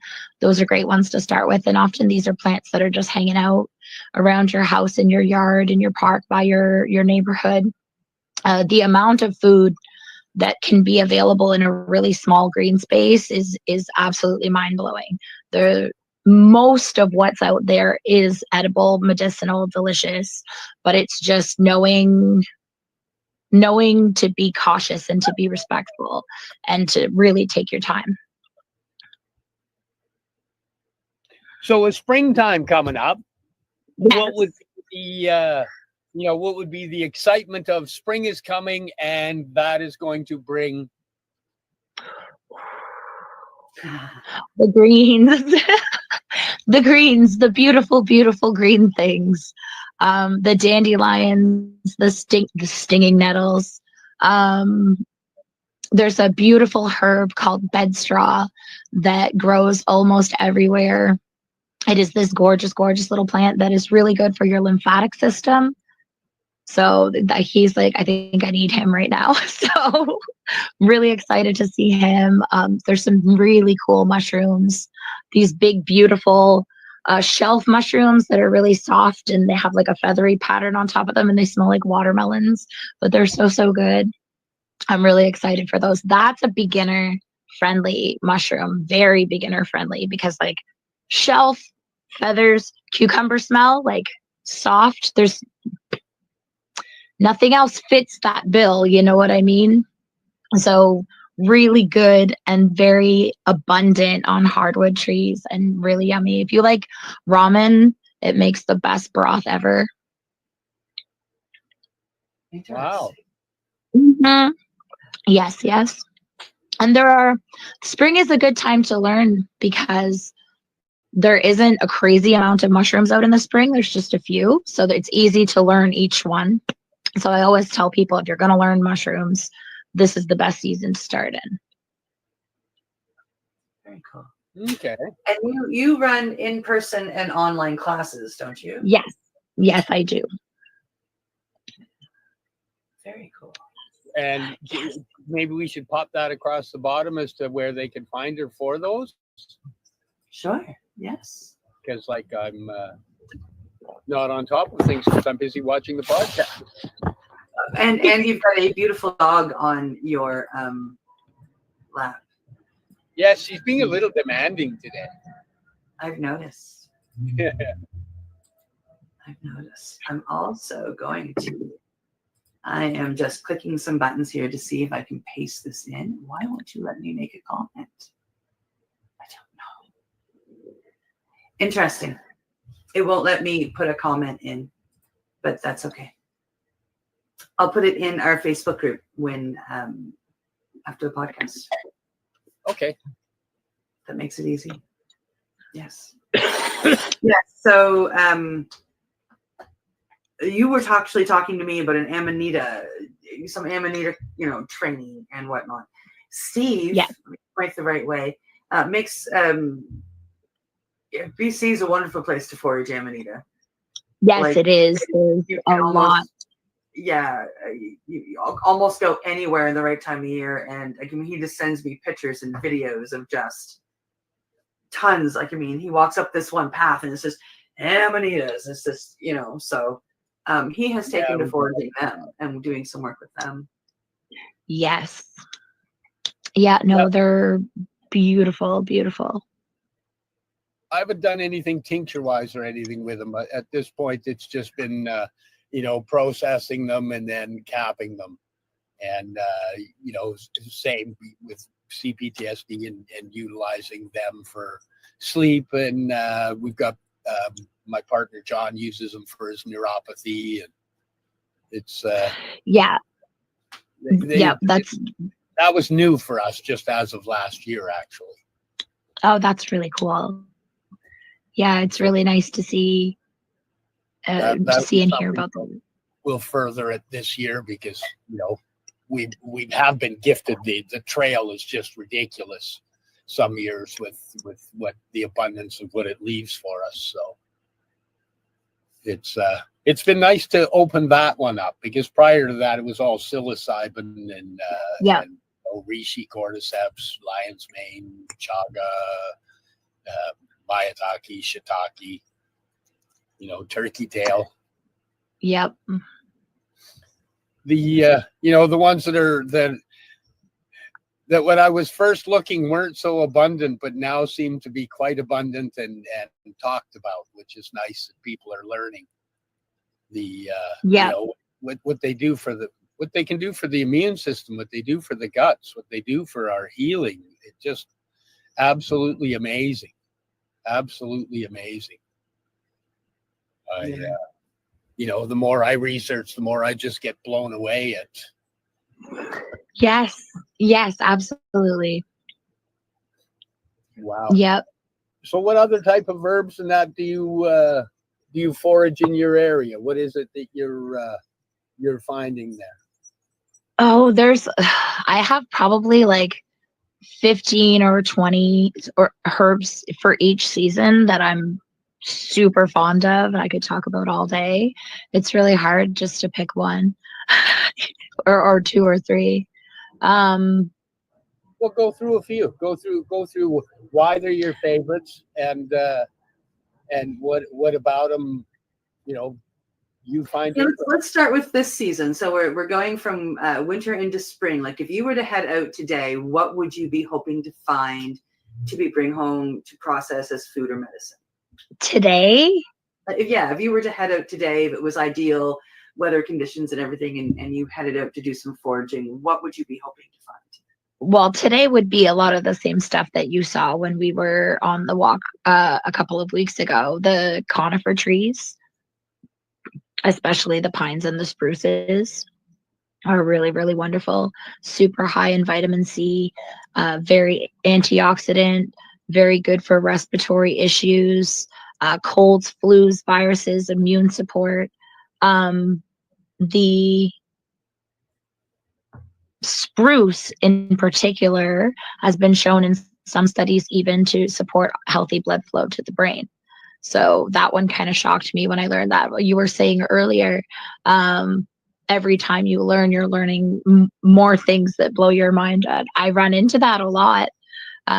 Every time I run a class, every time I'm getting ready to do a class, I'm writing up the materials and I'm double checking stuff, and I learn something that I'm just like, what?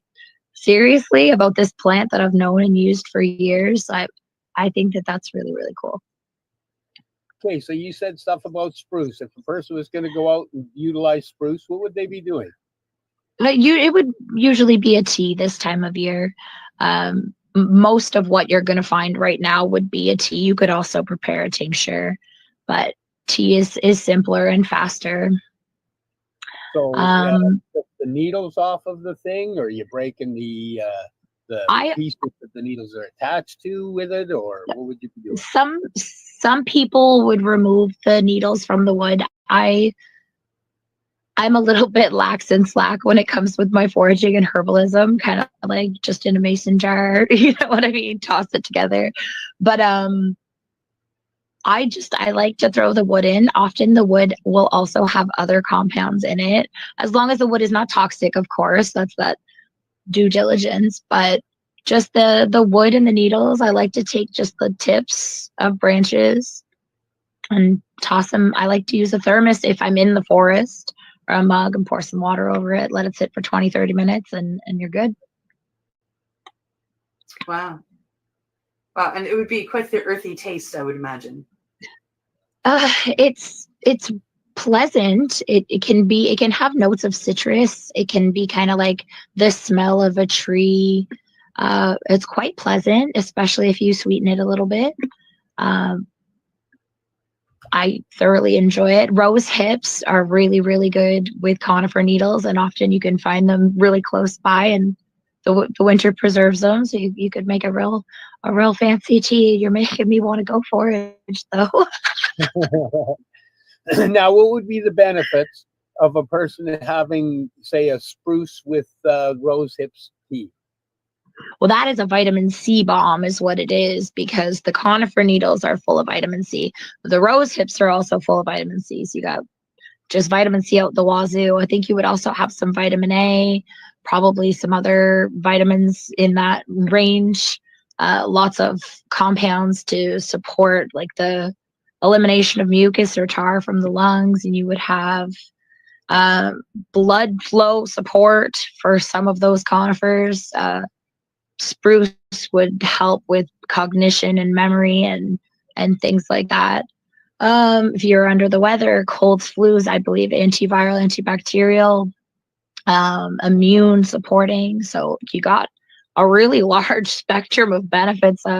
Rose hips, since we brought those in, are really good at skin support, heart, cardiovascular, even like on the emotional side of things like grief and stuff like that. So rose and conifer needle together, you got a lot of different bases covered.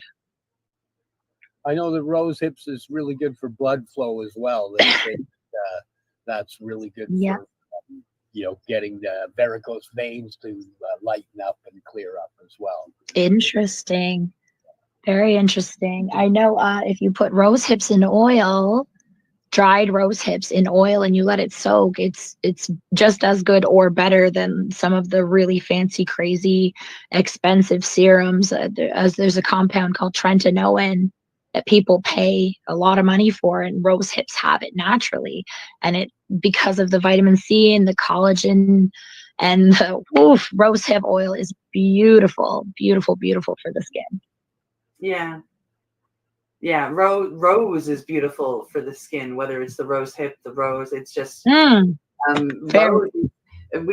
Steve and I were at the there's a psychedelic conference in Vancouver.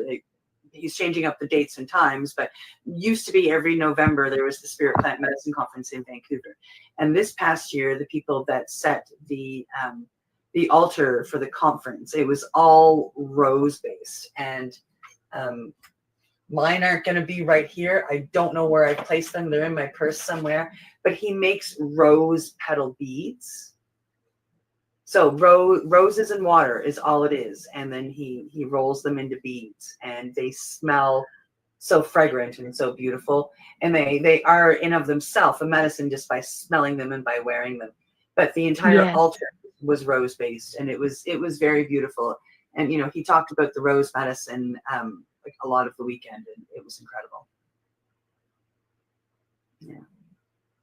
That was Willow. Hey, Steve? Yeah. Pretty amazing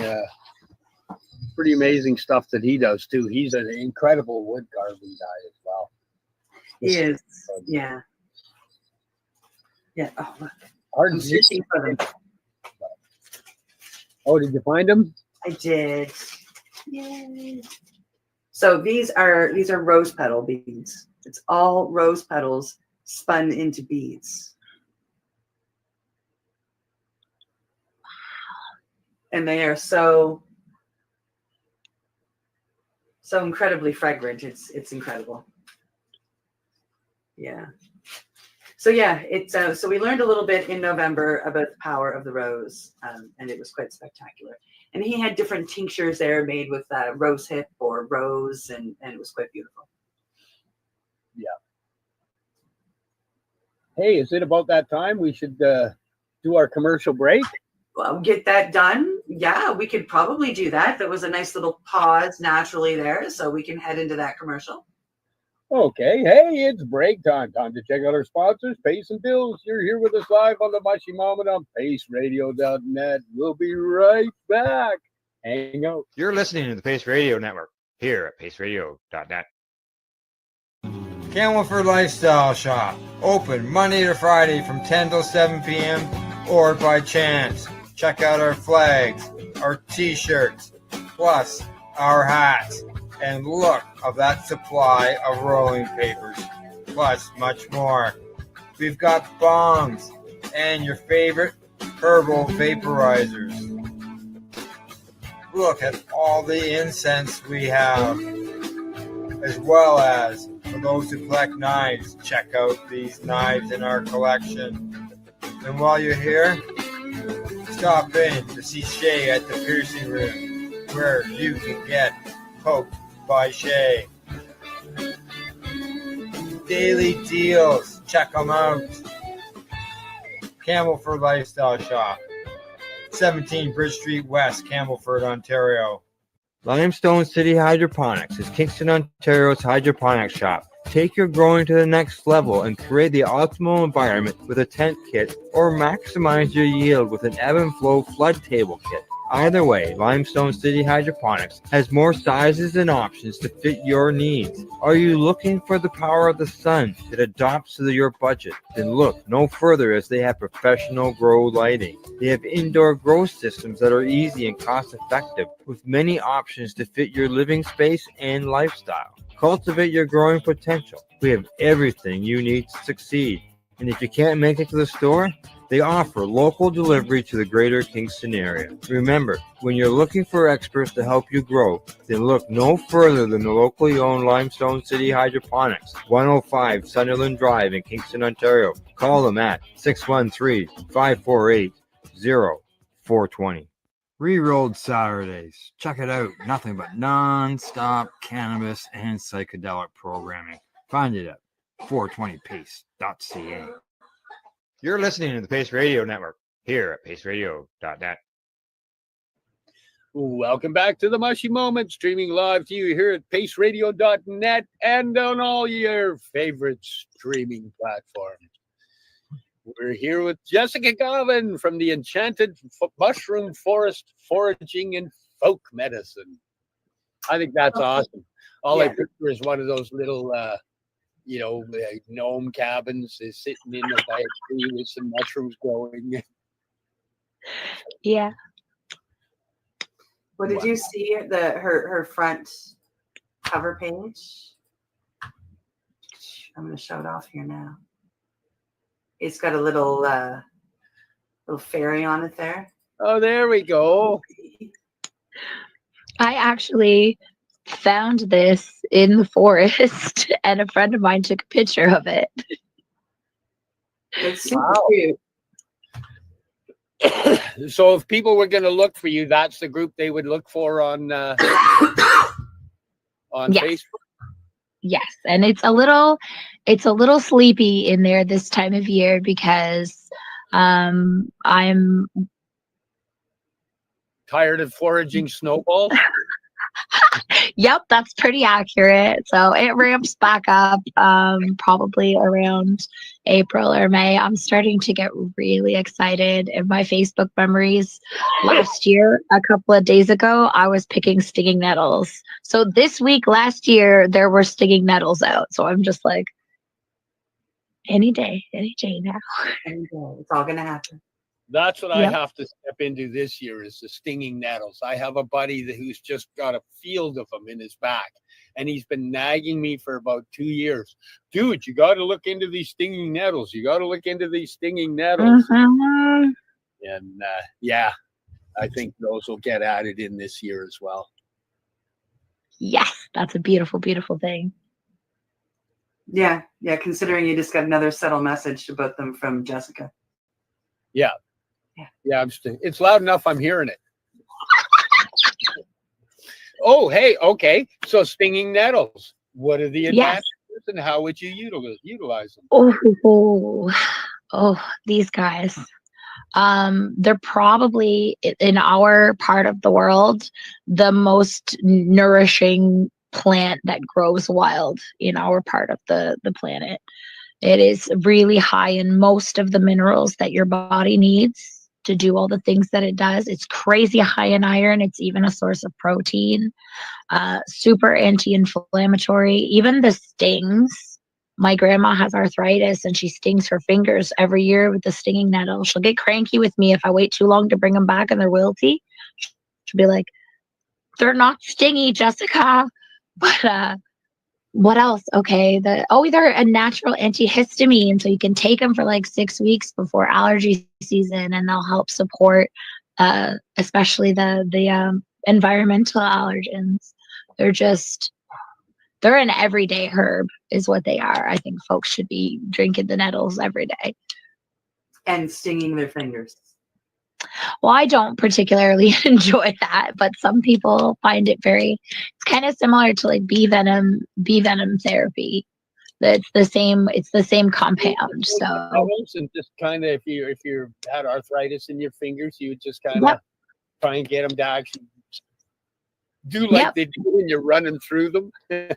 yeah, well, I take my grandma to pick the stinging nettles with me every year, and she picks them with her bare hands, just happily. She's like, "Oh yeah, let's do this." Wow. And then how long would the relief be for her off of that? Yeah, it lasted like a significant amount of time. I've never asked her how long in particular, but I would imagine it would last some hours or potentially a little longer, especially if you use it regularly. Wow. And other than that, you would generally just put it together as a tea? No, the nettles, they're a little bit more versatile because when you cook them, they're not stingy anymore. People do like cream soups, like a cream of leek or whatever, but a cream of nettles. You can use them like you would use any green vegetable, cooked, of course. I like to fry the leaves in just a little bit of brown butter, and they get like a crispy little chip. The seeds, you can even use the seeds. They're very nourishing, proteins, fats, and a lot of the same benefits as the leaves. So it's a really cool plant.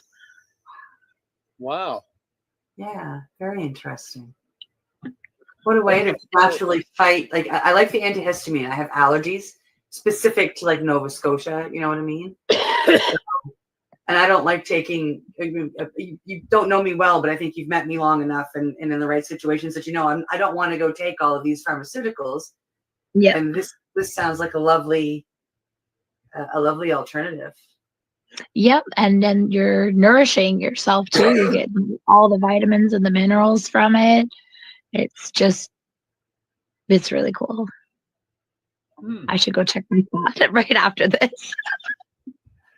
So even if you're just cooking them up and making a soup, that'll work for the histamine aspect as well. Oh yeah, totally. Just get them in, yeah.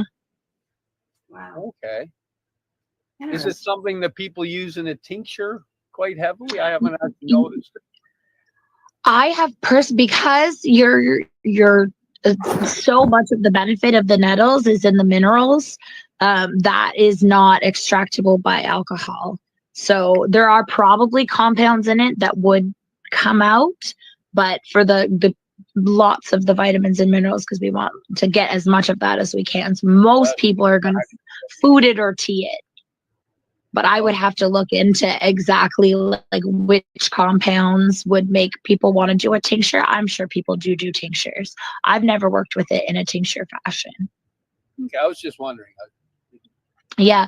You can tincture most things. It's just whether it's the most ideal preparation for it. Right, and what is the benefit you're getting out of there? Because, like you said, the mineral content you won't be getting out, and if it's a high mineral thing, then you could be wasting a lot of it utilizing tincture. Yeah. Wow. Okay, and nettles is coming around, so that's something I should be looking at here pretty soon. Yeah. I'm literally I'm gonna go check my spot as soon as we're done talking. I'll send you pictures. We look forward to it. So what? So nettles is in there. What else in this time of year would be something really potent and powerful for gut health? Or even coming up, like from what I can hear, you're excited for the nettles because any day they're going to be popping up. What else has you going? Okay, maybe tomorrow. Like, is there? No, things move a little slow in the spring, so kind of just waiting on stuff to ramp up. My favorite things other than nettles take a couple or a few more weeks. Oh, knotweed is really cool. Knotweed is really, really cool, but that'll be 3-4 weeks now. Reishi, we mentioned reishi. Yeah. Yes. Everybody's crazy about reishi, and reishi is really wonderful. People should be crazy about it, but it only grows for a couple of months, and it can be hard to find because around here it likes hemlock. And some years it doesn't flush as hard as others. So it's like there's this other mushroom that is related to reishi, very closely related to reishi, much more common, much more abundant, and grows all year. So he's really cool. So you can do a lot of the same kind of things with him. He has a lot of the same chemicals, but he's easier to find, accessible all year. What is I that? have a really, it's called an artist's conch, Oh yeah, and I yeah. actually have a Right gigantic. at the bottom, right? I'm sorry. Yes, it's white on the bottom. Yes, they Yes. call them artist conch because they used to pop them off and paint on the white part. Yes. So if you give me a minute, hold on. I want to show you something. Hold on. That's wicked.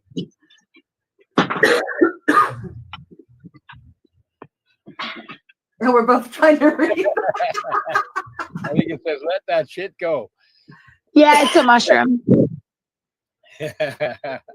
Cute. Okay. So this is my gigantic artist conch. Wow. Yeah. So, oopsie. Okay, sorry, I accidentally hit a button. This is my gigantic artist conch. So they grow all year, which means they never ever stop growing. As long as they have food, they'll just keep getting bigger and bigger.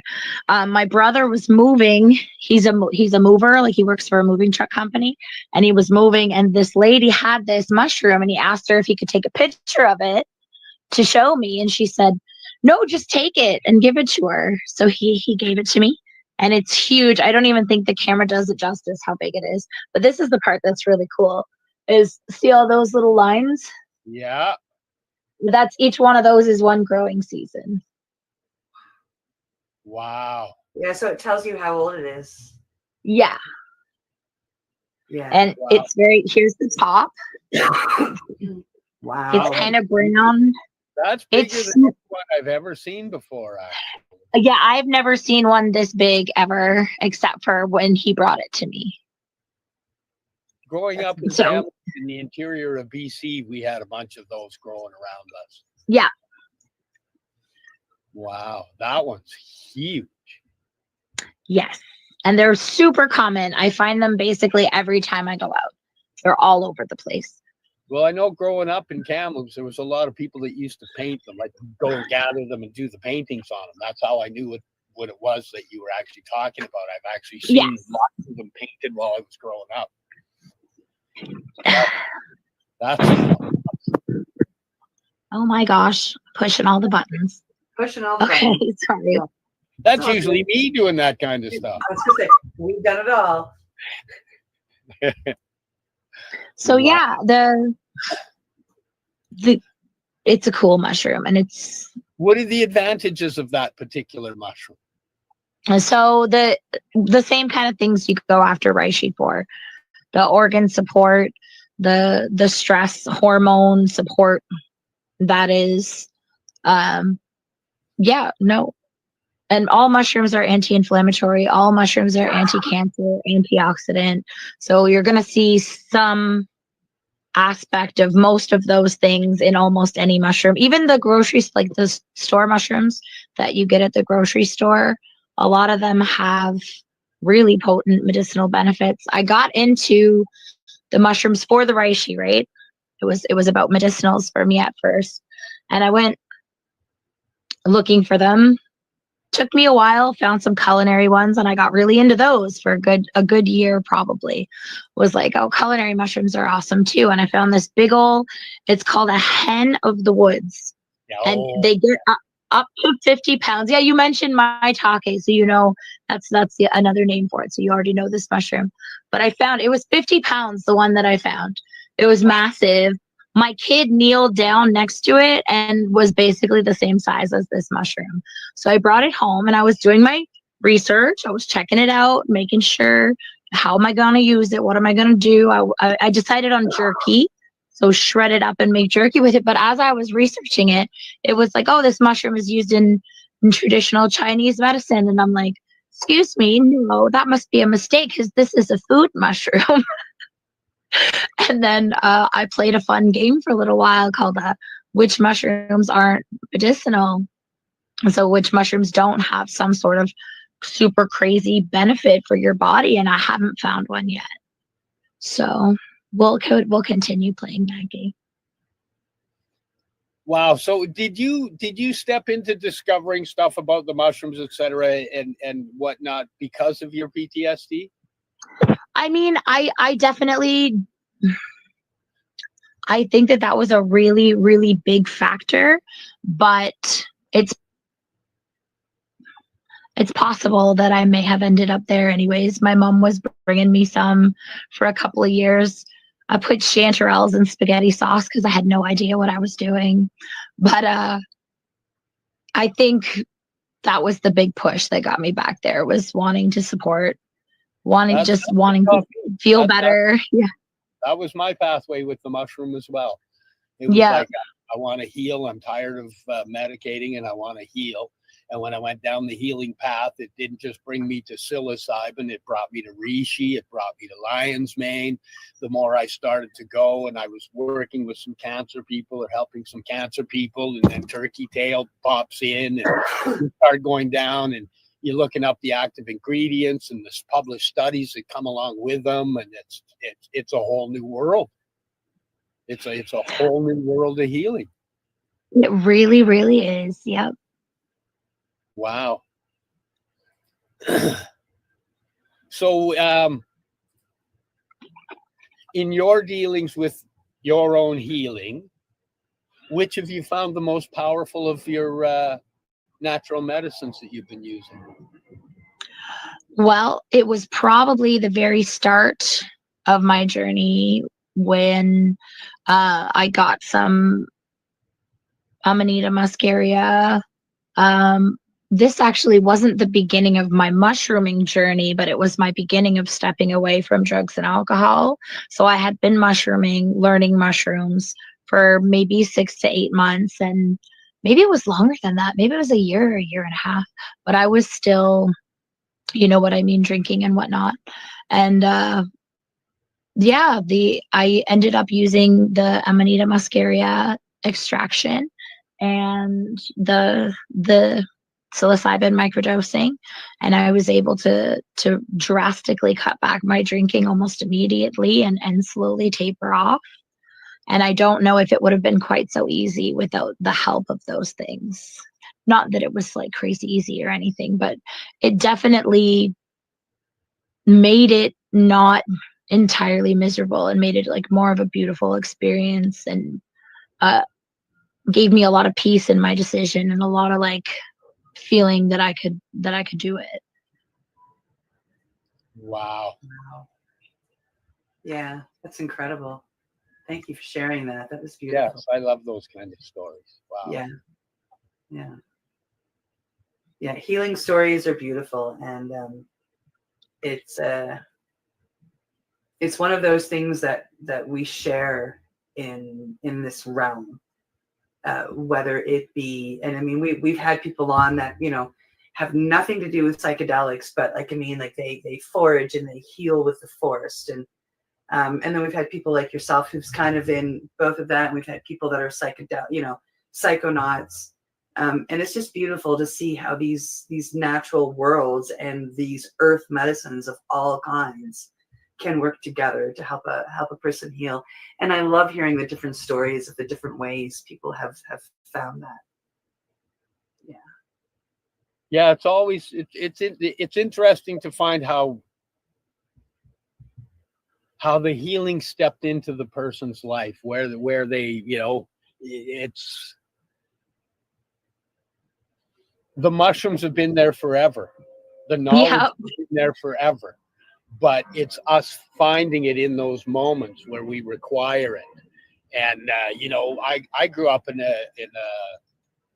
an environment where store-bought mushrooms are fine, but the wood-picked mushrooms, they're slimy, they're yucky, they're gross, they're, you know. My older brother became a mushroom picker. He was one of those guys, went up pines, chanterelles, up to the Queen Charlottes, and, you know, doing all of that.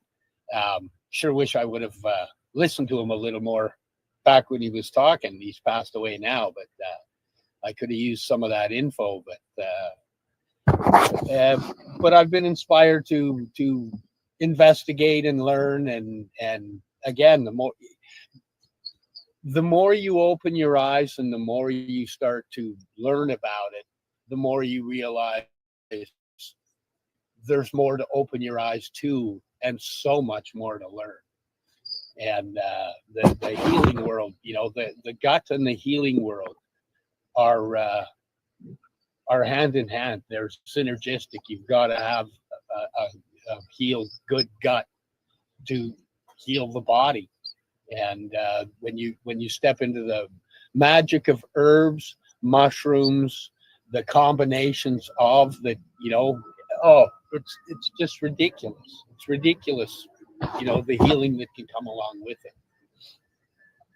What is give us one miracle that you will have viewed in your history of working with the natural medicines like that? Her own sobriety. I'm sorry I had to answer for you, because your own sobriety is a beautiful miracle, and I absolutely love it. My apologies for taking over your answer. It was pretty amazing, the drasticness of the change. My roommate said to me the other day, she's like, look at the way you were like even 4 or 5 years ago, and just look at you now. And I always have to stop and remind myself, like, because I'm really hard on myself sometimes, so I always have to be like, okay, no, like, and just put yourself back there. Like, you would be so amazed with yourself right now. So I just have to remind myself sometimes. Yeah. Yeah. Yeah. Yeah, we hear that one. That's when we often do. Steve and I will look at each other and go, did you picture yourself here 3 years ago?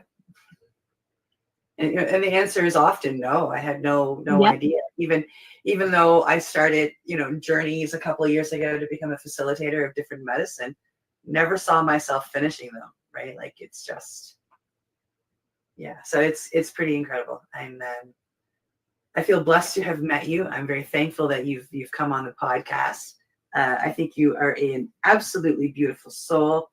One of my favorite, it's only been a few times, but my favorite memory of you is the first walk I did with you. And I can't remember the name of the mushroom that you saw, but you had been hunting for him your whole life. And you were so excited to meet him. And you were like a fairy running through the forest to pick up your friend. And it was gorgeous. Yes, that is such a beautiful mushroom, and I really hope I get to see him again. What was it? It was Amanita jacksonii. So it's known as a Caesar mushroom. It's a big, beautiful orange mushroom with a big, beautiful white sac at the bottom and a stripy orange stem. He's very striking, and like beautiful lines all at the side of his cap that go like halfway up his cap. So he has a lot of really unique features. And one of the coolest things about him is that you can actually consume him raw. So you can just slice him up and put some olive oil and salt and pepper. I know that sounds crazy for an amanita, but keep in mind that he's totally far from the other amanitas in the family, right? Very commonly eaten in Europe. And he associates very much with oaks. So we don't have a lot of oaks here in New Brunswick. So I look and I look and I look and I look, and I never found him. I had a friend who found him in Alma and brought him to me, and I got to taste him, but I had never seen growing from the ground. And the cool thing is, my friend took me to an old growth oak forest later that day, and I got to see him again. So, yeah, it was a really special moment. Like, I mean, I'm sure it was special for you, but to see your absolute pure joy as you were guiding us was just, it was a gift to us as the people that you were teaching. It was quite a beautiful gift. And so I thank you for sharing that moment with us. It's like, it will probably forever be one of my most favorite Jessica stories. And that it's one of mine too. Thank you. What was that? It was Amanita jacksonii.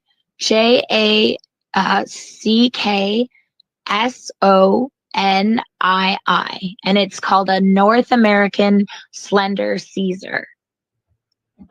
Okay. And it's breathtaking. Like, you guys should go look at a picture of it. It's so pretty. So pretty. Well, I'm going to keep my eye out for it because where I walk, there's also the Amanita pantherinas. There's a few different Amanitas where I walk. So Yes. You actually, yeah, I forgot that you're in the Pacific Northwest, so you won't have Amanita jacksonii. You have different Caesars over there, and I can't remember exactly what they are, but they're a little bit more less distinct. So they're a little bit less distinct. They're a little bit harder to pick out, but they're still fairly unique. But you guys got the pantherinas like crazy. Those are rare here. oh yeah, this last season was really. Of course, I haven't done my research on the pantherina, but I was doing the research on the Amanita, the Muscaria, and dealing with that, and then realized, oh, these are all pantherinas, and then started to look through that and went, oh, that's a whole other area I got to fill my brain with. I'll leave it for now. But I'll be looking for next year because I'm not even. I know they have a lot of benefits. I know they're a lot stronger. Just in some of the quick research I did, but this is when it comes to mushrooms, it's not a place that you quickly jump in, get some information, and jump out. It's a place you want to be focused and very sure of what you're doing. Yep. So with my Amanita muscaria, I've been playing with it for 3 years, but didn't actually do anything till I had 3 years of knowledge and over and over and over. So you're doing it right. It's not something you want to fuck up with. No, definitely not. It's technically a poisonous mushroom. And you want to know how to work with it for sure. It took me a year and a half before I felt comfortable, but I did have a friend who had been using them for years who kind of guided me through the process, but I still took the time to be comfortable in myself in it. So it's definitely a very good cautionary note. Yeah, that was the same for me. I did pretty much 3 years, two seasons prior, where the first season was picking and learning that you'll wreck a whole bunch before you learn how to cure them properly. And then it was going into groups and communicating and learning. And then the second year, I made them, I cured them, got them all done up. It was like, okay, didn't utilize them, just, working through things and learning. Mm-hmm. And then in this past season when they happened, when I did them, and of course the first thing I did was utilize them on me and test them on me for a while before anybody touch anything. Yeah. Mm-hmm. But I found they were, again, there's a reason they say magic to some of this stuff. The ability to drop anxiety and bring calm in and and neuropathy. Yeah, that's what really, because I had used them to help me with the alcohol withdrawals because of the way that they work on the GABA receptors. But after that, I put aside my cured ones and I didn't really touch them again until my friend had Tia. She was having an episode of TMJ. And her jaw nerve was they told her acupuncturist and her doctor told her it would be weeks and weeks before it would calm down. And she would be in that much pain for weeks and weeks. And I was doing my research on what I had in the house that might be able to help her. And it was like, oh, well, your muscaria would be helpful for that. So I made her up a little thing. And I think it was 4 or 5 days later, she was pain free. Wow. That's amazing. Wow. Yeah. I got muscaria when I first started learning about them 2 years ago this week actually, as I just found out. They were gifted to Steve and I as when we were doing combo as a sleep aid to mix them with a little bit of cannabis and roll them in a joint. And let me tell you, by the time we got to and so it was like half a gram of one, half a gram of another, and by the time we got to the end of that joint, I was like crawling up the stairs trying to stay awake type thing. And Steve says, but we have another one. And I'm like, huh? For me, they knocked me out completely when I Yep. the cured version, and they taste really good actually in that way. Yeah, Yeah. I've never tried smoking them, but I've heard that you can do that. Yeah. Yes, not to be done with psilocybin mushrooms. No. No. Yeah, gotta is make that distinction so that people. You won't. A lot of people assume that they contain the same chemicals, so that it is fair to bring that up. Yeah. They Yeah. are. I've known a lot of people that have smoked psilocybin, and I just don't. Just don't. Just don't. Oh, hey, we're hitting that time. Oh my goodness! Look, I got into the podcast. I got into watching it and wasn't paying attention. Normally, I'm the one going like this. So Jessica, like, thank you so much for coming on. I really, really appreciate it. We did give you a little bit of a loop. You thought you were coming on for audio, and surprise! Here we go, video. And so for coming on. Thank you so much. You're just a wealth of information and knowledge. Thank you for inviting me. Webpage up again one more time on there, or the Facebook. Yes, I'm coming. I'm going to put the still one on so y'all can see it, and y'all can take a second. That will take you to her group, which is the Enchanted Mushroom Foraging. Yes. And then I guess I step into, well, it's that time again. Thank you for joining us here on the Mushy Moment with my co-host Cindy, myself, and our awesome guest Jessica. We're proud to be coming to you live from paceradio.net. We stream on all your favorite platforms. We'll see you next week. Thanks for being here, Jessica. This was incredibly awesome. I look forward to having you on again. Thank you for having me. Bye. You're listening to the Pace Radio Network here at paceradio.net. The opinions of the individuals during this broadcast are their own and may not be the opinions of their group or other organizations they may be involved with. All medical advice during our broadcast is not a medical opinion and should be checked with your medical physician. Enjoy the buzz of legalization with Campbellford Lifestyle Shop. From lights to plant nutrients, books, consumption accessories, and more, we've got all your basics to grow or consume cannabis. Visit our info center or take a look at our piercing services and body jewelry, now available in-store through Campbellford Lifestyle Shop, 17 Bridge Street West, Campbellford. Limestone City Hydroponics is Kingston, Ontario's hydroponics shop. Take your growing to the next level and create the optimal environment with a tent kit, or maximize your yield with an ebb and flow flood table kit. Either way, Limestone City Hydroponics has more sizes and options to fit your needs. Are you looking for the power of the sun that adapts to your budget? Then look no further, as they have professional grow lighting. They have indoor grow systems that are easy and cost effective, with many options to fit your living space and lifestyle. Cultivate your growing potential. We have everything you need to succeed. And if you can't make it to the store, they offer local delivery to the greater Kingston area. Remember, when you're looking for experts to help you grow, then look no further than the locally owned Limestone City Hydroponics, 105 Sunderland Drive in Kingston, Ontario. Call them at 613-548-0420.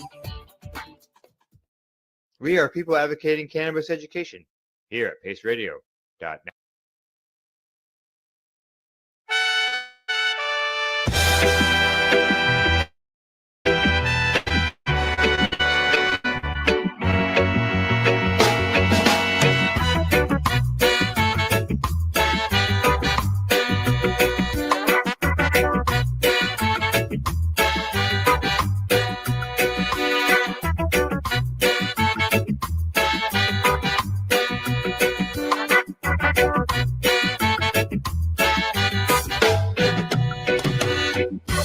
Come and feel those green vibes, frosty buds, nature's embrace, classic roots in the sunshine, medicine flowing, we find our place. High on love we elevate now. Nature's gift that celebrate. In the garden, watch 'em grow. Nurture dreams in the warm sunlight's glow. From the sun, rise up and thrive. In this rhythm, we feel so alive. Higher love, let's elevate. Feel the peace that we create. When the evening falls, we'll gather around, share the stories of the healing found. With every puff we sow the seeds in this fight, we fulfill our needs. High on love we elevate on. Feel the joy that can't wait. In the garden, watch 'em grow. Nurture drinks that laughs aflow.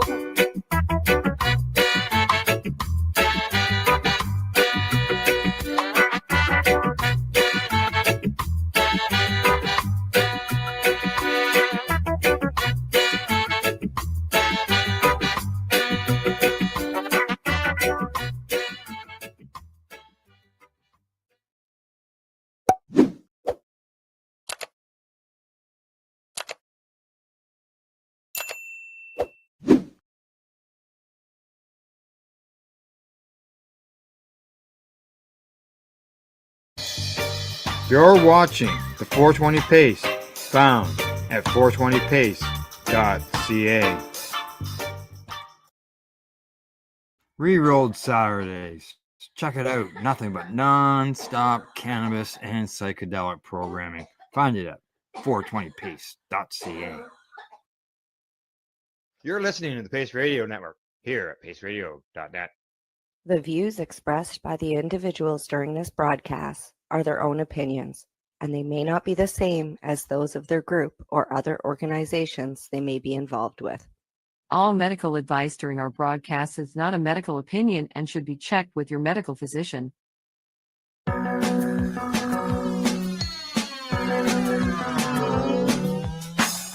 at all that money, yeah, the money that they spend. Take another look now and take some time for him. No cut trees or paper, cause it hurts the environment. Stop deforestation, yeah, it's time for hemp. Oh, an acre of hemp makes 20 barrels of oil. No need for pesticides to poison all our soil. People got no food, they got no clothes, they got no rest. Well, right now it's time for hemp. Whoa, it is. Whoa, mercy, time for a hip. And I want to thank you for tuning in. And I want to ask you to share this video with your friends and hit the like button if you wouldn't mind. And if you haven't already, subscribe to the channel. This is Time for Hemp. I am your host, Casper Leach. And on this program, we are focused on all the amazing things that this wonderful plant known as cannabis hemp can do, and how valuable it is to the whole world around us. Do make it a point to visit timeforhemp.news and check out our archives. One of the first things you'll see on our homepage is this groovy book that you should pick up at Amazon, and it's written by my joint host, Al Byrne. Hey, Al, happy Hemp Day. Yeah, Hemp Day and April Fool's Day. But let me assure the audience, we're not fooling around here. That's right. Yeah, this is serious crap that we deal every day, and this is one of those moments that you better pay attention, because we're old, the three of us that do this, Casper, Al, and Al, and we're old and we're ornery, and but we do know what the hell we're doing, you know. So yeah, so pay attention. And then go ahead. I want to remind people that anytime you happen to hear the word joint, like joint hosts on the big broadcast, We ask that you fire up your bowls, your vaporizers, your joints, and take time for hemp. I didn't mean to interrupt, Al, but I want to make sure people know that that is part of the program. And as part of the program, too, is sharing information about your amazing book. Why don't you let people know how to get a hold of it before you bring on our other joint host? Okay, 2 assignments. Yeah, I have a book. See it there? It's for country and cannabis. The country part is my service in the Navy for 24 years.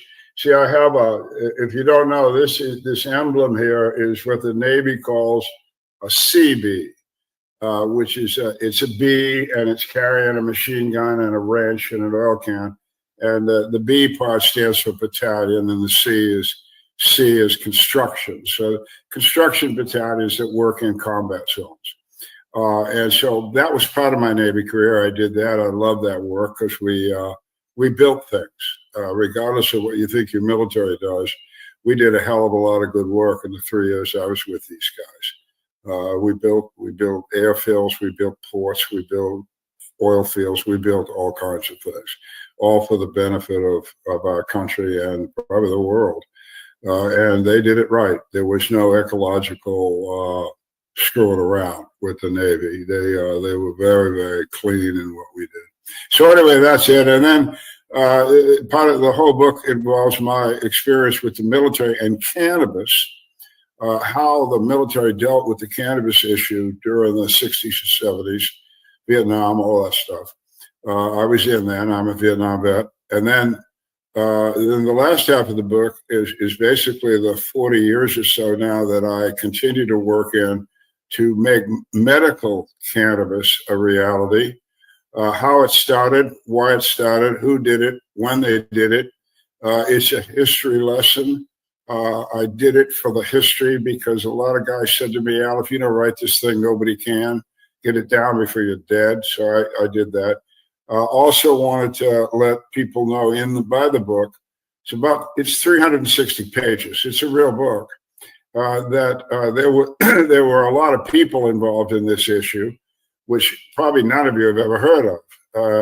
But if you're going to be a serious hempster, if you're going to do what our guest is going to recommend, you really should know the history of the issue, the people who did what, the people that stayed, that got in the way.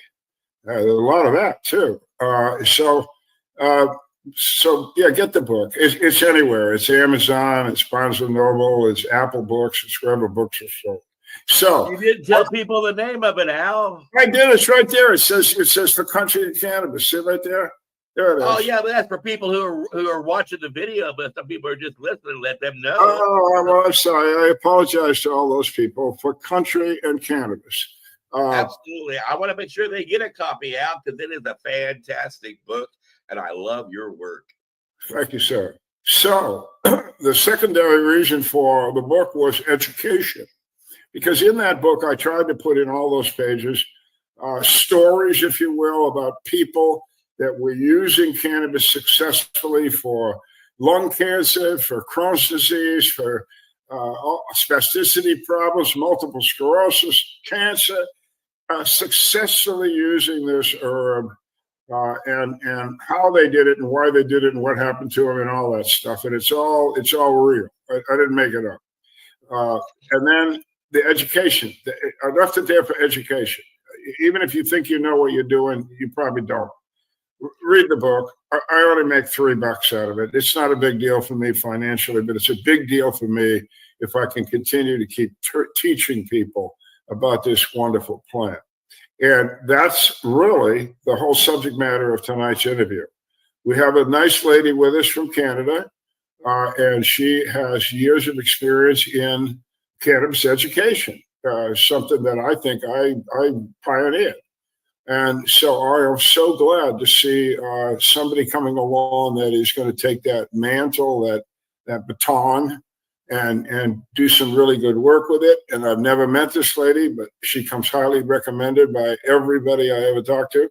So with that, I'm going to introduce our other Canadian. He's also a token Canadian. And being that Gasper and I are both in the U.S., And I'm going to let the Canadians introduce the Canadians. So, if you will, Al Graham, folks. G'day, guys. How you doing? Hello, and I want to remind people that Al Graham is also another what? Joint host. That's right. He's also- Exactly. He's I also got a don't smoke fantastic- joints in my house, but I do have some cannabis. You keep this up, half the audience won't live to go with us on this thing, guys. So slow down. Well, I'll tell you guys, just so you know, we're in Canada, but we are the last week we've been in Iceland for a while. For those who don't know, yeah, we went through an ice storm here, and there's been a lot of damage done, hydro lines down, trees down. Yeah, a lot of damage, and yeah. And also for those who don't know, Al Graham has a broadcasting network called Pace Radio Network. Why don't you tell them about Pace Radio, Al? Yeah, Pace Radio Network. We have psychedelic as well as cannabis educational programming. We have a show that's returning briefly. We will be returning back to full time, and we will be broadcasting almost 2 shows a day by the time we're done. Almost. Yeah. Wow. Yeah, all psychedelics, cannabis stuff. It's interviews, there's news, there's it's all educational, right? So And how do people find it? paceradio.net. People advocating cannabis education. That's what PACE stands for. And if you're Fantastic. educating people about cannabis, you are you're people advocating cannabis education, or a person, right? Well, I know you're lucky to have a huge government support system up in Canada of people who are eager to let the whole public know about how wonderful medical cannabis is. Am I right? Well, yeah. there's been hey, I'm happy that we have a program, and it's it's helped a lot of people, and especially children, because the children's dealing with seizures and stuff like that. They couldn't just walk into a recreational store. A parent can't do that, or a child can't do that. They need to have access to medical cannabis. Well, let's talk to the lady that will teach us all about why that should all happen. Yeah, exactly. Well, we'll bring in our guest, Shauna Dunbar. She's a certified medical cannabis educator. She's the founder and the executive director of Education Cannabis Education Inc. And she's also a hempcrete enthusiast. And I'm going to really enjoy this conversation, and I'm sure everybody here will as well. I'd like to say welcome to Time for Hemp, Shauna. Thank you, guys, so much for inviting me, for having me here. I'm honored to be amongst all this history. You guys have been educating in cannabis for a lot longer than I have. So It's been a hobby. Yeah.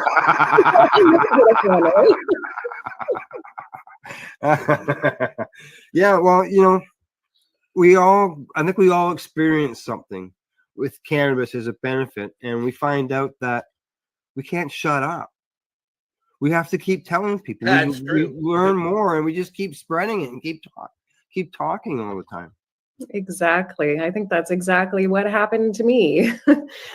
Well, when Jack Hare first told me about cannabis hemp, after you learn it, it's like somebody telling you the truth, and you just got to tell the whole world.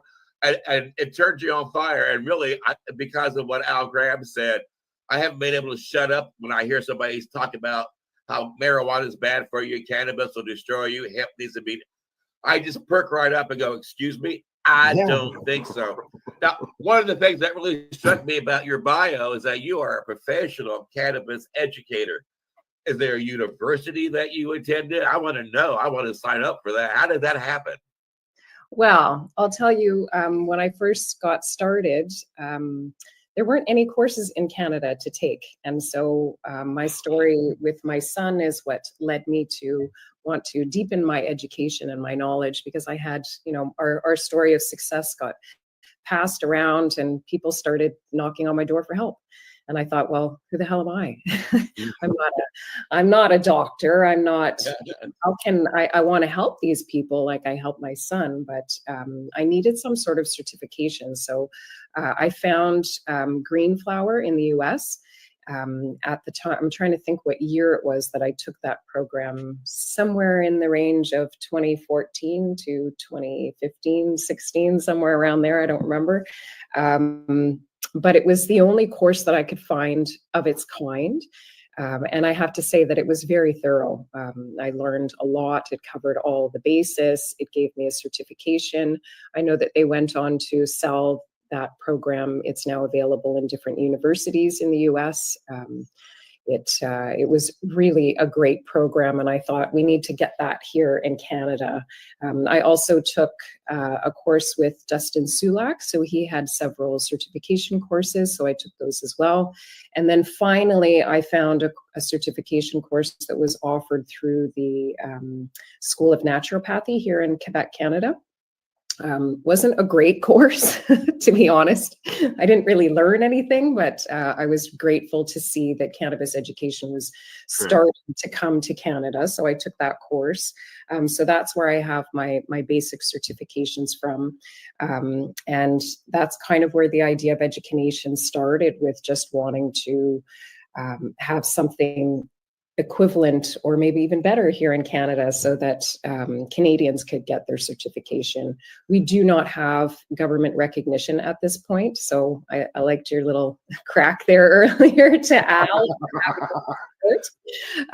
We certainly have our medical system that's been in place since 2001, and then recreational legalization came in 2018, which I think kind of muddied the waters for medical patients, to be honest. I think it's gotten worse rather than better, but at least those systems are in place.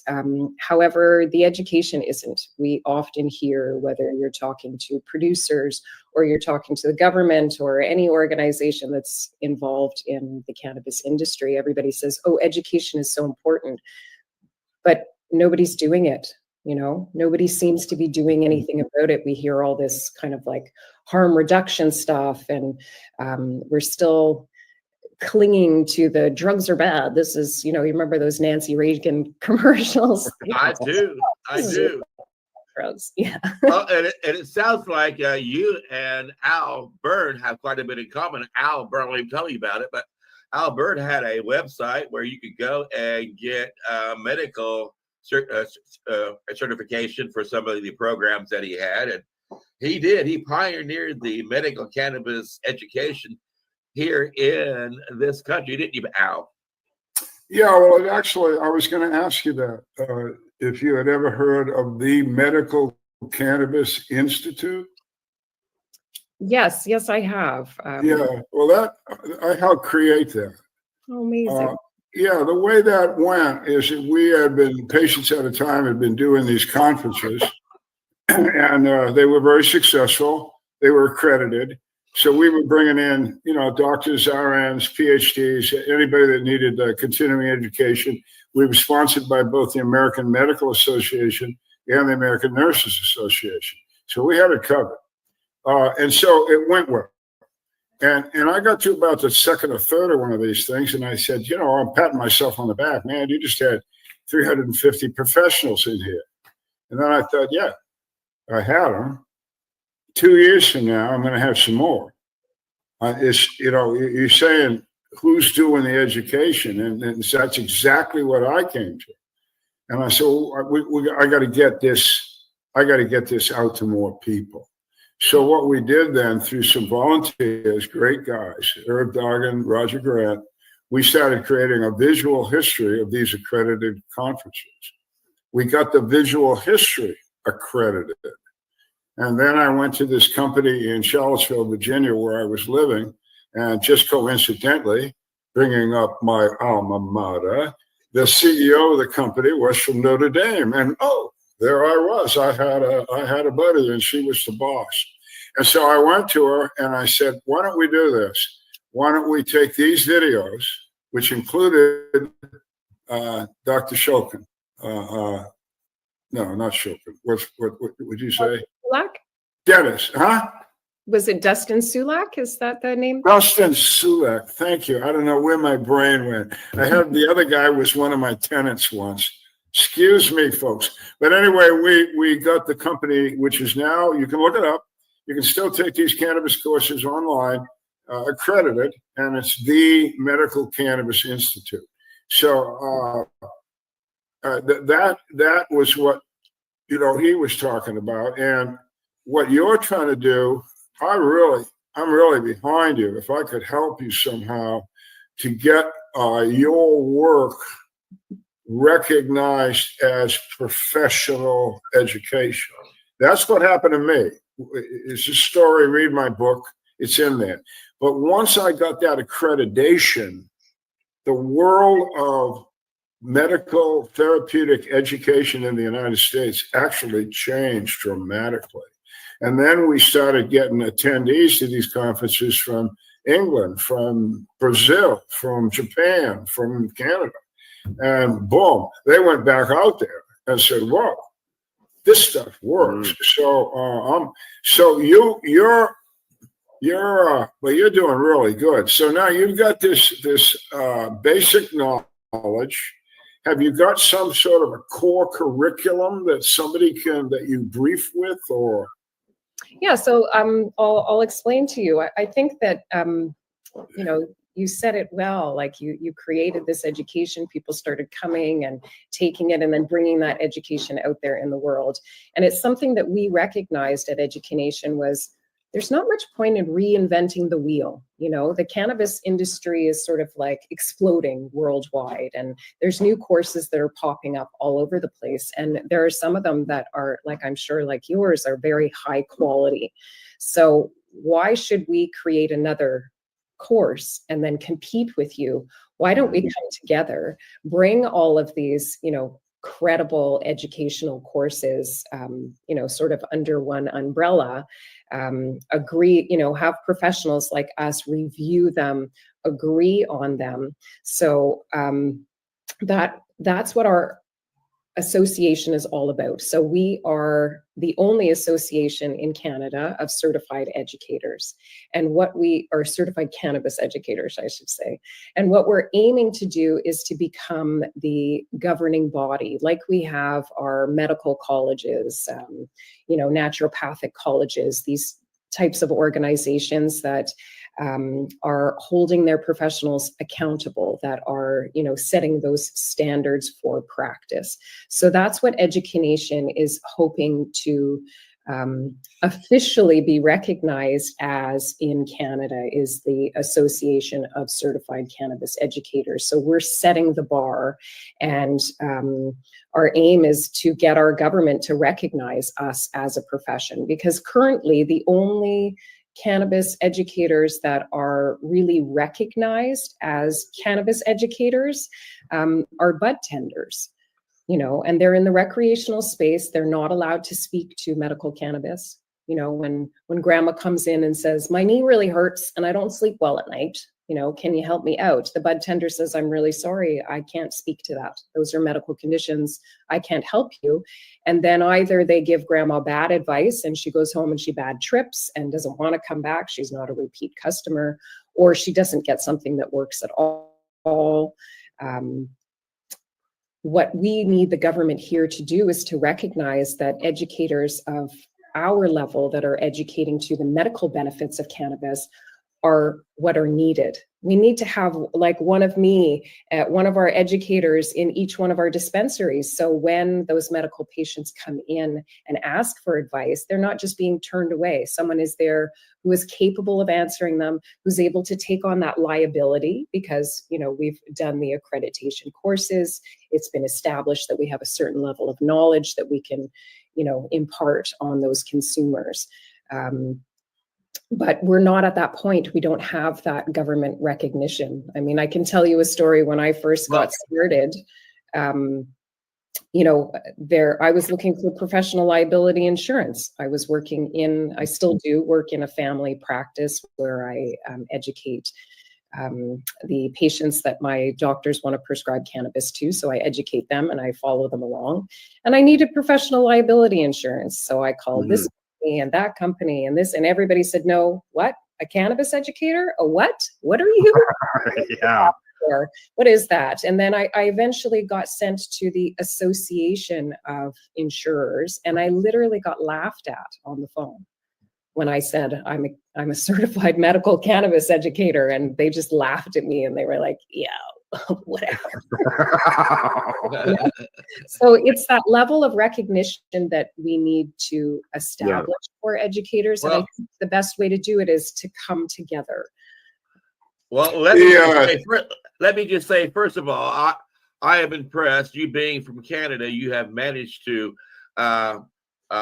harness and understand and manage the English language really well. So for you being a foreigner, I'm really impressed. But here in America, we say education, not education, and I know you people in Canada. So I'm just helping you up with your translation here. It's education. Education. Education, cannabis across our nation. So education. That's how. Is that like a website that people can go to? Education. Is that how you say it in Canada? Education.info is our website, and Yeah. we are just in the process. He thinks he's the only cool guy around with these slogans and stuff. No. A little history. In the United States, I started with the same problem that you've just discussed. Needed a way around it. Our government then and now still hostile, so they were not an option. You know, I just said, well. What happened at the time I was married to one? We got the RNs of the United States interested. And I'll tell you what, once they heard what we had to say about patients and the herb, it wasn't a hard sell. It really wasn't. Just so you understand, and so if you want to look at this approach in Canada, or maybe you already have, we'll talk about it, but I certainly would lean that way. Especially now, because you've got the American Nurses Association has twice put out a demand, if you will, that if you're a nurse in America, in the United States of America, and you have to be an expert in medical cannabis applications. You have to be. It's not, otherwise you can't be a nurse, for Christ's sake. Yeah. And then on top of that, just last fall, this would be 24, the American Nurses Association approved a RN specialty for exactly what you're talking about. So the protocols down here are there for you to use, and I can't imagine that the Canadian Nurses Association wouldn't pay attention to your. Well, go ahead. I think that I am personally seeing more nurses becoming interested in cannabis, learning how to prescribe it, learning how to guide their patients. We're also seeing a push for pharmacists to become educated in cannabis. And I'm a little nervous about that one, but I think one of our biggest issues is our medical colleges are still so much against cannabis. You know, they're like I see here in Quebec, there is such a push away from natural medicine. Right now, we have several naturopaths who are being taken to court by our medical college because they are practicing medicine without a license. I've worked with doctors who have taken their retirement because of the push from the medical college to, you're allowed to prescribe pharmaceuticals. That's your job. That's all you're supposed to be doing. Don't talk to your patients about health. So I think, you know, and what I hear echoed, you know, across from the other provinces is that it's a lot of the same thing. The medical colleges are, our medical colleges are per province, not Canadian wide. It's governed provincially, not federally. And there's a huge push over the last few years for I don't know, it's like this medical control, you know, people aren't allowed to make their own decisions. There's not a lot of support for any type of alternative therapy. It's allopathy only. I meet a lot of patients that have lost their doctors because they're trying to advocate for themselves to consume cannabis, and the doctors just say like, well, I don't know anything about it, or I don't believe in it, or I don't have time for this. That's another issue that we deal with is you know, our professionals in the medical industry they've got 5 to 15 minutes with a patient. That is nowhere near enough time to explain what is the cannabis plant, how, you know, you have an endocannabinoid system, how does the plant interact with that, where are you going to purchase your stuff, how are you going to pay for it, all of these things are just sort of out of the scope of our regular practitioners' capacity. That's why I work in the position that I do in the family practice that I do, because my doctors are just like, you know more than us, you work with our patients, you guide us, you guide them, everything will be okay, because they just don't have the time for it, you know.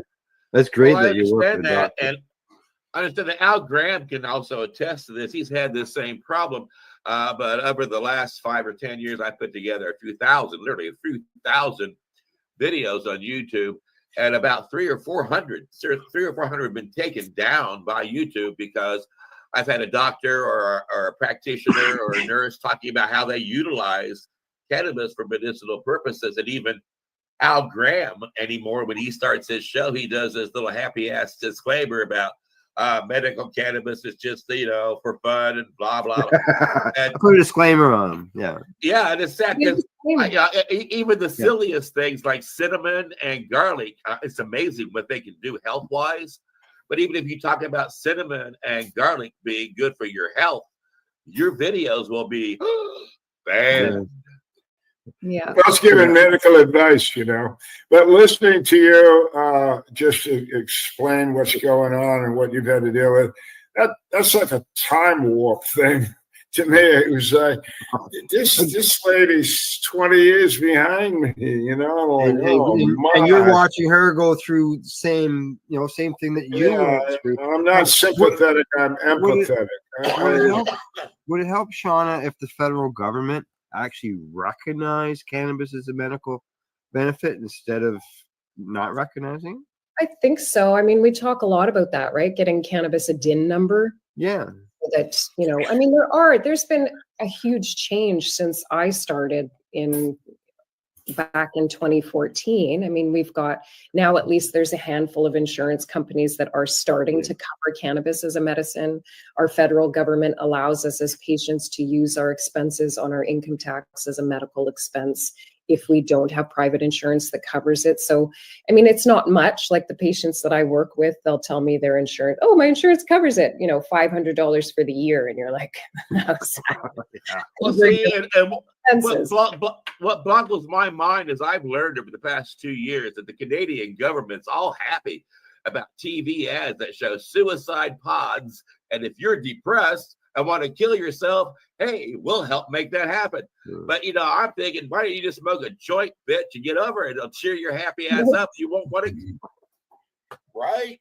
Yeah, it's true. You know, I won't even share the most recent personal story that I have on that, but medical assistance in dying has become like the new antidepressant or something, you know. It's being offered to patients, I think, completely unethically. And in often cases, it's just because their quality of life has gone down and, you know, the pharmaceuticals don't work. And if you smoked a joint, you wouldn't want to kill yourself. Yeah, instead of just saying, okay, well, look, we've exhausted everything that we've got to offer you to help you. Why don't you go over this route? Maybe you should try cannabis, or maybe you should go try light therapy or natural or psychedelics.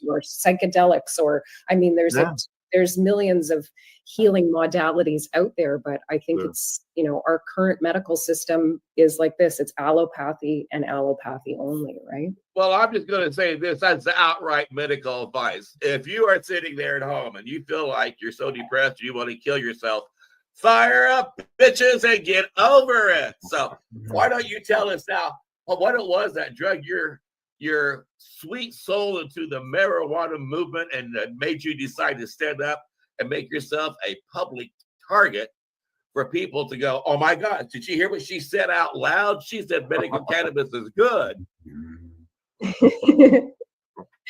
Well, my story starts with my son. I mean, I can say that I've been consuming cannabis for 37 years. I started when I was 12. I smoked my first hash joint. That's all we had access to in Quebec back then. But I didn't really know about the medical benefits of cannabis, other than, you know, maybe I heard that it was good for glaucoma, and I might have used that as an excuse for my consumption at some point as a teenager.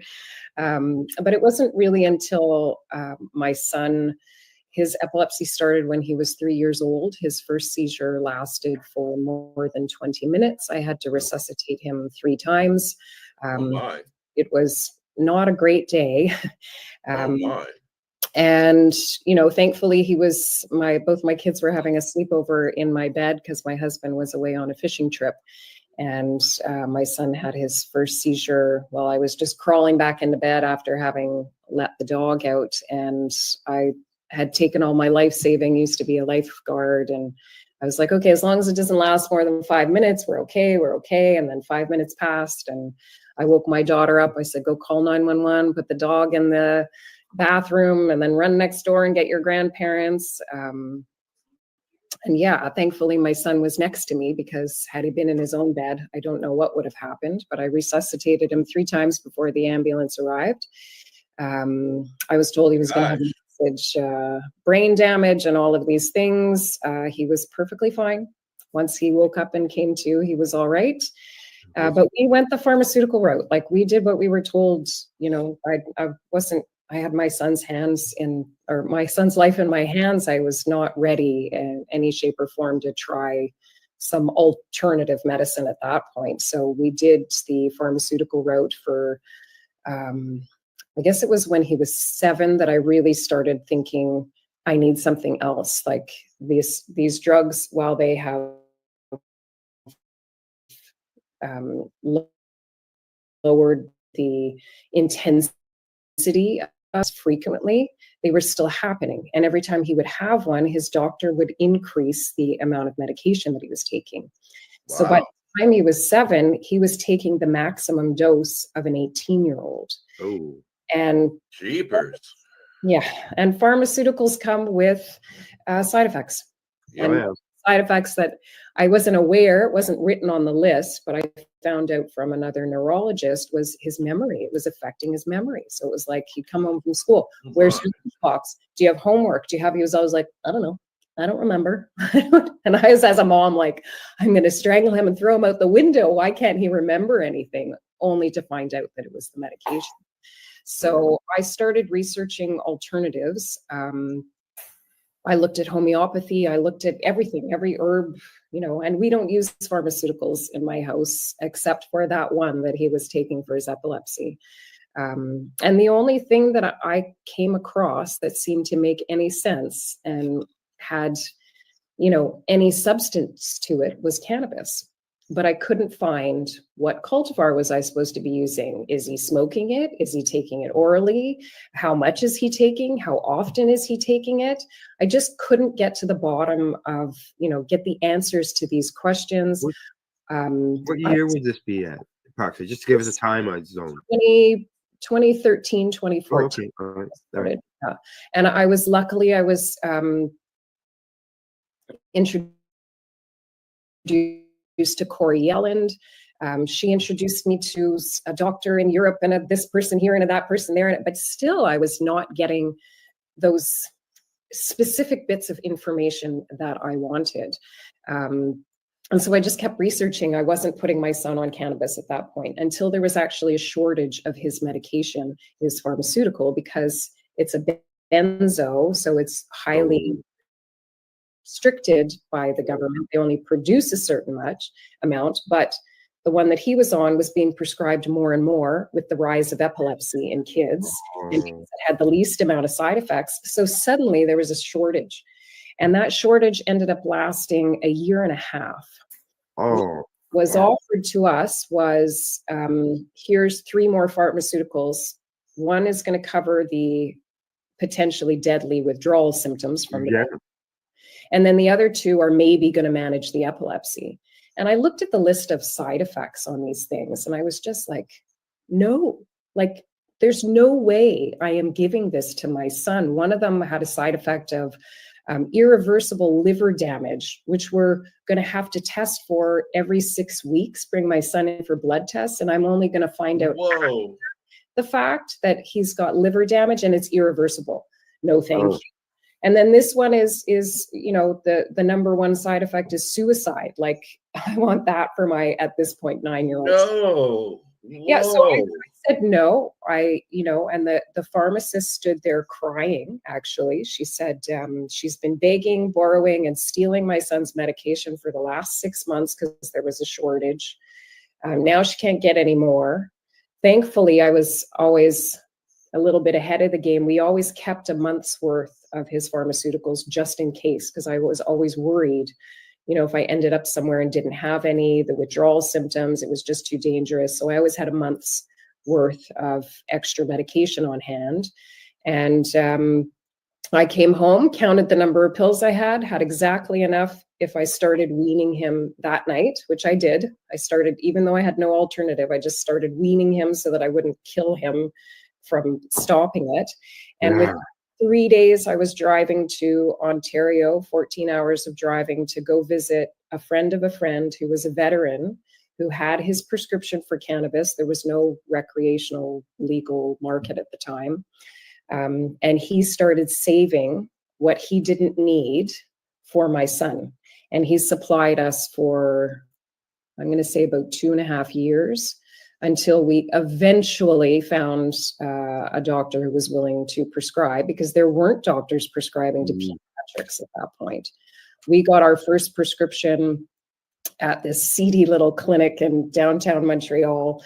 I went with my 9-year-old son in tote, and we get there and there's a lineup of gang members, all have the same, you know, sleeve of tattoos, all have the same broken arm. They all had I think their left arms were all broken. They all walked out with a 30 gram a day script. We walked out with a 20 gram a day script. No paperwork, no guidance of what to use. The doctor had said, you know, in the little closet on the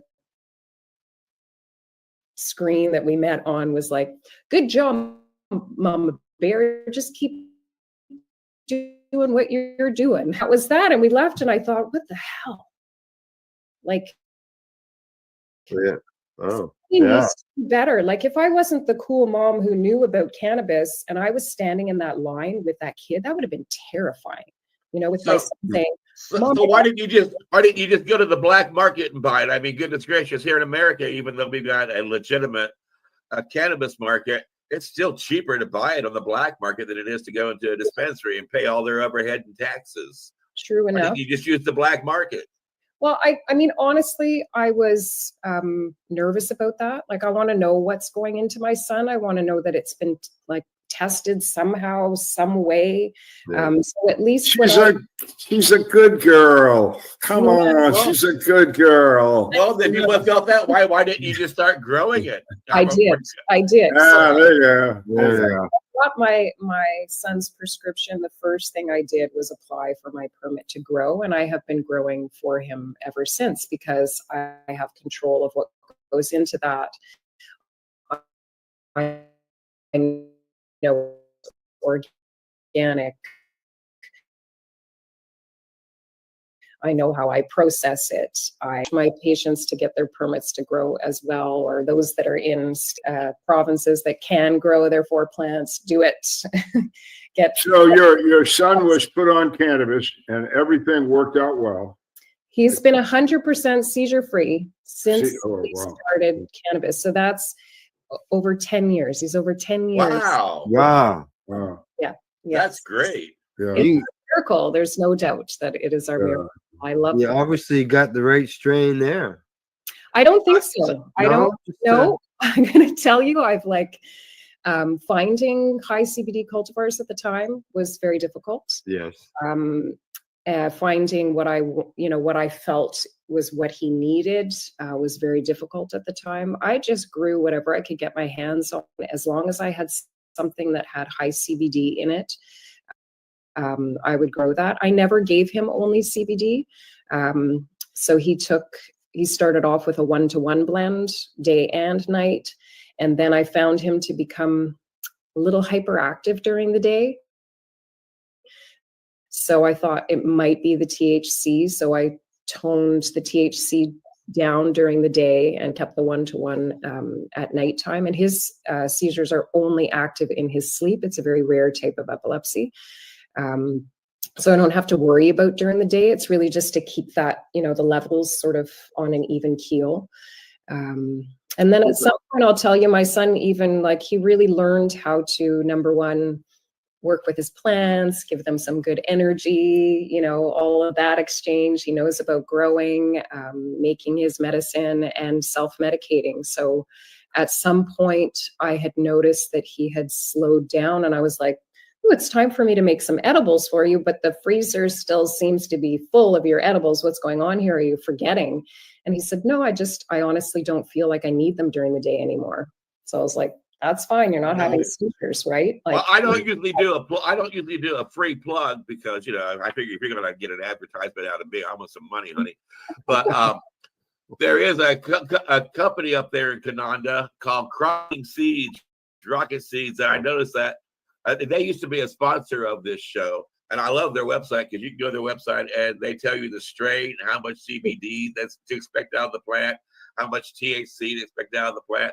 So if people are looking for that type of information or are concerned about that type of quality control over their plant, I would recommend that they do check out Crop King Seeds.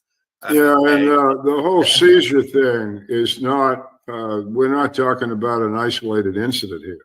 No. Cannabis historically has been, for centuries, used as an antispasmodic. That word was actually used back in, I did some history back there, and back even in the 600 AD, antispasmodic. So this is not new knowledge, and what Shauna is saying, it's the same thing here in the U.S. I mean, think about what I said a few moments ago, or a half an hour ago, whatever the hell it was. I said I got sponsored by the ANA, the American Nurses Association, and the American Medical Association to put on these conferences and accredit their MDs and RNs that this was real education. It was done correctly by the right people, and we I mean, there's a lot of stuff to go through to get accredited. Anyway, that the nurses, as I told you, have spoken up very publicly and even said, as I said, you got to be a nurse in America. You got to know what this stuff's all about and how to use it. The American Medical Association has still never said anything about medical cannabis. Now, I mean, I'm going back to 2000 when I started this stuff. 2000, a long time ago. And so they gave me permission to teach this under their authority. They gave me the authority, and we did it again and again and again and again.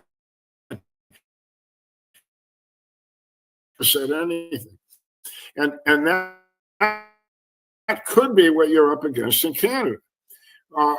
In my book, you guys read this book, because one of the things we ran into get-go, back where you are right now in Canada, was that we could walk up to a prominent physician or head nurse or something and say, "Do you agree with us? How about make it public? How about wait a minute. No, I think so." Again, in the book, we had that same problem, and how we overcame it, I say again, was nurses. We went to the Virginia Nurses Association and made our case, and that organization, 7 women sitting in a room, board of directors, said, "Yes, we agree with you completely, that if you're a nurse in Virginia, you know how to use this stuff as a medicine." And from there, it exploded in the nursing world. exploded. So again, if you can get some already up and running medical organizations, some sort of therapeutic anything, and get them educated first is, I guess, what I'm saying. Don't waste your time on politicians. To me, that's just BS. Help anybody that's in the public, certainly. Give them all the information. But concentrate on medical professionals that are going to be sympathetic to your goal. The other thing that I did in the past, and you can do in Canada very easily because they've already got a way in there, is the veterans. You were taken care of by a veteran. That's what veterans do. They take care of people they like. But the veterans in Canada, as I understand it, get their medicine, their cannabis medicine, from the Canadian government. Not only do they get it from the Canadian government, they get it delivered to their home by FedEx or UPS or somebody. So the issue of cannabis in Canada has already been resolved, from my point of view, with the veterans. They want, the veterans are going to tell you this. You heard it here first. A veteran considers nurses, firefighters, and police their brothers and sisters. Whether they say it out loud or not, they mean it. So if you start saying, well, wait a minute, how come these guys are the veterans? I think you should have this stuff. Thank you very much for giving it to them. What about the cops? What about the firefighters? What about these nurses? They get all stressed out. How about them? What's wrong with you people? We use that very, very successfully. And throw out ideas and show you that you're going in territory that's already been looked at. We did find solutions. Everything's got to be, but you need help. And I again say some sort of cannabis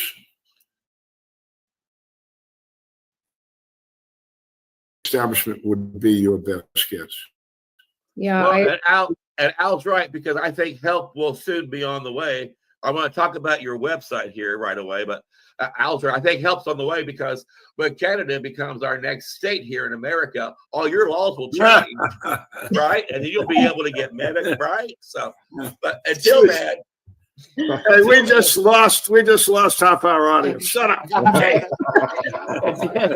Until then, when we come to your website, what benefits do your website offer to people who are trying to deal with this? Well, currently our website doesn't offer a whole lot other than some links out, but I will tell you that in the next few weeks, I have been working behind the scenes at revamping our website. And one of the things I'm really excited about is we have a page, or it will be published soon, the page with our educational resources. So we have free educational resources that are available on IMD Health, which is here in Canada. It's known as CloudMD in the US, though they are under a name change right now.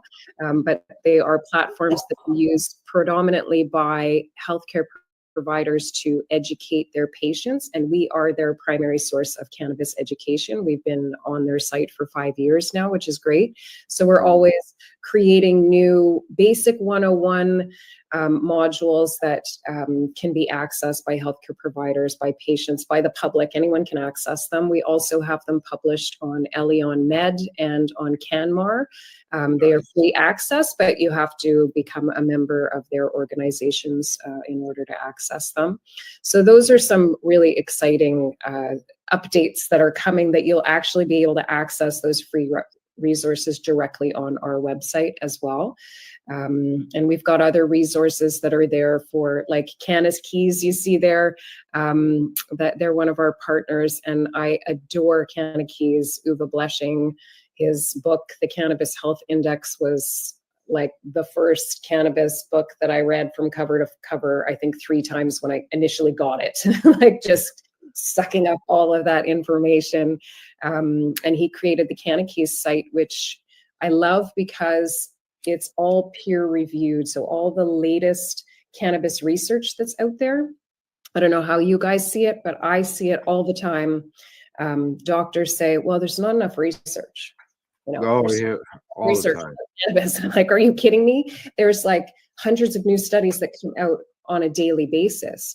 And Cannakeys reviews those studies, gives you a little synopsis on them, breaks it down by chemotype, by terpene, by cannabinoid, all of that. So for educators like myself that are working with patients, I want to be up to date on, the latest research that is out there. That's a fantastic tool for that. And we're gonna have some other books and stuff. Maybe Al, we can help promote your book as well on our site. We would love to do that. So we'll keep in touch about that. But yeah, hopefully our new update that's coming soon will make all of these resources more available. We also have our memberships that we are transitioning onto our website platform. So we have our leadership membership, which is really for certified educators, cannabis educators. So they've gotten their certification elsewhere and they come to us for continued learning and business support. And then we have our community membership, which is designed for patients, caregivers, the Canna Curious, anybody who wants to learn about cannabis, wants to be a part of a supportive community can join our community membership. And we will be launching our professional membership within the next year. We hope. We've been beta testing for a couple of years. So that's where we really want to see our leadership members, those who are certified, help them, get them out there educating, get them recognized as professionals.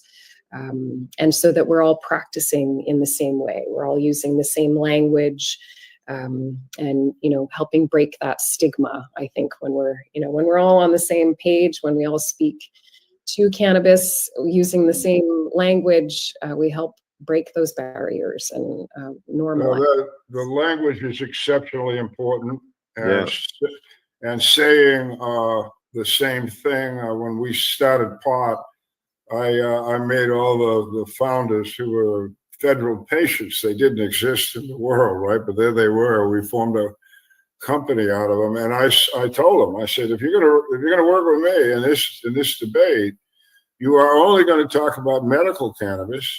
Excuse me, Casper. You're not going to talk about hemp. You're not going to talk about legalization, and that's it. So I applaud what your policy is there of staying with the subject. However, that leads me to my question. Exactly what is the cannabis subjects? I have an S on that you discuss. Is it growing plants? Is it how to use them? Is it how to eat them? Can you give me a little more on that? All of it. Oh, good. Great answer. Great answer. Yeah. So we feel that, everybody should first of all know what the plant is, like learn a little bit of botany, know about the history of cannabis. Where does it come from? I mean, it has such a rich history. It's been the subject of so much controversy in so many different ways throughout the world. People need to know about that. I think that also, to me, when I'm teaching history, is a huge piece because it helps destigmatize. When people understand, wait, what a second, in Canada, it only became illegal in 1923? Yeah. Guess what? Everybody had it growing in their backyard before there. It was a part of everybody's simple cabinet with herbs. You had cannabis in there. It was the third most popular ingredient in medicine worldwide. These are things that help break stigma when we start teaching about those things. And then, wow, we have these endocannabinoid systems. That's like such an aha moment for people when they can understand that it's a plant that actually interacts with their body system that is responsible for homeostasis. That's a big thing. That's a big stigma breaker. What are all those different molecules that are in it? Why do they interact with us? How do they interact with us? I don't know. There's so many different things about cannabis. It's such a big, huge thing, but if you learn about if you check out our modules on IMD Health, I'll send you guys a link. You'll see that it's all basic 101 stuff covering like, okay, what are cannabinoids? What are terpenes? all the basics that people really should know. It should be common sense. I think that we need to get to a place where when you go into elementary school and you start learning biology and you start learning about your body's systems, we should be teaching our kids about their endocannabinoid systems, right? I agree. Let me tell you a story on that one. So my grandson's up in New Hampshire. He plays hockey. He's a hockey player on a college team, and he's got a girlfriend. It's not a romance story. It's not a love story.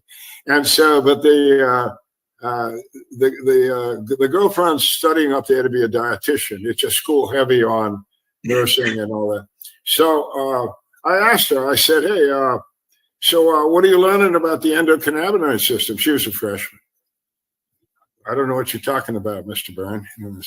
I thought so.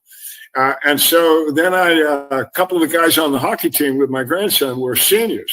The goalie was a senior. Another guy was a senior, and they were in pre-med or something. And I asked them. They're graduated now. Never heard of that, sir. I don't know what you're talking about. So I just want to emphasize what was said here. This endocannabinoid system is basic to life. Your life, your daughter's life, your dog's life, your chicken's life, the whale in the ocean, the American eagle, all those venomous snakes you don't like, all this stuff, with the exception, everything on Earth, think about it this way, whoever you're thinking, everything on Earth has an endocannabinoid system, except insects. And who the hell wants to be an insect? So you've got this wonderful system that is vital to every living creature on Earth. Everything you've ever eaten in your life had an endocannabinoid system, that you are, So, and that includes you, and like I said, everything. So if you don't know anything else, and so then I go back to the college, right? So I find this out.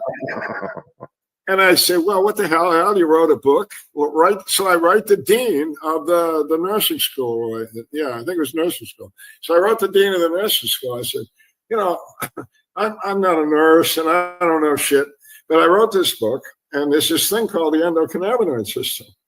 And I really can't imagine how you put nurses out.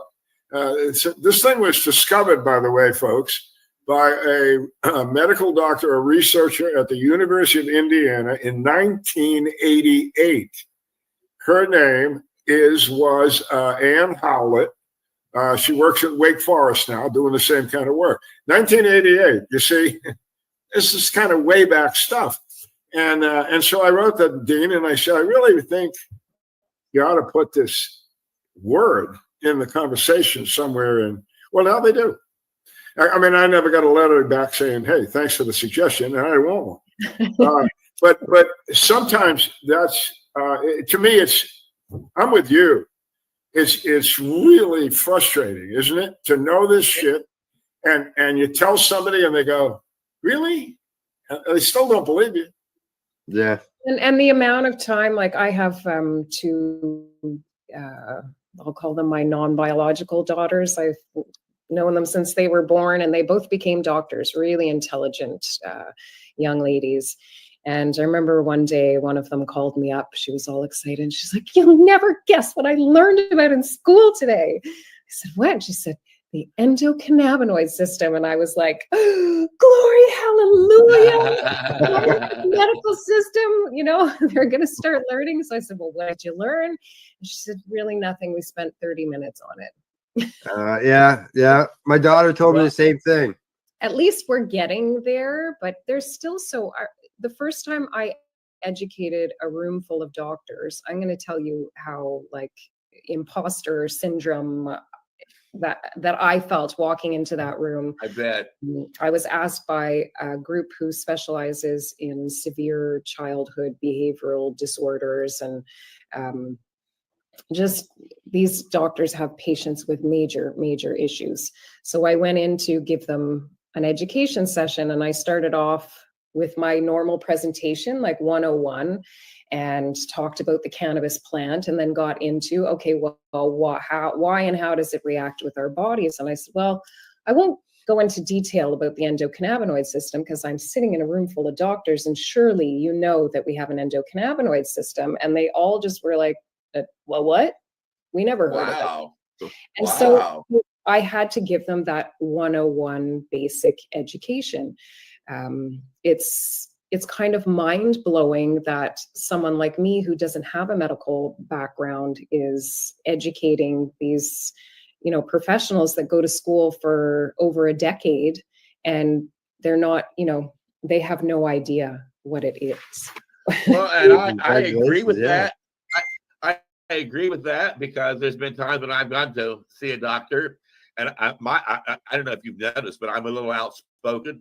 So when I ask the doctor if he's aware of medical cannabis, but he tries to give me some kind of prescription, and they say no, my first response right after that is, well, if you don't know about medical cannabis, then you're not intelligent enough to be my practitioner, and I got to go find somebody else who can take care of me because you're a dumbass. Well, to get to Sean's point, which again I have great empathy with, we're going to interview a Dr. David Allen here in a week or two. And David first contacted me. I think it was in about the time you stopped in here. But I think it was around 2010 or 2012. We were having a conference in Arizona. He called me up. I never heard of the guy before in my life. And he said, you got this conference, and I got some data here. You just got to let me present. What? Here's what he said, and here's what he presented. I said, sure, come on in. We need to know this. This was, I guess it was 2012. Okay, this is 2025, so not long ago. He says he had taken upon himself. He was a professor at some medical school. So he got his seniors or his grad students or something to call every single medical school in the United States. I believe at the time there were 157 of them. And he asked them, he had them ask whoever answered the phone, whoever they got to, if they had courses for doctors on medical cannabis use, therapeutic use, or the endocannabinoid system. The answer was no. There was not one single medical school in the United States in, I'm going to say again, 2012, that had a course in either one of those subject matters. Now, in 2025, there's about half and half. The nursing community is much far advanced. They're more in the 80-something. If you go to nursing school here, you're going to hear this stuff. Don't give up on pharmacy. The pharmacy schools in the United States, the University of Vermont's pharmacy school was the second school in the country for those kind of professionals, the doctors, nurses, to put in a course. So they're into it. They understand how they need to know, and they're needing to know. But again, to just emphasize Sean's point, the educational level is thorough, and what Casper just said, if you're here in 2025 and you don't know anything about cannabis, what the hell's wrong with you? You know, aren't you paying attention? How many people, you know, and prohibitionist though. Well, you know, Right now. Anyway, Lashana, tell us more stories. Tell us again. Actually, we've hit the 1 hour mark, and it's time to roll it out so we don't lose our audience before we lose ourselves. I've got something that we haven't covered yet that I mentioned All in the intro. right. And not only I mentioned that Shauna is an educator and all that stuff in the cannabis end, but I also mentioned she was a hemp enthusiast, and she works with her house. Tell us about your house. Yeah, so I love cannabis so much that I decided to build my house out of it. Is what it comes from. So yeah, a few years ago, there was during the pandemic, there was a big surge of our population exploded by 25% in the first 2 weeks of lockdown. And so things started to get a little tight in my tiny little town, and my husband and I decided that we needed to find our little piece of peaceful pie. So we moved we We only moved last year, but we bought our property in 2020. We bought a nice little 11 acres, and I started researching because I felt that here we had an opportunity. We were building from scratch. So I have the opportunity to make some well-informed decisions for my family's health and for the sustainability of my buildings. And so I mean, I researched like all sorts of natural buildings, straw bale, round earth, cob, this, that, the other thing. But when I came across hempcrete, I was like, wouldn't that be cool if I could build my house out of cannabis? And the more I researched it, the more I realized that it was really the best option. You know, it's fireproof. My walls filter my air. You know, it's pretty much bug and rodent proof. It manages moisture, so I don't need vapor barriers. I don't need an air exchanger. It's just a really awesome product. And because of the lime component and the fact that, you know, the hemp hurd itself continues to sequester and draw in carbon, the lime actually recarbonizes over years. And so my walls become stronger as they age. So I'm not leaving a house that's going to crumble to my kids. You know, if you look at the way the average house is built to code right now in Canada, it has a 40-year lifespan before it starts to fall apart. And I can guarantee you the first issue you're going to have is a moisture issue. So, but my house in 200 years from now is going to be stronger than it is now, and it manages moisture. It's not, you know, trying to keep it out. So, yeah, we're still working on it. I still have a lot of work to do. It looks pretty in the background, but did you find it affordable? Yeah, comparatively speaking, material wise, it's like any other, it's an insulation, right? It's not used really. So, you know, financially speaking, as far as materials go, the drawback is the labor. So there are companies that are making hemp blocks. That's really interesting for people because you can build a house very quickly. The way we build is cast on site. So our studs are buried in the middle of the wall. And then I put my formwork on either side with spacers, and I load my hemp in. I tamp it down. I can send you a little video of it, and you go like round and round the house. You move the formwork up as you go. It's very, very labor intensive. So if you're paying somebody else to build your house, you might, in the long run, it might be slightly more expensive to go with hempcrete. But my husband and I built ourselves. So we had, I had a few laborers. I had my kids' friends that came and helped on the hempcrete.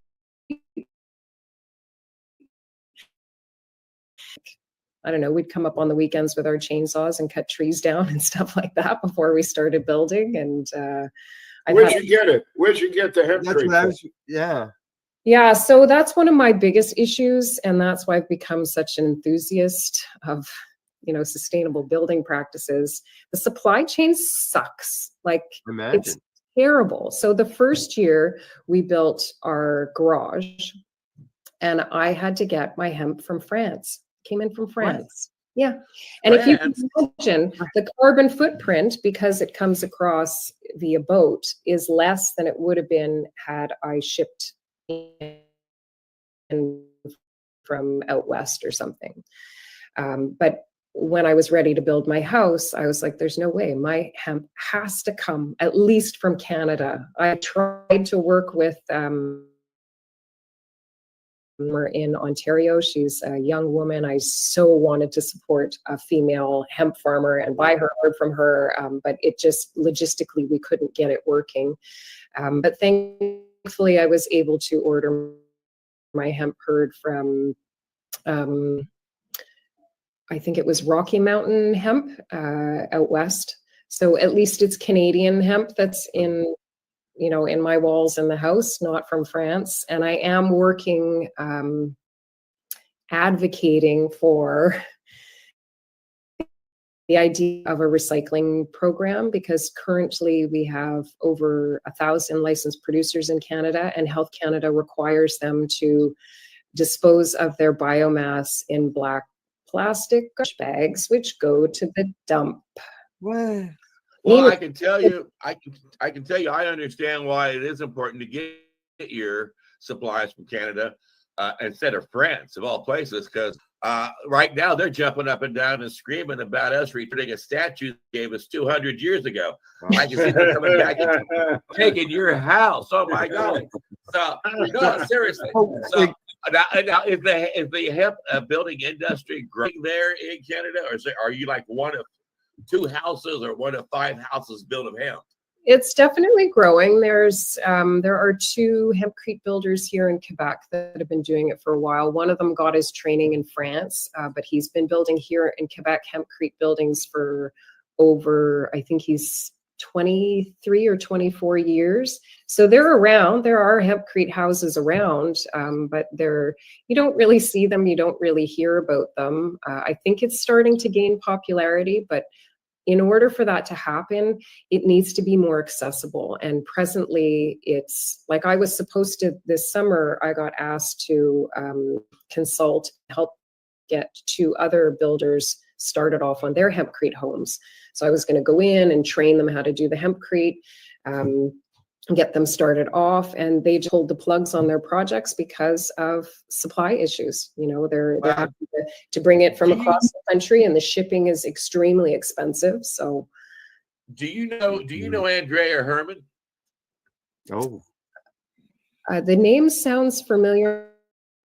I'm terrible. Oh, jeepers, you should, because she's a pioneer in the hemp community, the cannabis community. She helped pioneer hemp building industry there in your soon to be state, and she helped to establish a couple of companies as well that pioneered building homes out of hemp. Is she not in the Midwest? I think she comes into Manitoba. And from what I can remember, like 2015 or so, when she had a show on Time for Hemp, did she not? Yes, she did. That's how I learned about it. She's a bright mind, a very caring individual, got a charming personality, a great sense of humor. If you get a chance to interact with her, she's very knowledgeable and it'll probably be a real benefit to your community. Yeah, I will reach out for sure. Thank you for mentioning her. It's, again, I truly believe that we need to come together in order to improve whatever, whether it's cannabis education or supply chain issues with, hemp materials. Coming together is our best way to overcome those. And I agree with it. When you do reach out, tell her I said HIGH, bitches. We got to wrap it up now so we don't lose our audience. We want them to tune in every week to know how important it is to take time for him. Let's do a round robin of hello and goodbye. Thank you so much for having me. It's been an honor to meet you guys, and I will be tuning in for sure. Tell them your website. Tell them On your my website. Education at Spell it, because you all talk funny up there in Canada. We don't know your language. EDUCANNATION.info. Do that again, because we Americans, we have problems with the foreign language. Go ahead. Education.info. EDUCANNATION.info. And it has been charming to have you as a guest today. I really enjoyed making a new friend with you. And I hope we get a chance to meet face to face and you come back as a guest sometime soon. I've fallen in love with you and your work, seriously. Anytime. Thank you so much. I really absolutely. And Al Graham, why don't you let the whole world know about Pace Radio Network? Yep. People advocating cannabis education, paceradio.net. As I mentioned earlier, we touch on cannabis as well as psychedelic programming. So check us out. We're on YouTube, Facebook, social medias, right? And Al Byrne, one more time about that groovy little book that you put out. Oh, you're on mute. Al Bird, you're on mute. That's all right. I'm told the girls just tune in just to look at me anyway. They don't really dig my voice. But yeah, for country and cannabis. Also, another website for veterans out there. You might look up Veterans for Medical Cannabis Access. Sort of explains a little bit about the plight of veterans in the United States with cannabis.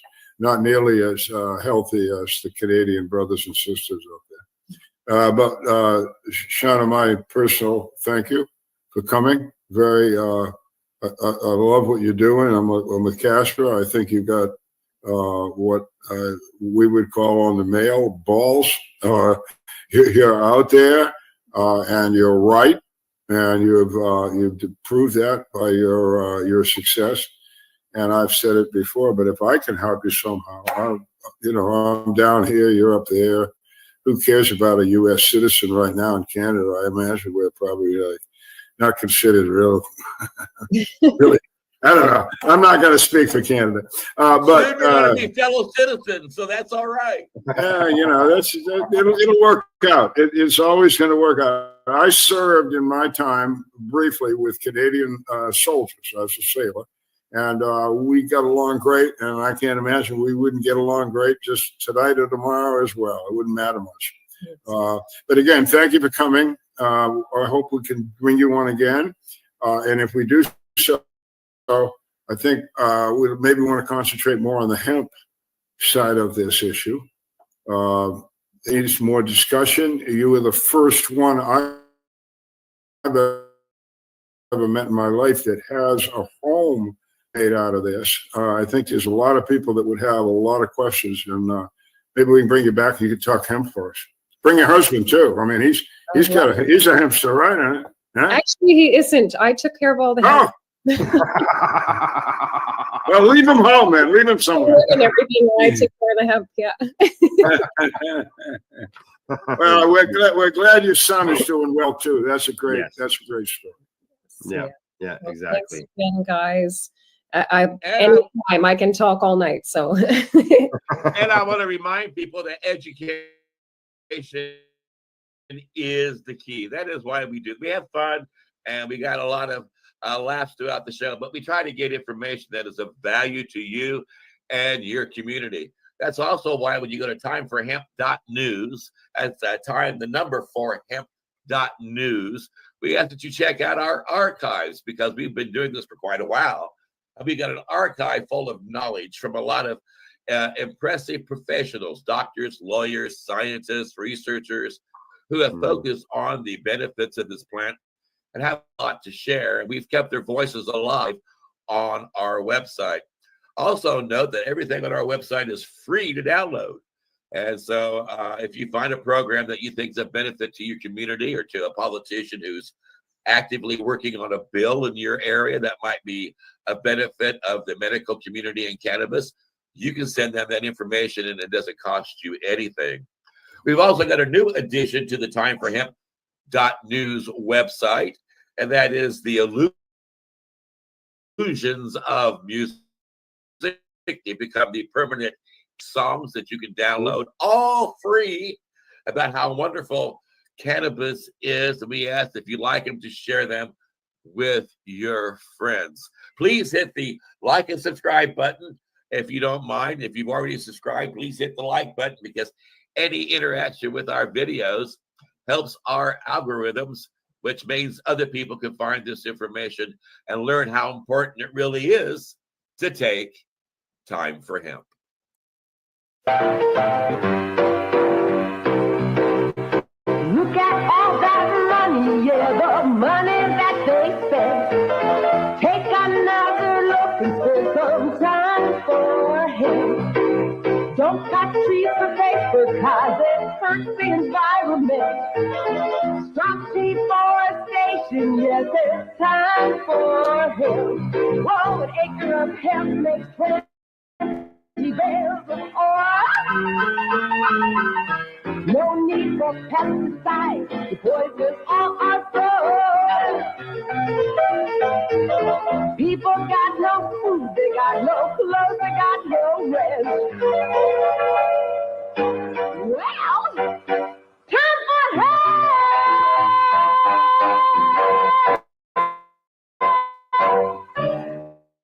Yeah.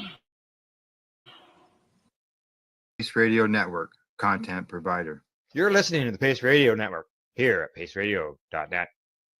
The opinions of the individuals during this broadcast are their own and may not be the opinions of their group or other organizations they may be involved with. All medical advice during our broadcast is not a medical opinion and should be checked with your medical physician. Enjoy the buzz of legalization with Campbellford Lifestyle Shop. From lights to plant nutrients, books, consumption accessories, and more, we've got all your basics to grow or consume cannabis. Visit our info center or take a look at our piercing services and body jewelry, now available in-store through Campbellford Lifestyle Shop, 17 Bridge Street West, Campbellford. Limestone City Hydroponics is Kingston, Ontario's hydroponic shop. Take your growing to the next level and create the optimal environment with a tent kit or maximize your yield with an ebb and flow flood table kit. Either way, Limestone City Hydroponics has more sizes and options to fit your needs. Are you looking for the power of the sun that adapts to your budget? Then look no further, as they have professional grow lighting. They have indoor grow systems that are easy and cost effective with many options to fit your living space and lifestyle. Cultivate your growing potential. We have everything you need to succeed. And if you can't make it to the store, they offer local delivery to the greater Kingston area. Remember, when you're looking for experts to help you grow, then look no further than the locally owned Limestone City Hydroponics, 105 Sunderland Drive in Kingston, Ontario. Call them at 613-548-0420. We are people advocating cannabis education here at paceradio.net.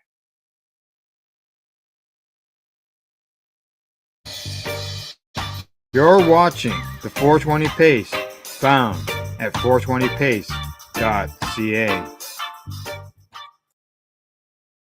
Nations they may be involved with. All medical advice during our broadcast is not a medical opinion and should be checked with your medical physician.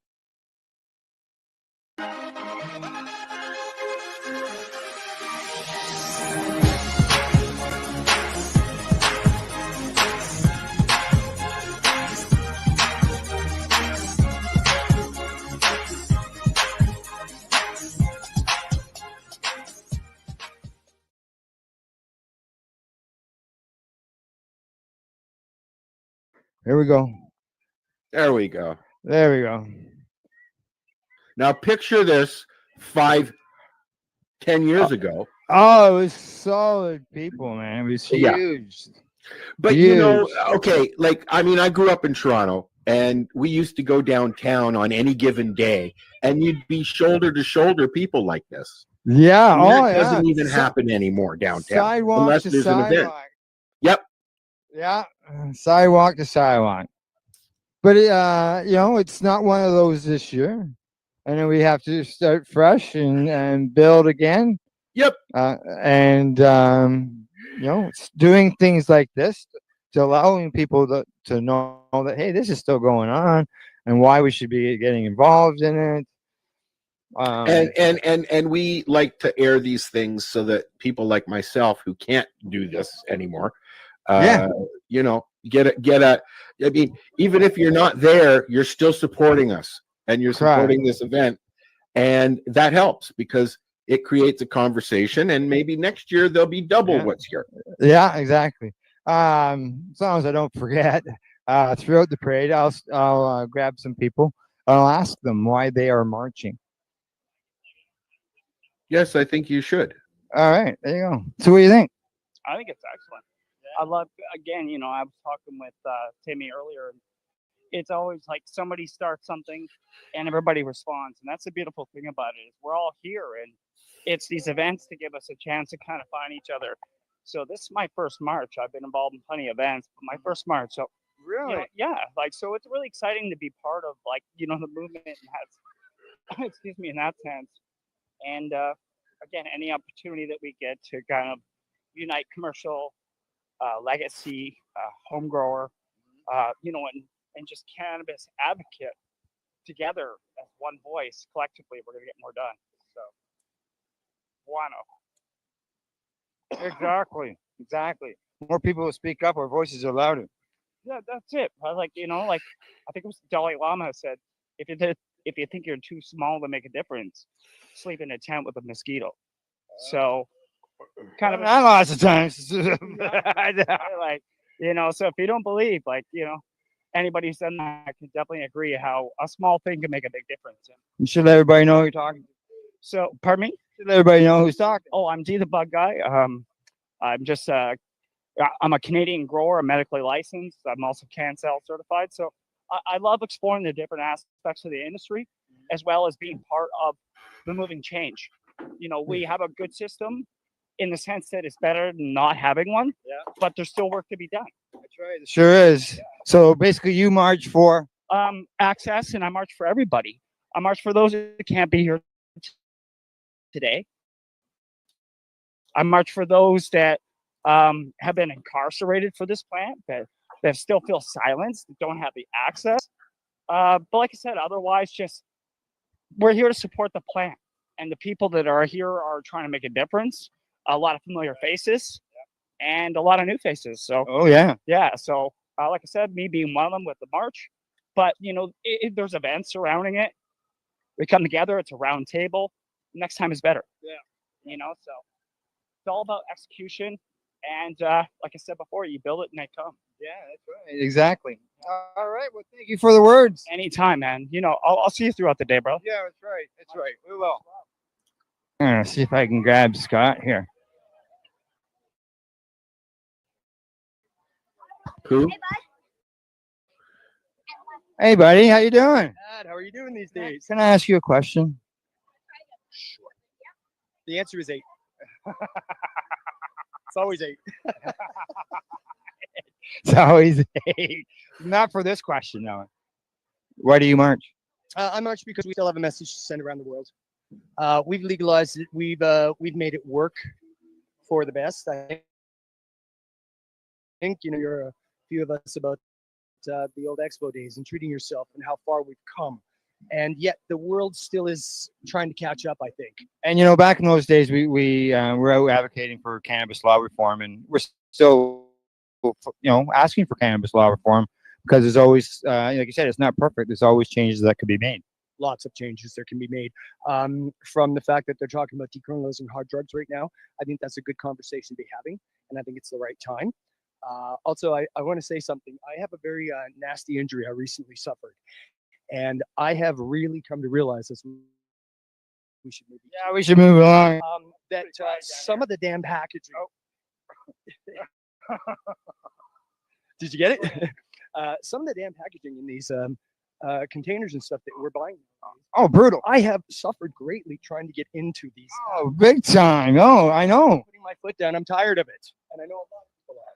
Yeah, like I anything that I've had to open, majority of the time I've had to use scissors in order to get into them. It's very difficult to do right now. So, and I'm not complaining, not at all. I'm not saying that. Yeah. I'm saying that this is a simple injury in a lot of people's lives to what they've suffered. And if I'm having that much difficulty trying to get into my medicine, I can't imagine what it must be for a lot of people. Oh yeah, especially so many people go to the stores for medicinal purposes, and I think that's I'm going to say too, because there's been a lot of increase in the older category of people going in, right? So they're having to deal with these packages. And yes, from seniors to disabled people, even the people that are new to it, they're befuddled by some of these packagings, and I just look at them and just have to roll my eyes and go, yeah. Organization. Yeah, correct. Well, we caught up to the parade again there, Al. All right, Scott. Thanks. We'll be talking, man. I will look forward to it. That's right. Bye. How are you? Can I get you? Can I ask you a question, just so you know? I'm Al. Here's my producer, and we're live on 420radio.ca and paceradio.net. So basically, my basic question is pretty simple. Why do you march? I've been doing it for years, and we still need to recognize it globally. So I march. There you go. Exactly. I want to travel and be able to smoke weed in other countries. Exactly. Good answer. Thank you. Right. So we need lounges. We need lounges where they can host events. Yes, we do. We're missing so many of them now. It's really sad. So why do you march, Ashley? Oh, because this needs to be legal everywhere, and we need to change the face of legality too. We definitely need lounges. Exactly. We used to have a lot of them in Toronto. Not Yeah. necessarily. Now there's Exactly. like 4. We'll get there. You know, as I said to people earlier, when cannabis was illegal, we were marching for cannabis law reform, and we're still doing that today. To this day, 100%. We still need to up all of our legal limits to allow for medical patients to actually get some form of relief. Why should someone get arrested with 32 grams or a ticket for 32 grams when you can go places and buy substances with greater quantity? Right? Yeah. Ridiculous. Absolutely ridiculous. All right. Thanks, Ashley. No problem. Thank you. Website. SofaKingGoodBakery.com. Okay. Thank you.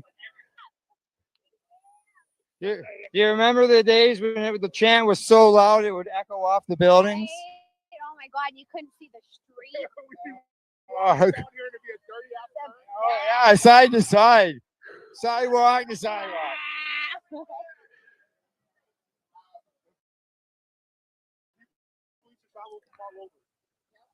Yeah. Oh yeah. Yeah. I have a simple question for you. I'm asking everybody as we go along here. Why do you march? I march because just because cannabis is legal here, it doesn't mean it is in other parts of the world. People are jailed for this everywhere. Yeah. And even with legalization, there's still charged. There's still a legal system that's attached to this. Like Legalize people have 28 grams of cannabis cannabis. It's a everywhere. little crazy. And there's people suffering around the world, jailed, facing death sentences for cannabis. A year ago, there was a couple of guys in Singapore that got hung. That exactly. I And think so there's this is why we somebody do else this. waiting to be Our hung as crowd's well. a bit smaller than it has been in other years, but the message is still the same, and it will still be the same until cannabis is legalized and is legal and accepted. Exactly. Stigma needs to be removed as well, right? So Exactly. we're working on that. I mean, we're 5 years here legalization, and it's still stigma still attached to it. Exactly. So it's not going to be a quick fix, but we keep this up and we keep normalizing it. It's like 90 years of prohibition. That ain't going away. Exactly. We think it's just because now we have stores everywhere. It's just going to be, oh, hoity-toity and fun and it's not. People still have that are still, brainwashed. The reefer madness, that generation is still around. So, Yeah. Exactly. And their kids. So we just need to change the way cannabis is viewed. And again, not just here globally. This is a global march. This isn't just in Toronto. This is just Toronto's section of this global march. Yeah. Exactly. So we just need to, keep fighting the good fight. There's a big Exactly. one going on in New York right now too. Al says there's one going on in New York right now. I love it. Well, it is global, right, guys? That's right, global. All right. Oh, we got a poll there. All right, thanks, Amy. Take a poll. Put some rap music on. I'll stop and ask Church a question. I'm asking everybody the same question. Okay. All right. Okay. Why do you march? I march to spread awareness and to show my experience along with having a good time and hanging out with some friends.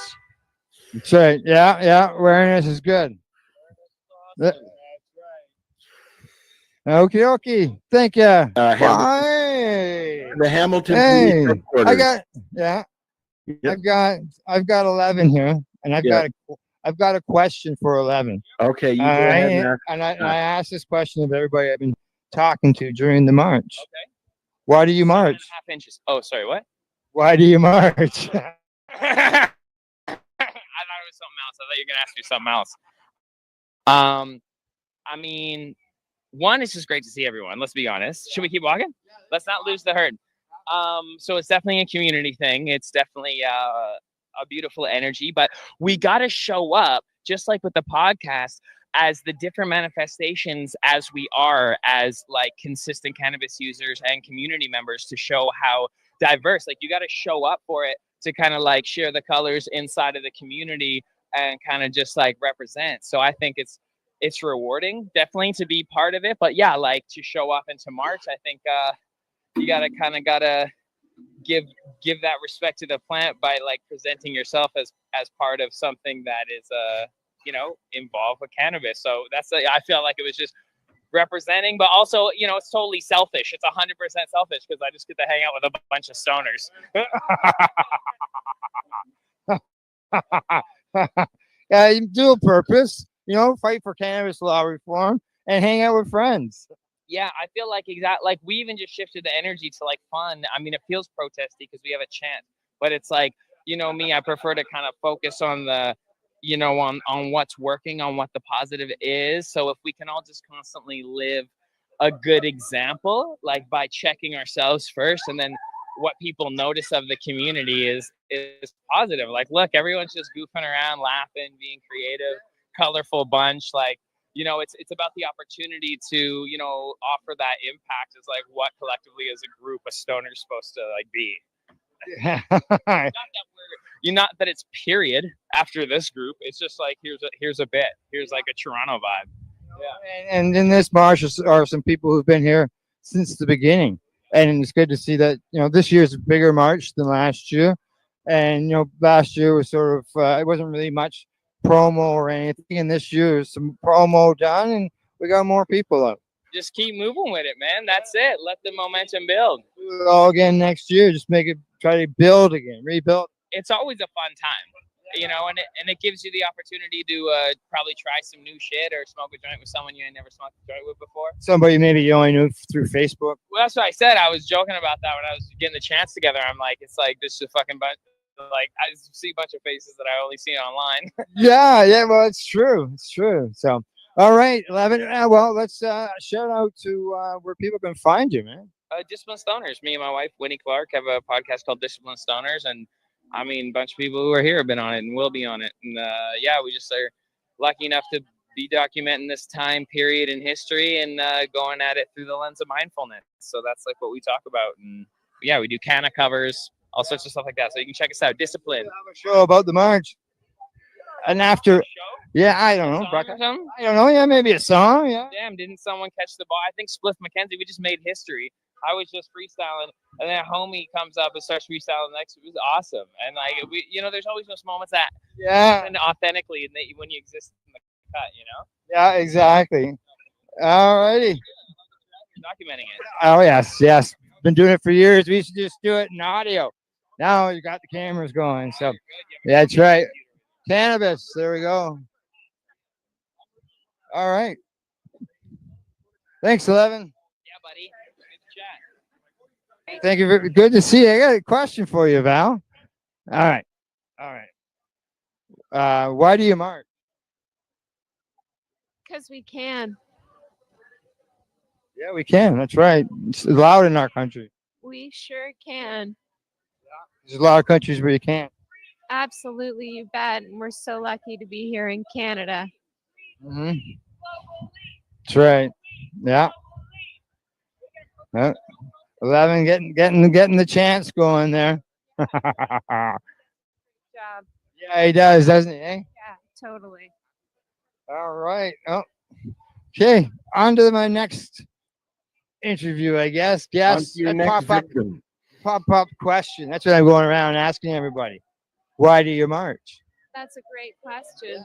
Talked to, I don't know, half a dozen, 7 people so far. Why do you march? Why do I march? I march for cannabis law reform. That's the same reason I marched for when I started this, going to these approximately 20 years ago, and I still do it for today because even though cannabis is legal, we still need cannabis law reform. People can still get fined or even arrested for quantities of cannabis that are, they're only 30 grams.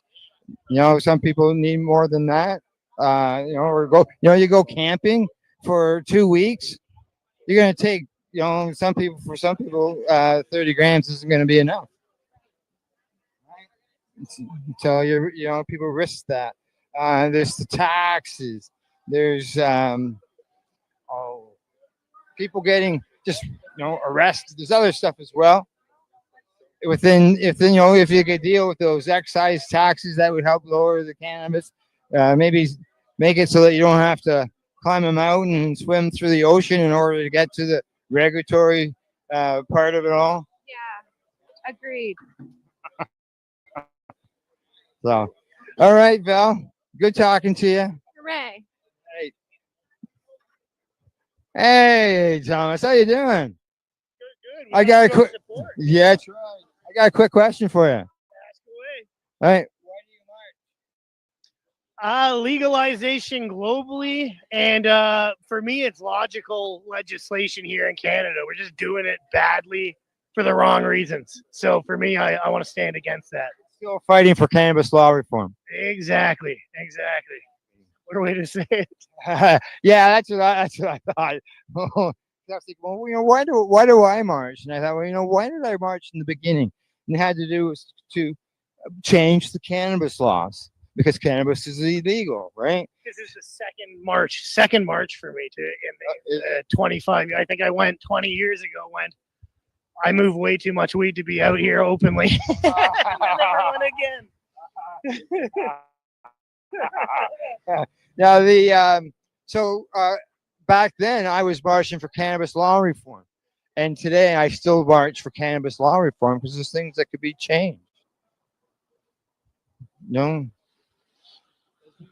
The regulatory end of things, as well as I look at it as, taxes would obviously make it better. If they could adjust that, patients could have tax-free medicine.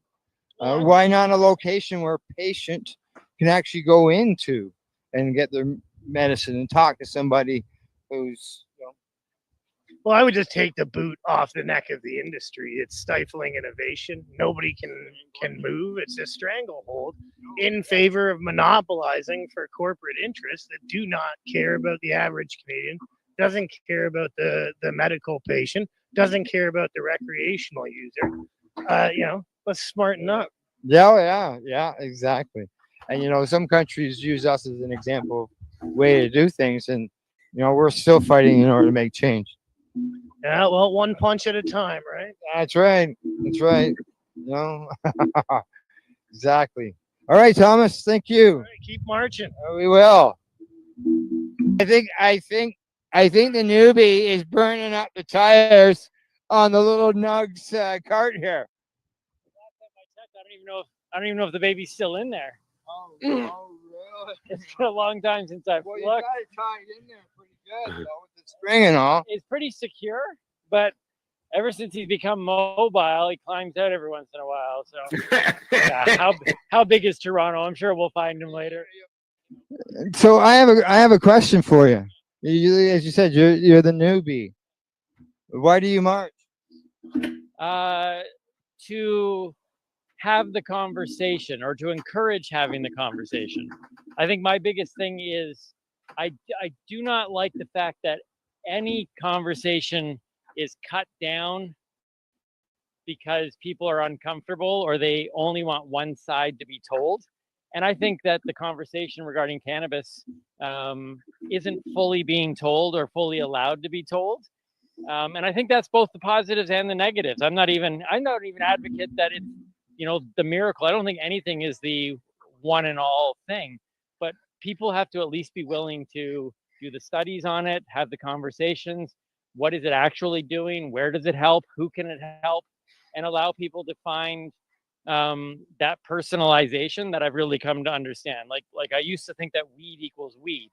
And now I've become fully aware that it's so personal in terms of how you take it, how much you take it, what you take it for. And if the conversation isn't allowed to be had, then people will constantly be quite possibly utilizing it in the wrong way because they have nobody to really go to find out how they can improve, I guess, their experience. with the plant. That makes sense? Yeah, it sure does. And being you're a newbie, it's good to hear. Yeah, you know what? And I think if the conversation is allowed to be had, then the stigma breaks. All those other things that people are wanting to have happen. I think it just starts with people being allowed to even discuss it. Exactly, because before, without legalization, that was just, that would be an issue with a lot of people. They didn't want to discuss it because it was illegal, and they figured, discussing it would be taken negatively by somebody, within their family or a friend or. I might, I don't know. You tell me, Al. You've been in this community for way longer than I've even been in it, for sure. But I think the conversation doesn't want to even be fully had within the community, lest some of the, like, I think everything has positives and negatives, and I think sometimes even the community itself doesn't want the full conversation to be had. It just in case, even MJ and I talk sometimes, and she's worried sometimes that she might find out that maybe she isn't a fully medical user, and that bothers her. Maybe she is more of a recreational user, and not that there should be a stigma attached to that either. But she's preached so long in her own mind that this is why I consume, that she's almost afraid to find out that maybe there are other reasons she consumes, and then that changes the narrative that's been built up in her head. Okay, yeah. That's scary for some people. Well, personally myself, I've been consuming cannabis since I was 13.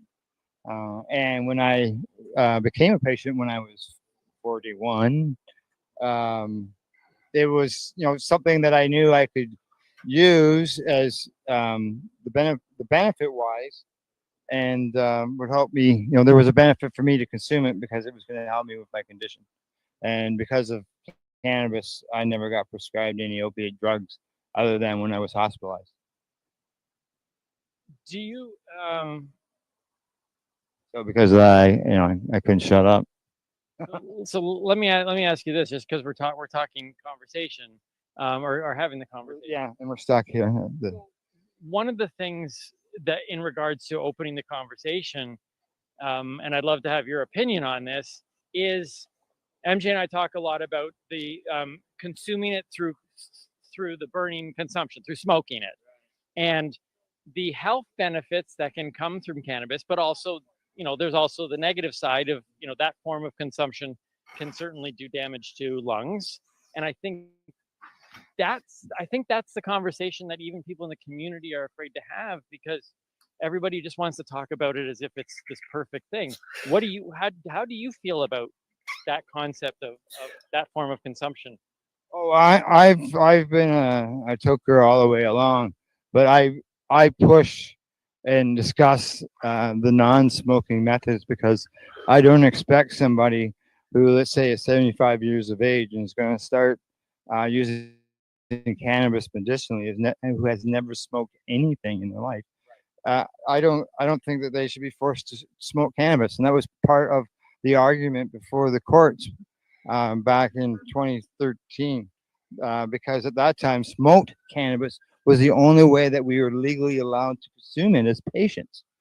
And so it went battled through the courts, and we had like a 5-year-old lad whose mother was making him cannabis oil, but that at that time was illegal, and she was risking arrest. Do you I think, okay, so I as you're just talking there, I'm just thinking this out loud. Sirens blaring.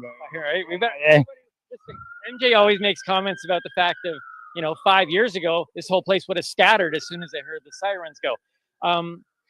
Now, No. now they ride by on their bikes and they say hi.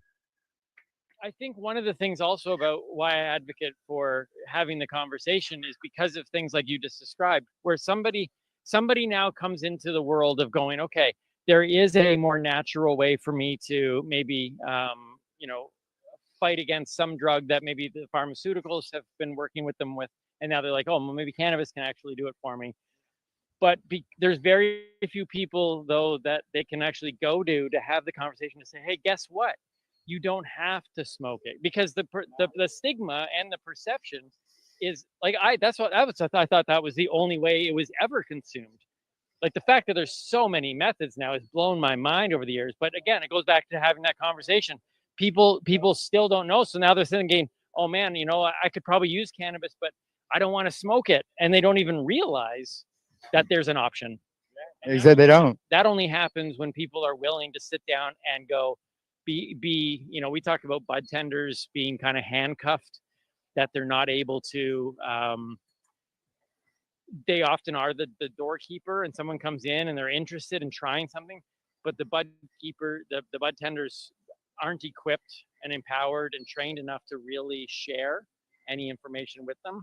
And so where do people go who are like going, like, I think this can help me, but nobody can talk to me about it, and nobody's willing to talk. Oh, believe me, in those early days, that was big time, big issue. And there's more now than there was 5 years ago, but 10 years ago, it was nasty. Well, I can tell you this, and I'll end with this because there's lots of other people. Right, we gotta go. Yeah. But this conversation that I'm just having with you, if you had told me 10 years ago that I would be at a global marijuana march on a video feed having a conversation about cannabis, I would have been like I would have thought you are nuts and you're high. You got to be high, clearly. So just that's why I'm here, is the fact of, even as a non-consumer, I still believe that these conversations need to be had, and that's what I'm advocating for. Exactly. All right. Thanks, Timmy. Where can people find you? Oh, well, you can find us at the Newbie and the Doobie, and we do have a show here. What is it? Wednesday nights, I think. 10 o'clock. Wednesday nights is 10 o'clock. The Newbie and Doobie podcast, and we're actually working on a bunch of new stuff right now that we'll be looking to release in the next little while. Then, of course, Mary Jane Baker's got her own stuff through Instagram, and I'm at The Real Timmy Boyle. But Newbie and the Doobie, check us out. And we want to break the stigma, have the conversation, bring the fun, and raise the bar. There you go. Thank you very much.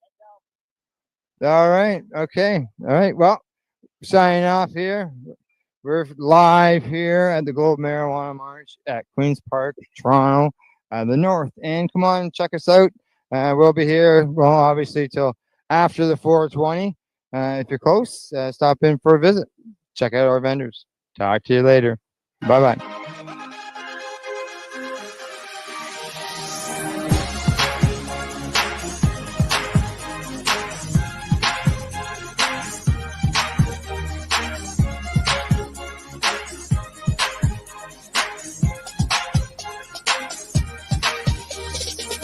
The opinions of the individuals during this broadcast are their own, and may not be the opinions of their group or other organizations they may be involved with. All medical advice during our broadcast is not a medical opinion and should be checked with your medical physician.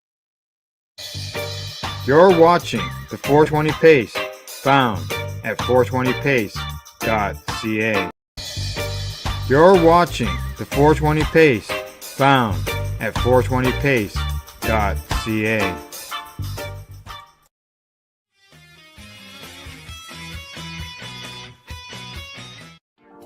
You've been watching Rerolled Saturdays. Thank you to our guests, our hosts, and our viewers. Up next, Rerolled Saturday Nighttime Edition. It gets started at 4 p.m. See you then.